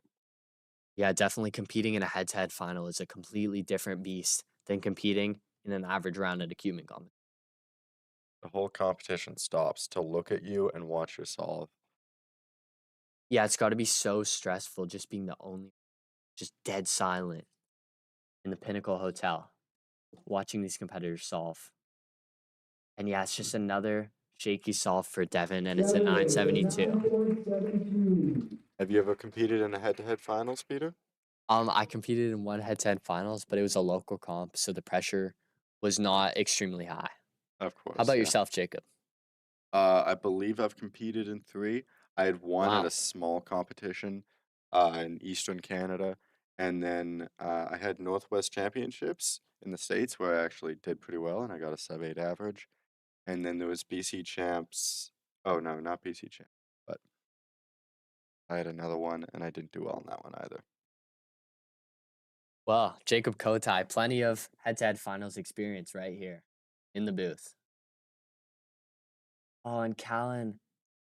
Oh, gets an end perm. And the lefty end perm too. Still a sub-9 though. The first sub-9 we've seen this entire final. We're 8 solves in, folks, and that's the first sub-9 single that we've seen. I'm sure there's going to be many more of those to come, though. Yeah, for sure. From what I'm seeing of the scrambles, they're not bad for sure. None of them seems too stellar, though. But they're definitely not too great. I mean, I think Scramble 1 looked quite strong. yeah. In the J perm. Okay, Devin with the first sub-8. That's a pretty solid way for him to finish the average. Yeah. A very respectable self to finish.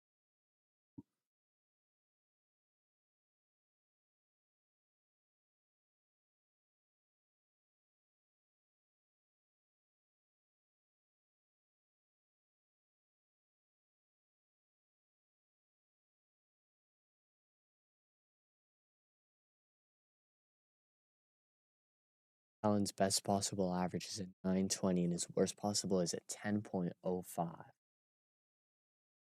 So he is hoping to get another sub-9 here to get best possible average. I believe Scramble 5 looks quite good. Yeah, and that's a pretty solid solve from Callan.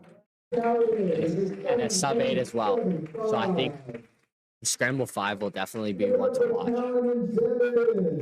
It's going to be very, very interesting to see, though, because competitors will definitely be having big nerves going into Solve 5. Oh, very much. But there may be a little bit more lenience for them with such an easy scramble. Yeah, we'll see. But I mean, the nerves should be very high with some of these competitors as we get into the higher seeds. They should be very tight and in contention for the podium. The pressure of being able to win such a big competition, especially for those who've never done something like that, it's something hard that's very hard to overcome. Oh, it's very extreme conditions for sure. I mean, I personally have never faced anything quite like this, and I can't really imagine the pressure that these competitors must feel. I remember being in Pyramix finals at Canadian Championships 2023, and Yeah. I solved pretty poorly. However, I had 2 counting 2s and a counting 4, and no one else did well, so I managed to pull out the win. Yeah, that was quite a final. We do have a former Pyramix Canadian champion winner in the booth. Yeah. Okay, Garvey Wong, our 10th seed, has just been introduced, and he's on the right side of your screen right now, I believe. Ovi just got 3rd place in one-handed among the BC competitors. He's had a very strong competition in one-handed and Absolutely. in as well. I believe he got a PR average to make this round. You might have. You might be right. And Nathan has been announced on the left side of your screen. Nathan, a very strong big cube solver. Oh yeah, he's amazing. Garvey's just received his first cube. Let's see what he can do with his first scramble. There's definitely something to work with for Garvey here. Let's see if he can capitalize.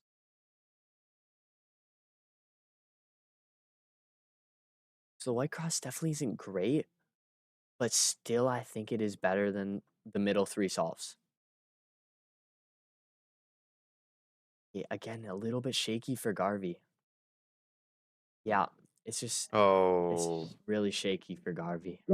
Starts with a 10.9. That cube drop has to be devastating. Oh, for sure. But even without the cube drop, I mean, I think the nerves are just so high. Yeah, setting such as it. True, and I don't think either I don't think either of these competitors have faced this kind of nerves before. Yeah. But Nathan, he's such a calm solver. So let's see what he can do under pressure here. Looks like he's looking at yellow cross. I believe this is the first yellow cross we're going to see in this finals. We'll get Yeah. a look at how good yellow will look. Looks like This he's is a had pretty some good start. very efficient solutions. And that's just- an 822. So a pretty solid start for Nathan. That's definitely the best start we've seen in this final thus far. Yeah, he's the only one to not have a first solve that completely would knock them out if it counted. Yeah, for sure. All right, let's see if Garvey can redeem himself on the second solve here. Yeah, it might be hard for Garvey to come back with a 10.9 on the first solve based on what we saw in the last three, or the middle threes, sorry. But you never know what kind of last layer cases someone can get. That's so true. But Garvey's F2L looks pretty good. A lot less shaky than the first solve. That's an 821. That's pretty solid from Garvey. I think he'll be okay with that one. Yeah, for sure. That was just a very smooth solve, not many lockups at all. Garvey just flowing very well. That's interesting. His J perm was left-handed. Really? Yeah. And it was a JB perm, so that's not one that that a right-handed solver would ever do left-handed. Yeah, it's very interesting. Maybe something to watch for later on as Garvey gets through these 5 solves.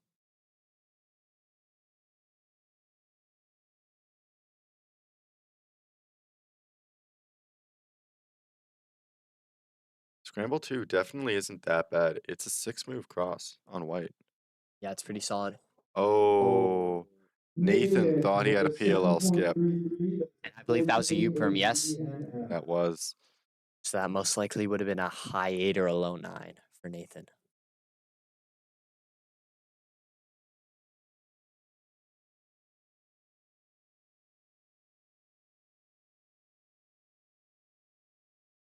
This is the second DNF we've seen already. Yeah, for sure. You got to think, when you're thinking about a PLL skip, such as this, you got to think that you're very quickly slamming the cube down. The nerves are very high. Okay, here's Garvey Wong. And the F2L is really good. U-perm, but he doesn't recognize it. So it's an 8-0. It's still an 802 though. He's not going to be too mad at that. However, he got to that U-perm at a very, very fast time and was not able to keep up the pace of the solve. Yeah, the U-perm recognition is not what he wanted it to be for sure.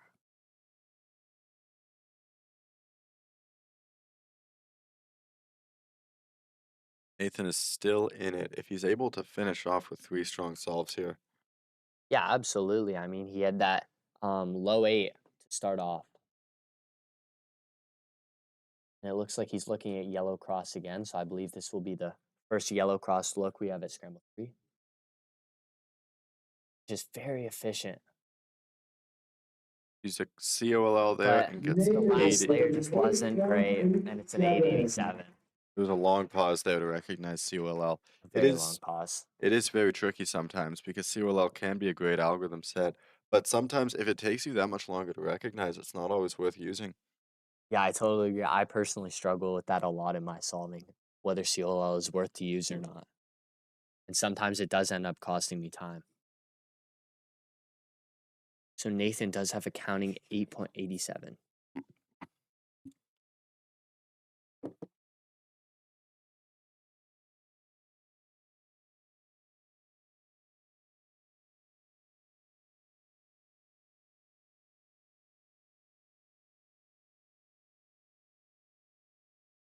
Little bit shaky from Garvey, Oh, but it's still an 871. So that's not bad from Garvey. unfortunately, if Garvey did the standard COL algorithm there, he would have gotten a PLL skip. Wow, that is a good thing to know. COL skip, the one good thing about it is that the chance of a PLL skip is extremely higher than using regular OLL. It improves from 1 in 72 to 1 in 12. Yeah, that's very true. Okay, Nathan's on solve 4. He's going to want to count that 822. It's a very nice start. Oh, the Fortunately, last some two pairs are really pauses. shaky, though. It's going to be an 870. Nathan with an 8.70. Okay, so he's two relatively high 8s counting right now. So his best possible average is 8.60. Which is probably not what Nathan was hoping for going into this final. No, and that will be very, very unlikely to contend for a podium spot. Yeah, I agree. I think we're going to see some sub 8 solving for sure, comfortably sub 8 for podium. Yeah, once we get into these higher seeds, it's going to be fascinating. Yeah, it's going to be very interesting to analyze solutions. Garvey on his last solve. Let's see if he can find a good solution like the first two competitors did. It looks like Garvey's going to get worst possible. The nerve's just getting to Garvey Wong. He gets a 1076. Just barely dodging So- his worst possible average. That's still not a sub 9 average. That's not ideal for Garvey Wong. He will not be contending for a podium.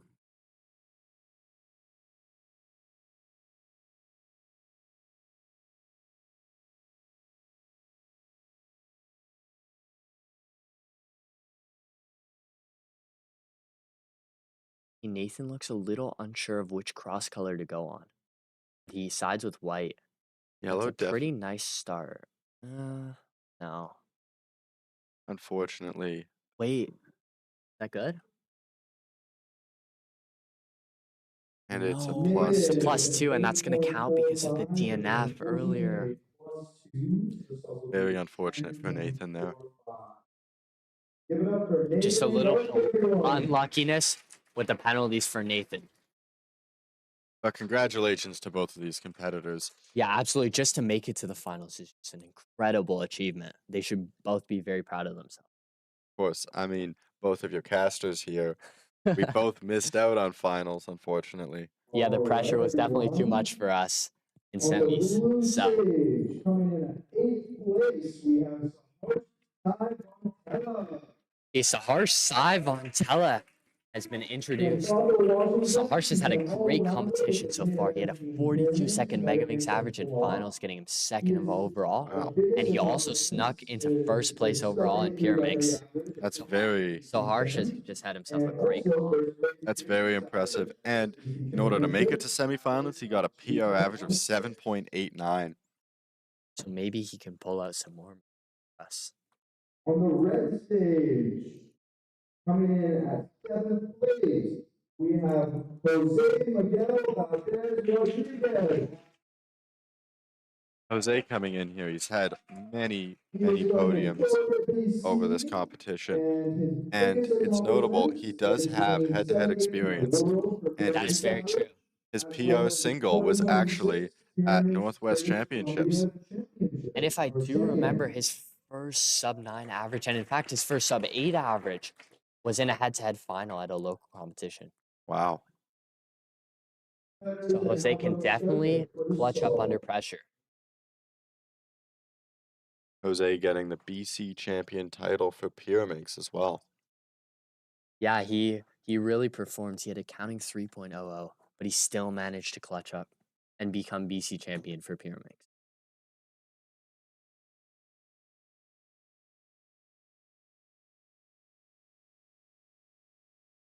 Okay, Sahar starts inspection. Very curious to see what he finds.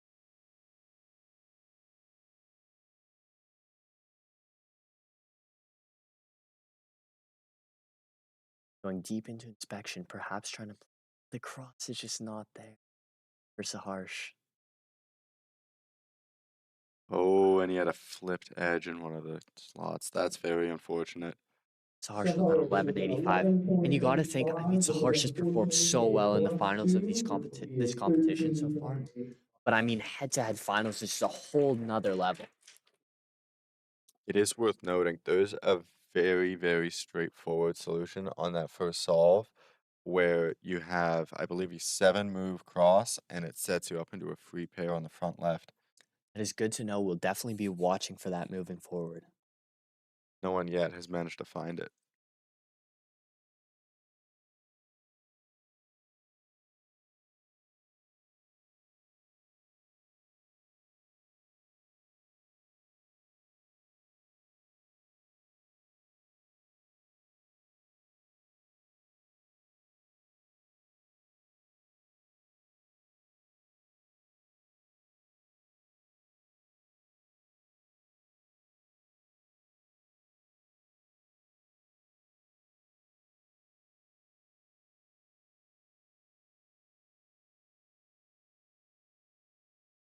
So he's looking very fast, but he had the ZB, but it was just pretty shaky. 851 though. He's going to be very disappointed with that. That's a very, very fast ZB algorithm. The F12 is pretty fast. The last layer was just shaky. The ZB was shaky. That is a 9-move ZBLL. Wow. It's extremely efficient last layer. He just couldn't execute it very well.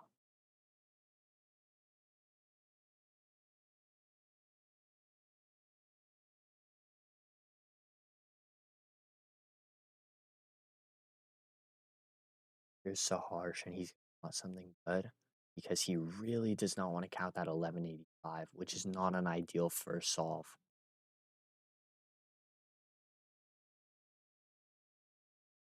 It doesn't look like he planned first pair. And he got still an 843. Okay. That's not bad for sure. He finished out that solve very strongly. Absolutely. However, unfortunately, cross after all transition is so important because I think if he had planned first pair, that solve may have been a full second faster. Oh, for sure. I think absolutely that transition from cross to first pair is just so crucial. If you have a smooth transition from cross to first pair, you can spend all of the time up until you're done first pair just looking for second pair. So it's very, very easy to go pauseless through that. Here's Jose.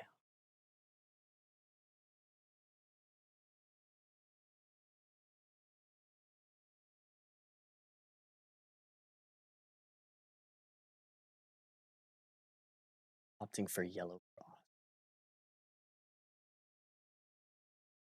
Very fast F2L. Flying through. Oh, and a lockup at the end costs him. The thing is, though, it's still an 818. Jose's TPS on that solve was very, very fast. It was very, very strong. However, that definitely could have been a mid-7 solve. Absolutely. Again, we're seeing the nerves get to the competitors, I think. Yeah, for sure. Everyone's looked a little shaky throughout their averages so far.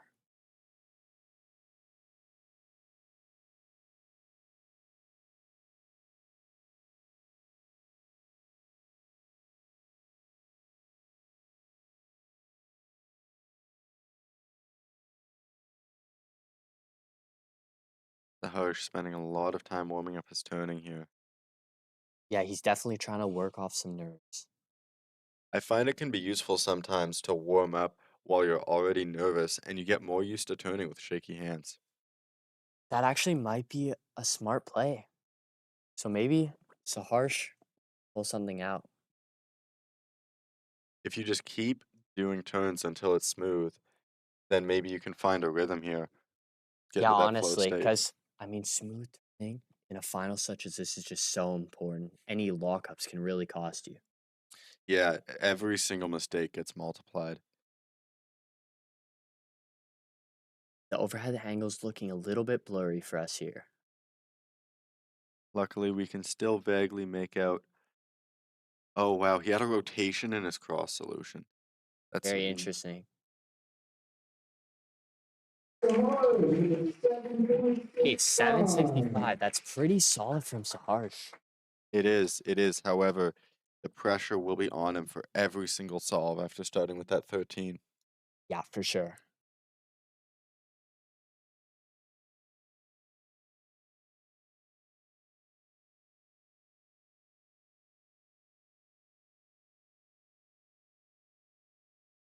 Let's watch Jose on this practice solve here. Looking pretty smooth. Oh, and he locks up.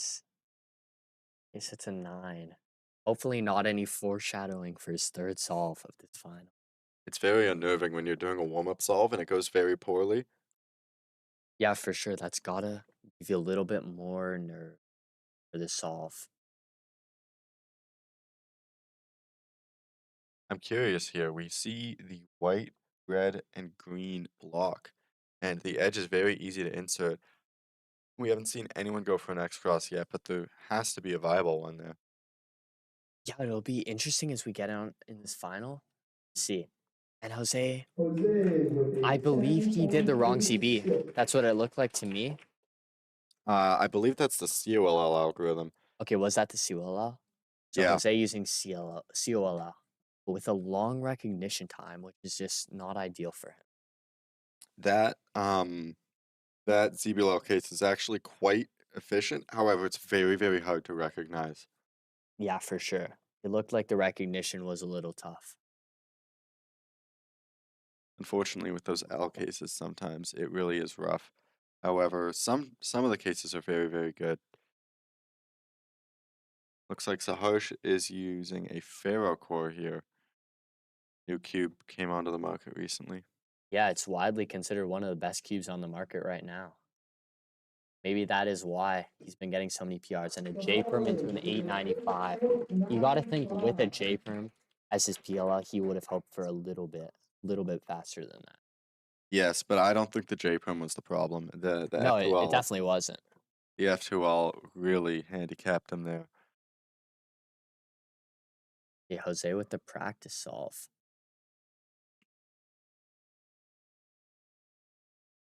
For solve 3, the practice solve didn't go well, and solve didn't go well. The practice solve did go relatively well. It was a 7.6, I believe.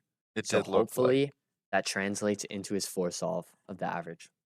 it did look like that probably would have been a +2 Oh, he's in an doing another official one, capacity, and that and was he a gets a 6. 612. All right, that sets the tone. He's So the feeling good going confidence has into got to be this. through the roof.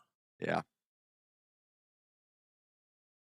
Unfortunately, with 2 counting 8s, he will have to put up something miraculous to stay in contention for the podium. Yeah, he's looking at yellow.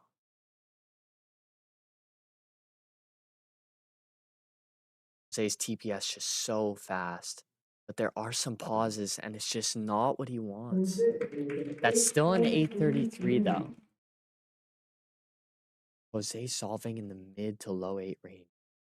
It is very, very possible for him to become our front runner so far. However, it is very, very unlikely he would stay that way. Yeah, you got to think that in terms of BC podium and overall podium, you got to think that we're going to be in the mid 7 to low 7 range. Yeah. However, we could easily see a lot of the other competitors getting times well below what they may expect. That's very true. It's a harsh finishing inspection. Oh, a few pauses before first pair and second pair, which is just not ideal for him. And that is a 9 flats.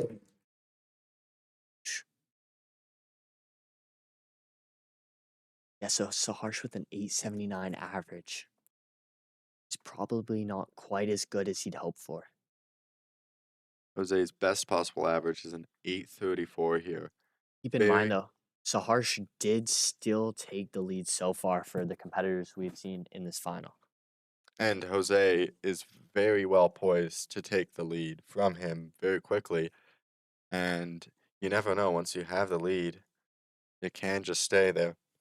Yeah, for sure. I mean, anything's possible in a final like this.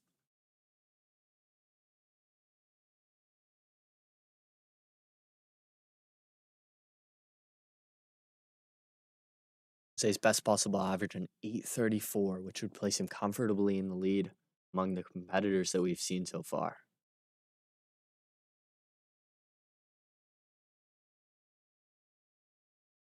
Opting for yellow cross. His first 2 pairs look pretty good. The last 2 were a little locky. To the H perm, and the H perm's really locky. So that's a 950, and that'll count. Unfortunately, again, that COL is not always worth it. Yeah, for sure. And the H perm was just really locky too. And oh my goodness, he pulls ahead of Saharsh by 0.01. Taking head to head very literally here. 0.01 ahead of Saharsh Saivontella is Jose. There's a large jump in qualifying times from these two solvers and our next two. Jose had a 775 to qualify, and our sixth seed, Guan Yu Sung, had a 739, and Luke Yankoviak in fifth had a 737. We Yeah, I really mean- are. This is the upper echelon of competitors here. These are the guys who really have a strong chance to win. Yeah, for sure. We're definitely getting into podium and potentially even winning territory here. Both Zhuanyu and Luke do have sub-7 official averages, so they're very capable of pulling something amazing out here. And Luke Yankoviak is the reigning BC champion for 3x3. That's true. He does have experience handling the pressure in BC championships. It is his title to lose right now, so we'll see how well he can defend it. Yeah, for sure. At the same time, though, Asher is looking very poised. Oh, yeah. At the top seed, it'll be very interesting to see him perform. Okay, Luke and Zhuanyu have just been introduced. Zhuanyu on the right of your screen and Luke on the left.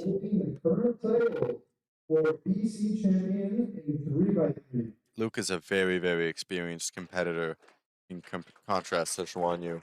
Oh, very much. It'll be very interesting because Luke being very experienced, Zhuanyu less experienced. Two stellar solvers. I mean, Zhuanyu's improved so much so fast. He's really established himself as a contender in this BC champs. Yeah. No, he's a big competitor now in the whole BC region in general. Oh, for sure. And I'll be very interested to see how he handles these first solve. I think that'll tell us a lot about how this average is going to go for Zhuanyu Sun.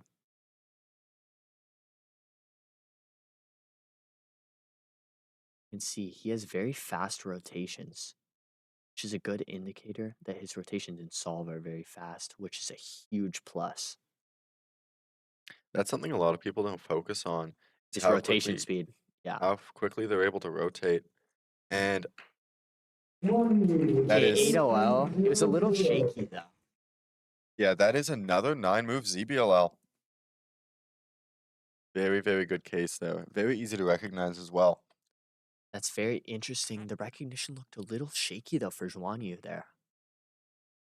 Just the execution in general, there were a few lockups during that solve. Luke looking at the scramble now. Let's see what he can find. Our reigning BC champion. Let's see if he can defend his title.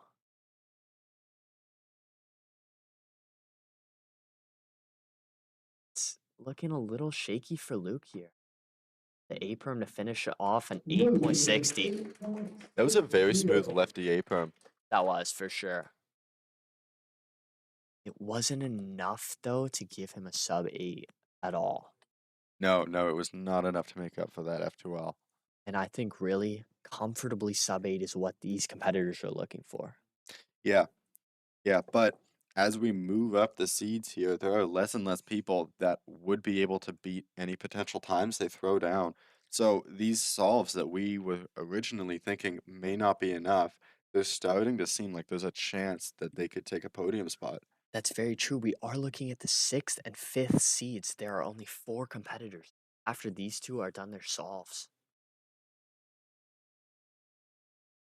And so far, these two competitors will most likely surpass the averages we've seen so far, which would put them in 6th and 5th place respectively. And as we've seen, anything can happen in 3x3 finals. Oh no, he messed up cross. That's a death sentence for the solve. He had the and ZB too. A 1055 with a messed up cross. Wow. I believe he had an H-perm cross there. He solved all 4 cross edges opposite of where they needed to be. Just not ideal for Zhuanyu. Let's see if Luke can capitalize here.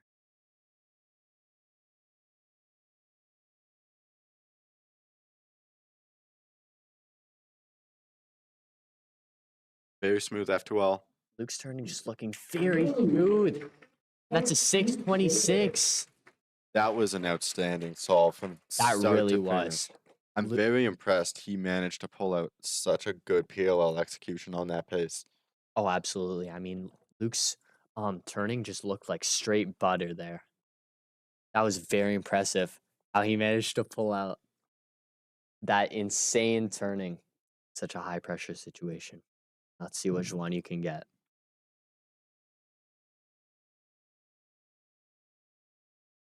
You taking his time to warm up. He's very fast TPS, so he's probably warming up his fingers, preparing to turn very fast in the solve.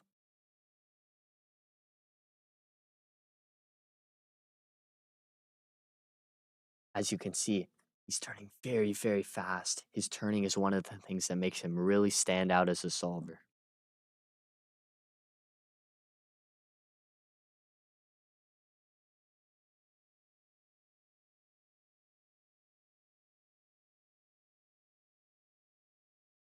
Taking a lot of inspection time here. Yeah, for sure. I heard the 12-second mark. So he was definitely taking his time to plan. Very, 753. That was pretty solid. very smooth ZBLL there. Really was. I think it's clear that we are starting to see the times improve in this final. Yes, for sure. I mean, there's a definite jump. I mean, Luke with the 626, the best solve we've seen in this final by far. And also, I believe the first sub 7 we've seen.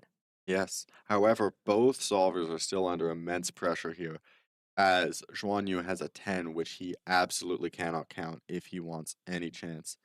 Yeah, and Luke will not want to count that 860. And he has a shaky start. Oh, and he messed up Oh. cross. And he has an E-perm and ends up with a 10. He has counted that 860. And now both competitors have a 10 hanging over them. However, Luke with a 626 could still theoretically get a couple of very fast solves and they would both count, and he can drag that average down. That's very true. Luke's average has the potential to go either way, very far in either direction. If he has one more poor solve, he's out. If he finishes with 2 strong solves, he has a chance to stay on the podium, although I think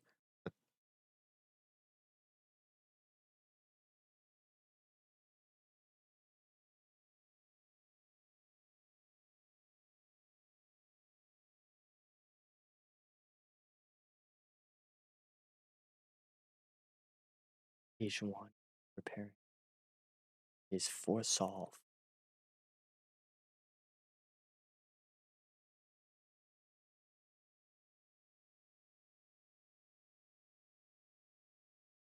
let's see what he can find on this scramble.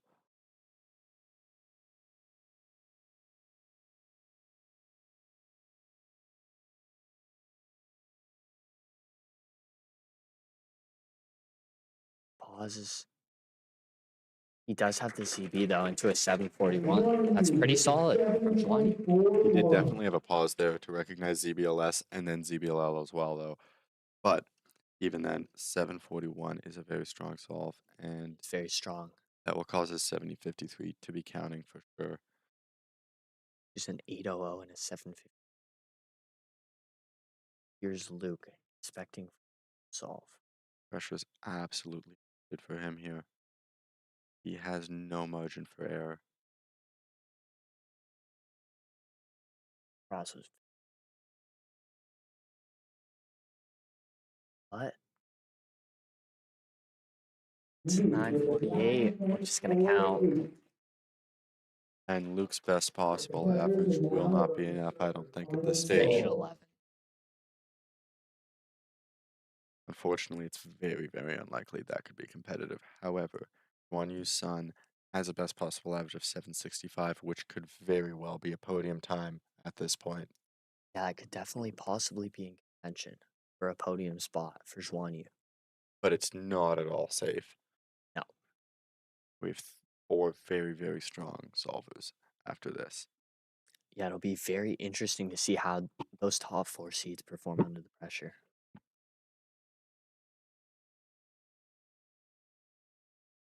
Yu taking his time. This is the biggest solve of the competition for him.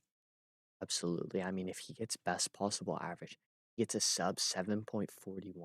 7.60 average is very solid for a 3x3 final, especially with only 4 competitors left. True, true.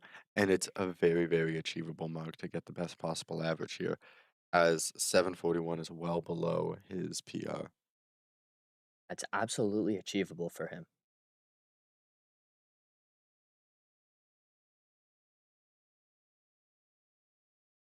Hitting the 12-second mark in inspection again. He's really taking his time planning out his solutions. Within a 730, he does get PPA. All right. It's going to be 765 average for. It's going to be very, very interesting to see what he can do after that. I believe we only have 2 more competitors that are eligible for BC champions, so I believe that locks 3rd place at worst. Does. Wow. Shwanyu Sun has locked BC at our BC champion. And Luke with an 874 to close it out. Not ideal for Luke Yankoviak. And he will not be defending his title at the BC Championship 2026. That has to be disappointing for him, but I'm sure he'll bounce back. Oh, absolutely. Such an experienced competitor. Even thinking down the line to maybe BC Champs 2028. Who knows what could happen? I mean, he has been steadily and consistently improving for years and years, and he has not stopped improving. Yeah, he really has. I mean, shown by that 6.6 average, I believe, which is his PR. Yeah, that's such a competitive time here. On the blue stage,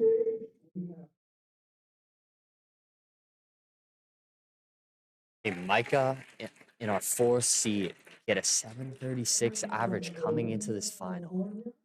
It's worth noting Micah is not eligible for BC champion as he's not a BC resident. However, Brian's son, who's about to come up, is eligible. Yeah, it'll be very interesting to see what Brian's son can get. Brian's son known for his very, very fast TPS and his very interesting solutions. He currently holds the PLL time attack world record, which is the world record for executing every single one of the PLLs in sequence. Which really just shows you how fast his turning is. His top turning speed is absolutely unbelievable. However, he has been known to lock up at times, and yes, his solutions are very interesting. And sometimes it really works for him, but at times you can kind of question what he's doing. It could definitely go either way for Brian's son here.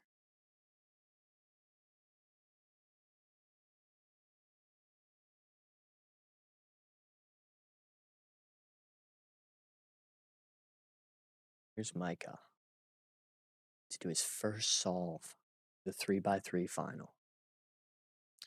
Micah got a PR one-handed average, and it was sub 10. He already had a sub 10, but it was even lower. Very, very impressive in that event. Yeah, I mean, to get a sub 10 average on one hand, just mind-blowing. And Micah's inspecting now. Although he's not eligible for BC champion, he could still win it all. If he gets a good average here, who knows? He could be in the running. Although this first solve is looking a little shaky for Micah. That's a 943. It's not at all what he's hoping for. No, no. Let's see Brian's son here. He's always very, very interesting to watch warming up. Yeah, for sure. He has some very interesting pre-solve routines.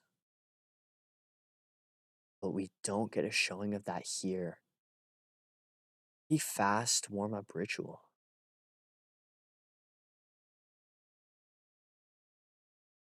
Very smooth F12 so far.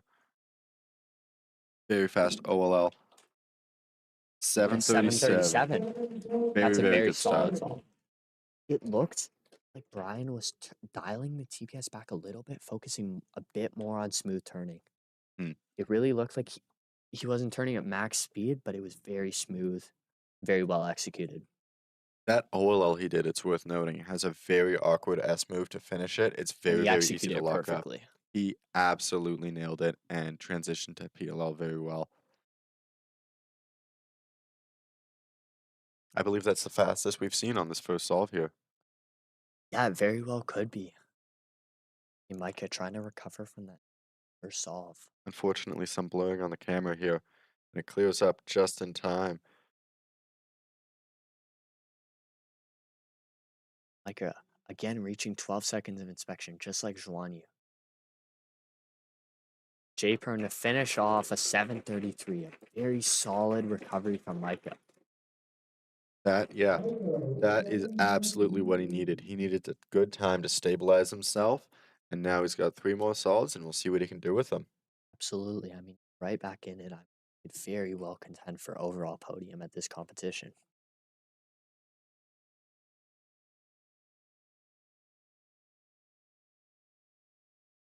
Brian here.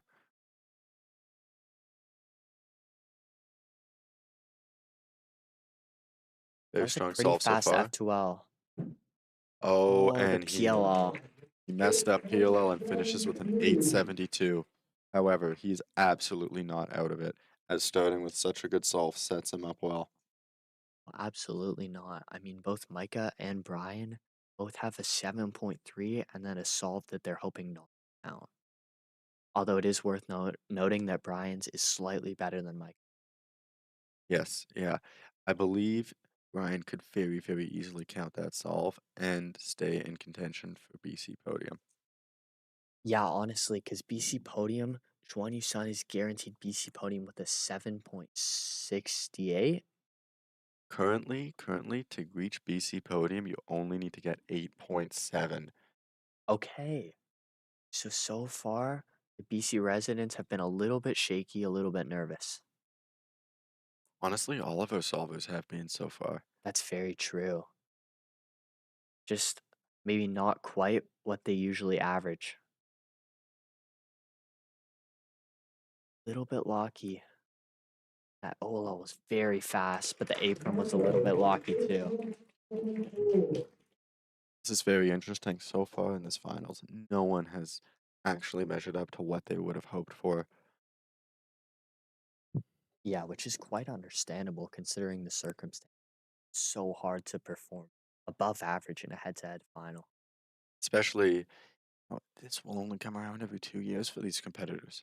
Exactly. I And mean, Sun's starting here.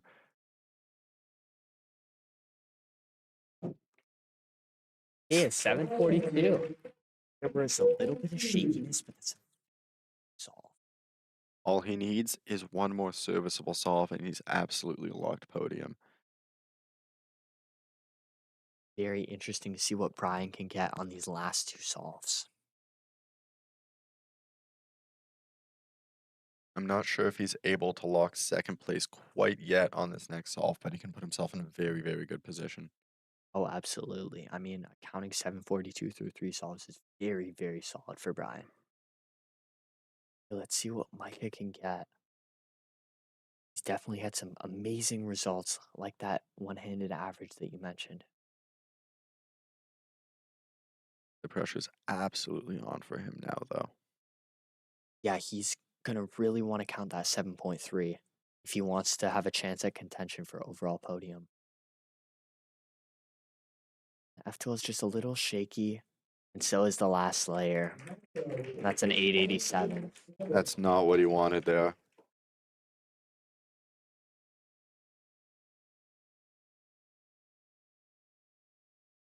So as we've seen, anything can happen. However, I think it's relatively unlikely at this time that Micah is going to break into the top 3 overall. True. Wow, an extremely fast inspection from Brian here. Clearly he saw something he liked and just went for it with it. And a Yes. 710.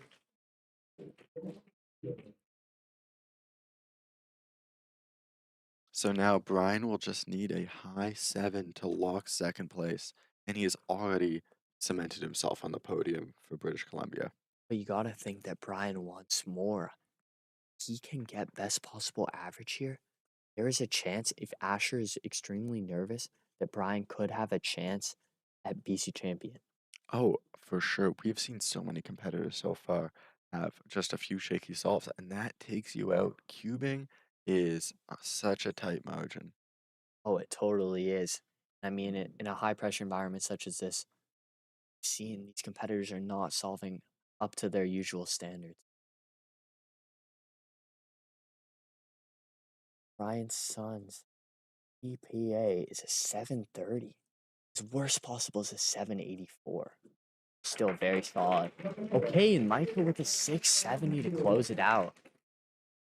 That is his best possible average. However, his average is an 831, which is at this time very, very unlikely to end up on the overall podium. Yes, it really is. That's probably not what he was hoping. No. He did count the 733. Just couldn't lock it in. He counting 2 high 8s.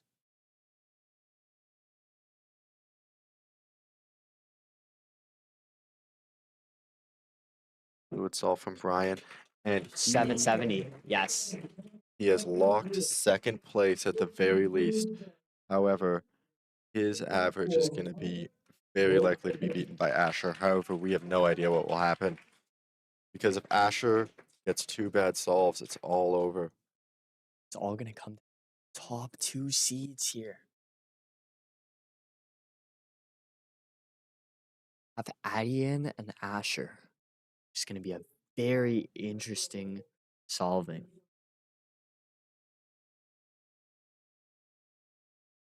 It's worth noting these competitors, while they're up on stage, they have no idea how anyone else did. So they're coming into this completely blind. They don't know what they need. That's very true. Asher may well think he needs more than he does to become BC champion.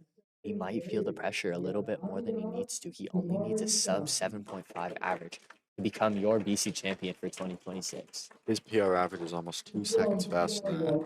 However, he might think he needs more, like you said, and he may not safety these solves. Yeah, he really might take risks. And taking risks in a scenario such as this, that's why head-to-head finals is so interesting as a top seed, is you have no idea what you need. But Adian just introduced on the right side of your screen there. A fantastic, fantastic young solver from the United States. It's very impressive. A 705 average in semifinals. To make it as your second seed. Asher coming up on stage here. The title truly is his to lose. It really is, but he doesn't know that. No. And even coming in, being in such a lead on the psych sheet, it really puts pressure on you. You are expected to be the best. And if you aren't, people will be disappointed. And it's really hard. Yeah, we'll see how much he feels that pressure. Asher's a very, very experienced competitor. So he has dealt with plenty of nerves in big time situations, and he has delivered before. We can see he will do that this time. Adian opting for White Cross here.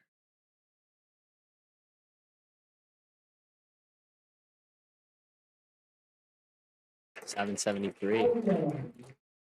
Very, very smooth last layer there. He will only need to beat a 765 at this time to end up on the overall podium, or to guarantee himself to be on the overall podium. That is assuming that Asher beats the 765, which is not a given. That'll be very interesting to see what Asher can do. All eyes are on him. Everyone has big expectations. Let's see if he can deliver.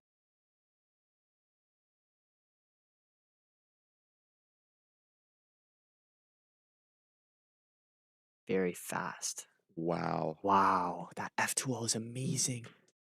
And a 594 to start for Asher. That was absolutely stellar. I can't believe what we just saw there. That was such fast, soon ZB recognition. It is so, so difficult to recognize those cases, and he just did it instantly. And I mean, I think our questions have been answered so far about how Asher's nerves are going to play a part.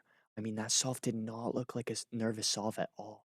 His turning was very confident, very assured. He seemed dialed in. Absolutely. And if he, Adian blazing through the start here. Oh, and a shaky and the PLL. PLL is not what he wanted.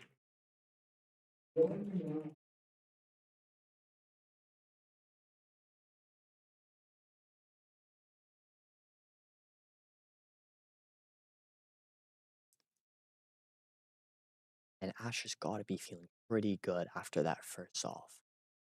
That was just amazing to watch.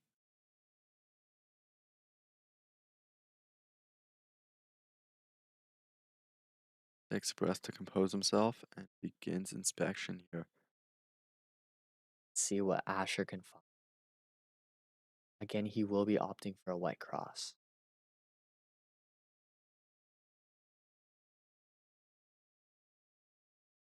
Wow. 587. Asher's turn speed is just truly unmatched at this competition. No Oh, one it else has really been is. that smooth at all. Solutions have been so great. To turn at that speed, also have this amount of smoothness, no lockups for Asher. Just No. amazing to see. No lockups and no pauses. It's unbelievable how he's able to look ahead at that speed. He's just an unreal solver. 90 puts him in a very, very good position. Things would have to go disastrously wrong. But you definitely can't make any predictions yet. Anything can happen. Adian with a pretty good F2L.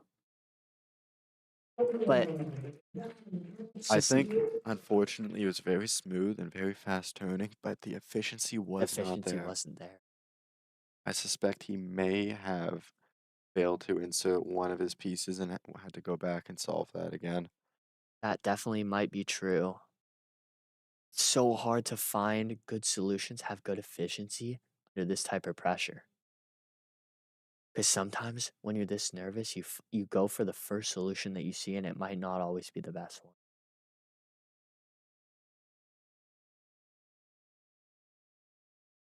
Asher with another start. 586. Wow. Wow. That's incredible. It would take an absolute miracle for anyone to win other than Asher at this time. Asher, 3 sub-6 solves. That's just unbelievable. We have not seen a single sub-6 from any competitor other than Asher Kimajurek. And Asher has not gone above 6 seconds. It is very possible that Asher wins this competition by over a second and a half. Oh, it is absolutely possible. I mean, he's just flying so far.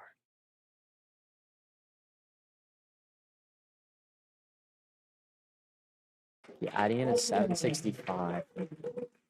Really? I believe he's now disqualified from overall podium. Yeah, I just wasn't, the pressure got to Adian. Counting that 9 just It's so hard to come back from counting a solve such as that. Especially as if it's your first counting time, it's just so hard to recover. Asher, I mean, you've got to think he just needs really a sub-9 to lock BC champion. I think he could get a 9 and still make it. The composure we've seen from him so far is absolutely unbelievable. So I think us suggesting that's what he needs will absolutely blow that out of the water. I would not be surprised to see another sub-6. He is flowing right now. Oh, I totally agree. I think we very possibly see a comfortable sub-6. Sure.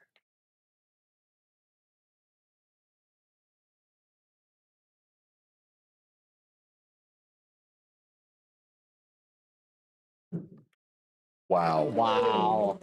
That last layer was unbelievable. The fluidity was just astounding. There was zero pause between OLL and PLL. I don't know how he did that. Asher's been so consistent. His last 3 solves, 587, a 586, and another 586. So It's just amazing stuff that we've seen from Asher. with that time, we can now confirm Asher is your BC champion.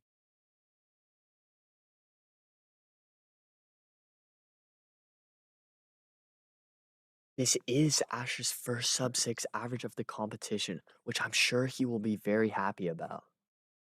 And I mean, to do that in finals, to have your best average of a 4-round competition in the finals, head-to-head final, is so amazing. And he didn't just get his best average, he locked it after the 4th solve. The amount of composure that Asher showed in this final. And there's such a small spread between his best and worst possible averages. It's 584 or 589. This last solve, I hate to say it, almost doesn't matter. Really doesn't, but you gotta think Asher still wants to improve this average here. Of course, and there's always the opportunity for a good single. Asher gained fame for a 3.89 3x3 single. So that was a very memorable, almost came out of nowhere. Sub 4 3x3 single. It's just insane. Let's see what he can get here. Seeing a little bit more in the way of pauses here. So that's his worst solve. And I believe a +2 as well. Yeah, so, but it's not going to matter. Asher Kimajira is your BC champion. And I 3x3 in 2026. I think he knows it right now. That is unbelievable. Oh, I mean, he has to know. Like, nobody's beating that. A sub-6 no. average is just mind-blowing. He's receiving congratulations from all of his friends here. And it's very well deserved. What a stellar performance by Asher. Just the amount of composure, the amount of calm under pressure. I mean, you didn't see him crumble at all. He was Not just at all. completely smooth. I mean, I think most solvers, no matter the round, going into your 4th solve with 3 good solves already, that 4th solve is going to be very, very shaky. You're going to be really nervous. Asher showed us none of that. Absolutely. Extremely smooth.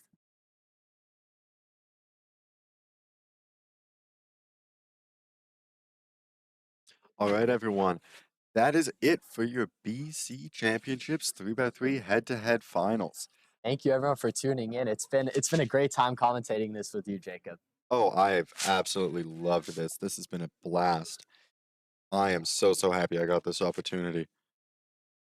It's been just such a great time. We got to see so many great solves from these competitors. And wow, what a finish. Watching that average. Asher just blew it all out of the water. Yeah, it is just, it was incredible to watch. It really And was. So we are about to get started with her awards ceremony. Yes, we are.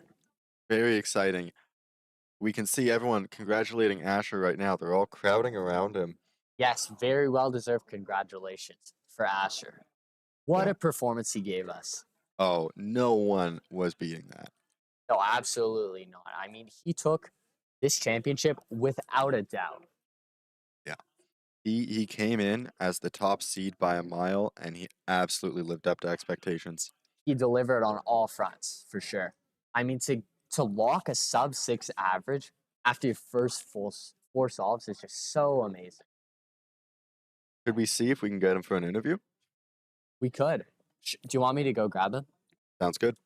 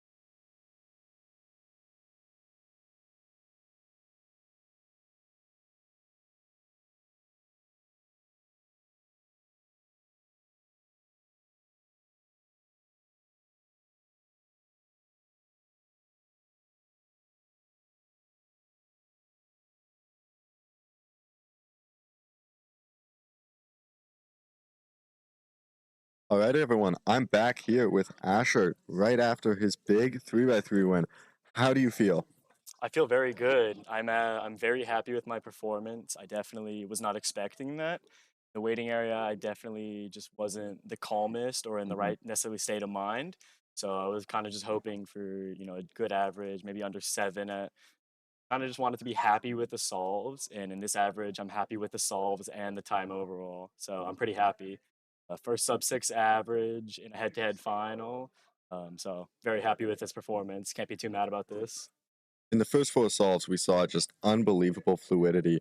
How did you manage that under the pressure of a head-to-head final? Dude, honestly, I really don't know. I was honestly, after the first one, I was kind of surprised. I kept my composure, but I think the confidence from the first one kind of just boosted into the second one, which boosted into the third one. And then once I locked a good average on the fourth one, I was kind of like, all right, I'm happy. I get BPA, I'm happy. I'm get WPA, I'm also happy. I'm happy with the solves, which kind of, I think, just boosted my confidence, which also just boosted my overall performance. The spread between the BPA and the WPA was Yeah, very 0.05, so consistent. very little for you to worry about there Yeah, going yeah. into that last solve. And I'm not sure if you knew, but you only needed to beat a 750 to be BC champion. I definitely didn't know that, but I knew by the third one that I probably had a very good shot. So I just wanted to, like I said, keep my composure and solve best and solve like that I was happy with. Managed to do that. Good way to end a very good competition, very good weekend overall. How are you going to take this experience into any future head-to-head competitions? I think if anything, this will just make me more confident in going into head-to-head finals. I can't remember the last time I was in one, maybe like 2 years ago. So I really just didn't know how I would be able to handle it. So I think this just gave me a lot of confidence that, I mean, these scrambles weren't even anything amazing. So I feel like my turning and confidence just overall helped carry me. So I think that that's just going to boost my confidence going into the future. Absolutely, yeah. Confidence is super important in situations like that. I'm very impressed to hear you hadn't had a head-to-head final in so Yeah, long, and you've gotten much faster since then, of course. So it's yeah, a I have. completely different kind of pressure when you're that level of solver. Yeah, I mean, I think head to head is just rare in general. It's usually saved for a championship or like multiple day competition. So I don't usually get many of those. I'm just more used to like the grab and go kind of solves. So I was actually really looking forward to this head to head before the weekend, just kind of honestly, just to see like how I could handle it, like nerve wise, pressure wise, turning wise, solve wise. So like this average was honestly the best I probably could get under these circumstances. So very happy. Do you have any insight into specific solutions on any of those scrambles, though? Like the white, I think I only did white for all of them. I saw about a pair or two for each. I tried not to go farther than that just in case I psyched myself out by knowing too much. But I think that's just generally how I treat any official solves. Is kind of just like take it as you can and plan as much as you can without necessarily getting inside your own head. Like your biggest enemy in cubing is always you. You know what I mean? Yeah, of course. So you did yellow or white on every single solve, but Yeah. are you white, yellow, color neutral? Yes, but it's definitely like white 80% dominant, yellow 20%. It's usually if yellow catches my eye right away or I really can't plan anything on white, I'll switch to it. But for the most part, if white is good and I can see something good, I really don't see the need to check for yellow. Absolutely. It's definitely helpful to have the backup plan It of yellow. definitely is, yeah, yeah. All right. Well, do you have any big competitions coming up? I don't. I don't actually think I'm registered for any more competitions for the rest of the year. Um, yeah, if there's any more in BC, I'll go to that. I think the Whitlam Comp in October. I think that'll be my next one. But I guess for now, just take a little break, maybe practice more, learn some new algs. Going back to school in a month, so just focusing on that, I guess. Yeah. Yeah, that sounds good. All right. Well, we'll be watching out for you at any Yeah, future of course. competitions. Yeah, I mean, you can always check the WCA to see what I'm registered for. But yeah, I appreciate the support always. I love the Kiwi community. Yeah. All right. I think we're going to wrap it up there, but it was great talking to you. Yeah. Thanks so much for having me. Thanks everyone for watching. All right. And I believe we're going to try to get Brian's son here for an interview. He was the runner up. So we will be right with you with that.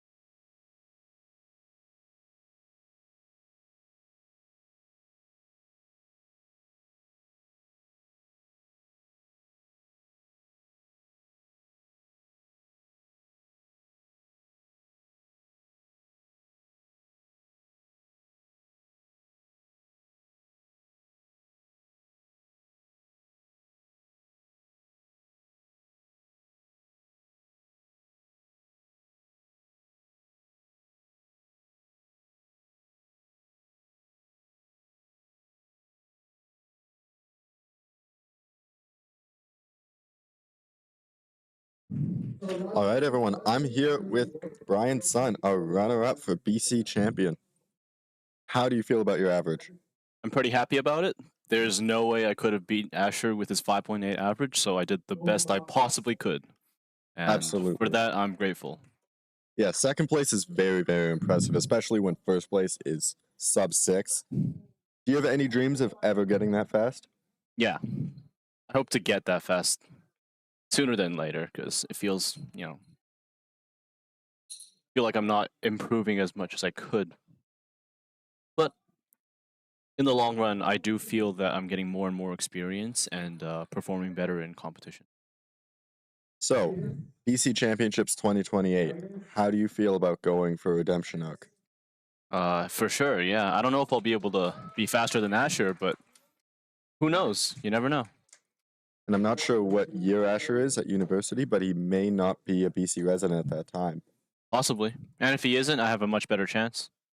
That's absolutely true. However, you could also see a young competitor come in. Yeah, that's also true. But, it's going to be easier for me to get faster than somebody to pop up, I think. Do you have any strategies you're going to use to try to improve? Anything you want to learn? So for me, I think my inspection is generally pretty good compared to most people that I talk to.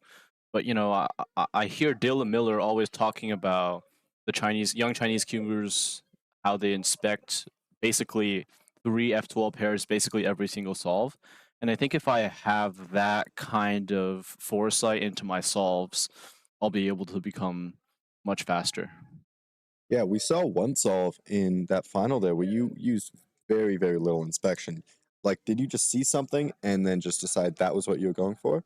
So basically, I saw 2 pairs, and I'm like, okay, 2 pairs is enough. I'm not going to be able to see the 3rd pair, so let's just do it. Yeah. It's sometimes easier not to build up as much nerves for the solve, right? Yeah, for sure. Especially if you see deep enough. All right. Well, do you know full ZBLL yet? I do know full ZBLS and ZBLL. However, I don't do it in competition because currently I average 8.5 with ZB method, while with CFOP I'm sub 7. Yeah, well, that will be something that I'm sure will improve very quickly if you practice a lot of ZB. Yeah. It was very interesting. You had a couple of solves there where you used S-move OLLs and you executed them very, very smoothly. That's actually true. For one of the solves, I think I remember getting... Yeah, it was either the first or second solve. Unfortunately, I had a lockup on the U-perm after the OLL, but the OLL itself was OLL number 28. That's the one I did was S prime, sexy sledge, US. Yeah, I remember that. And it was just absolutely flawless. And that's a very, very easy algorithm to lock up on.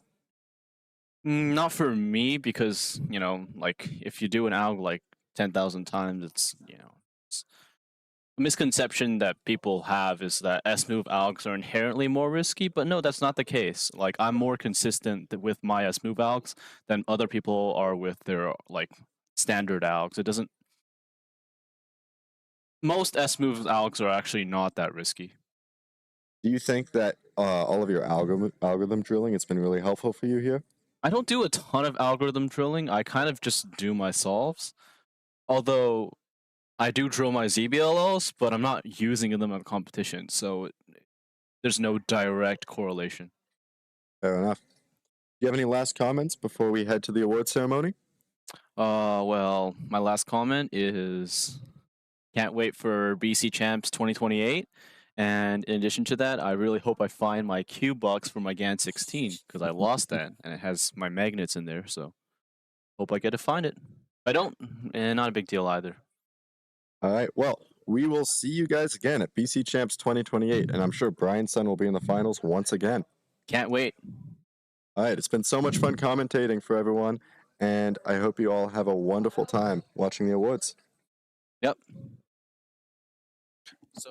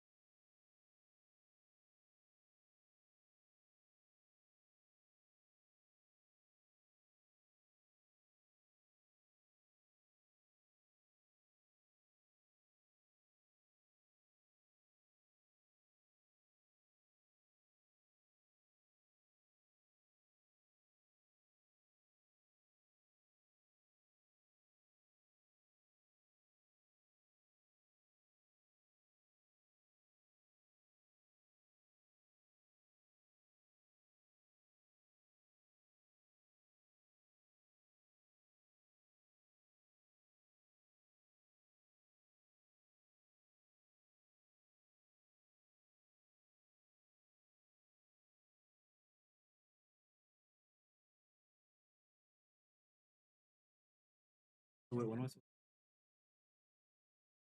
to say? All right, that wraps up BC Championship 2026. From everyone here in the commentary booth to everyone of you at home, we are saying goodbye. Bye.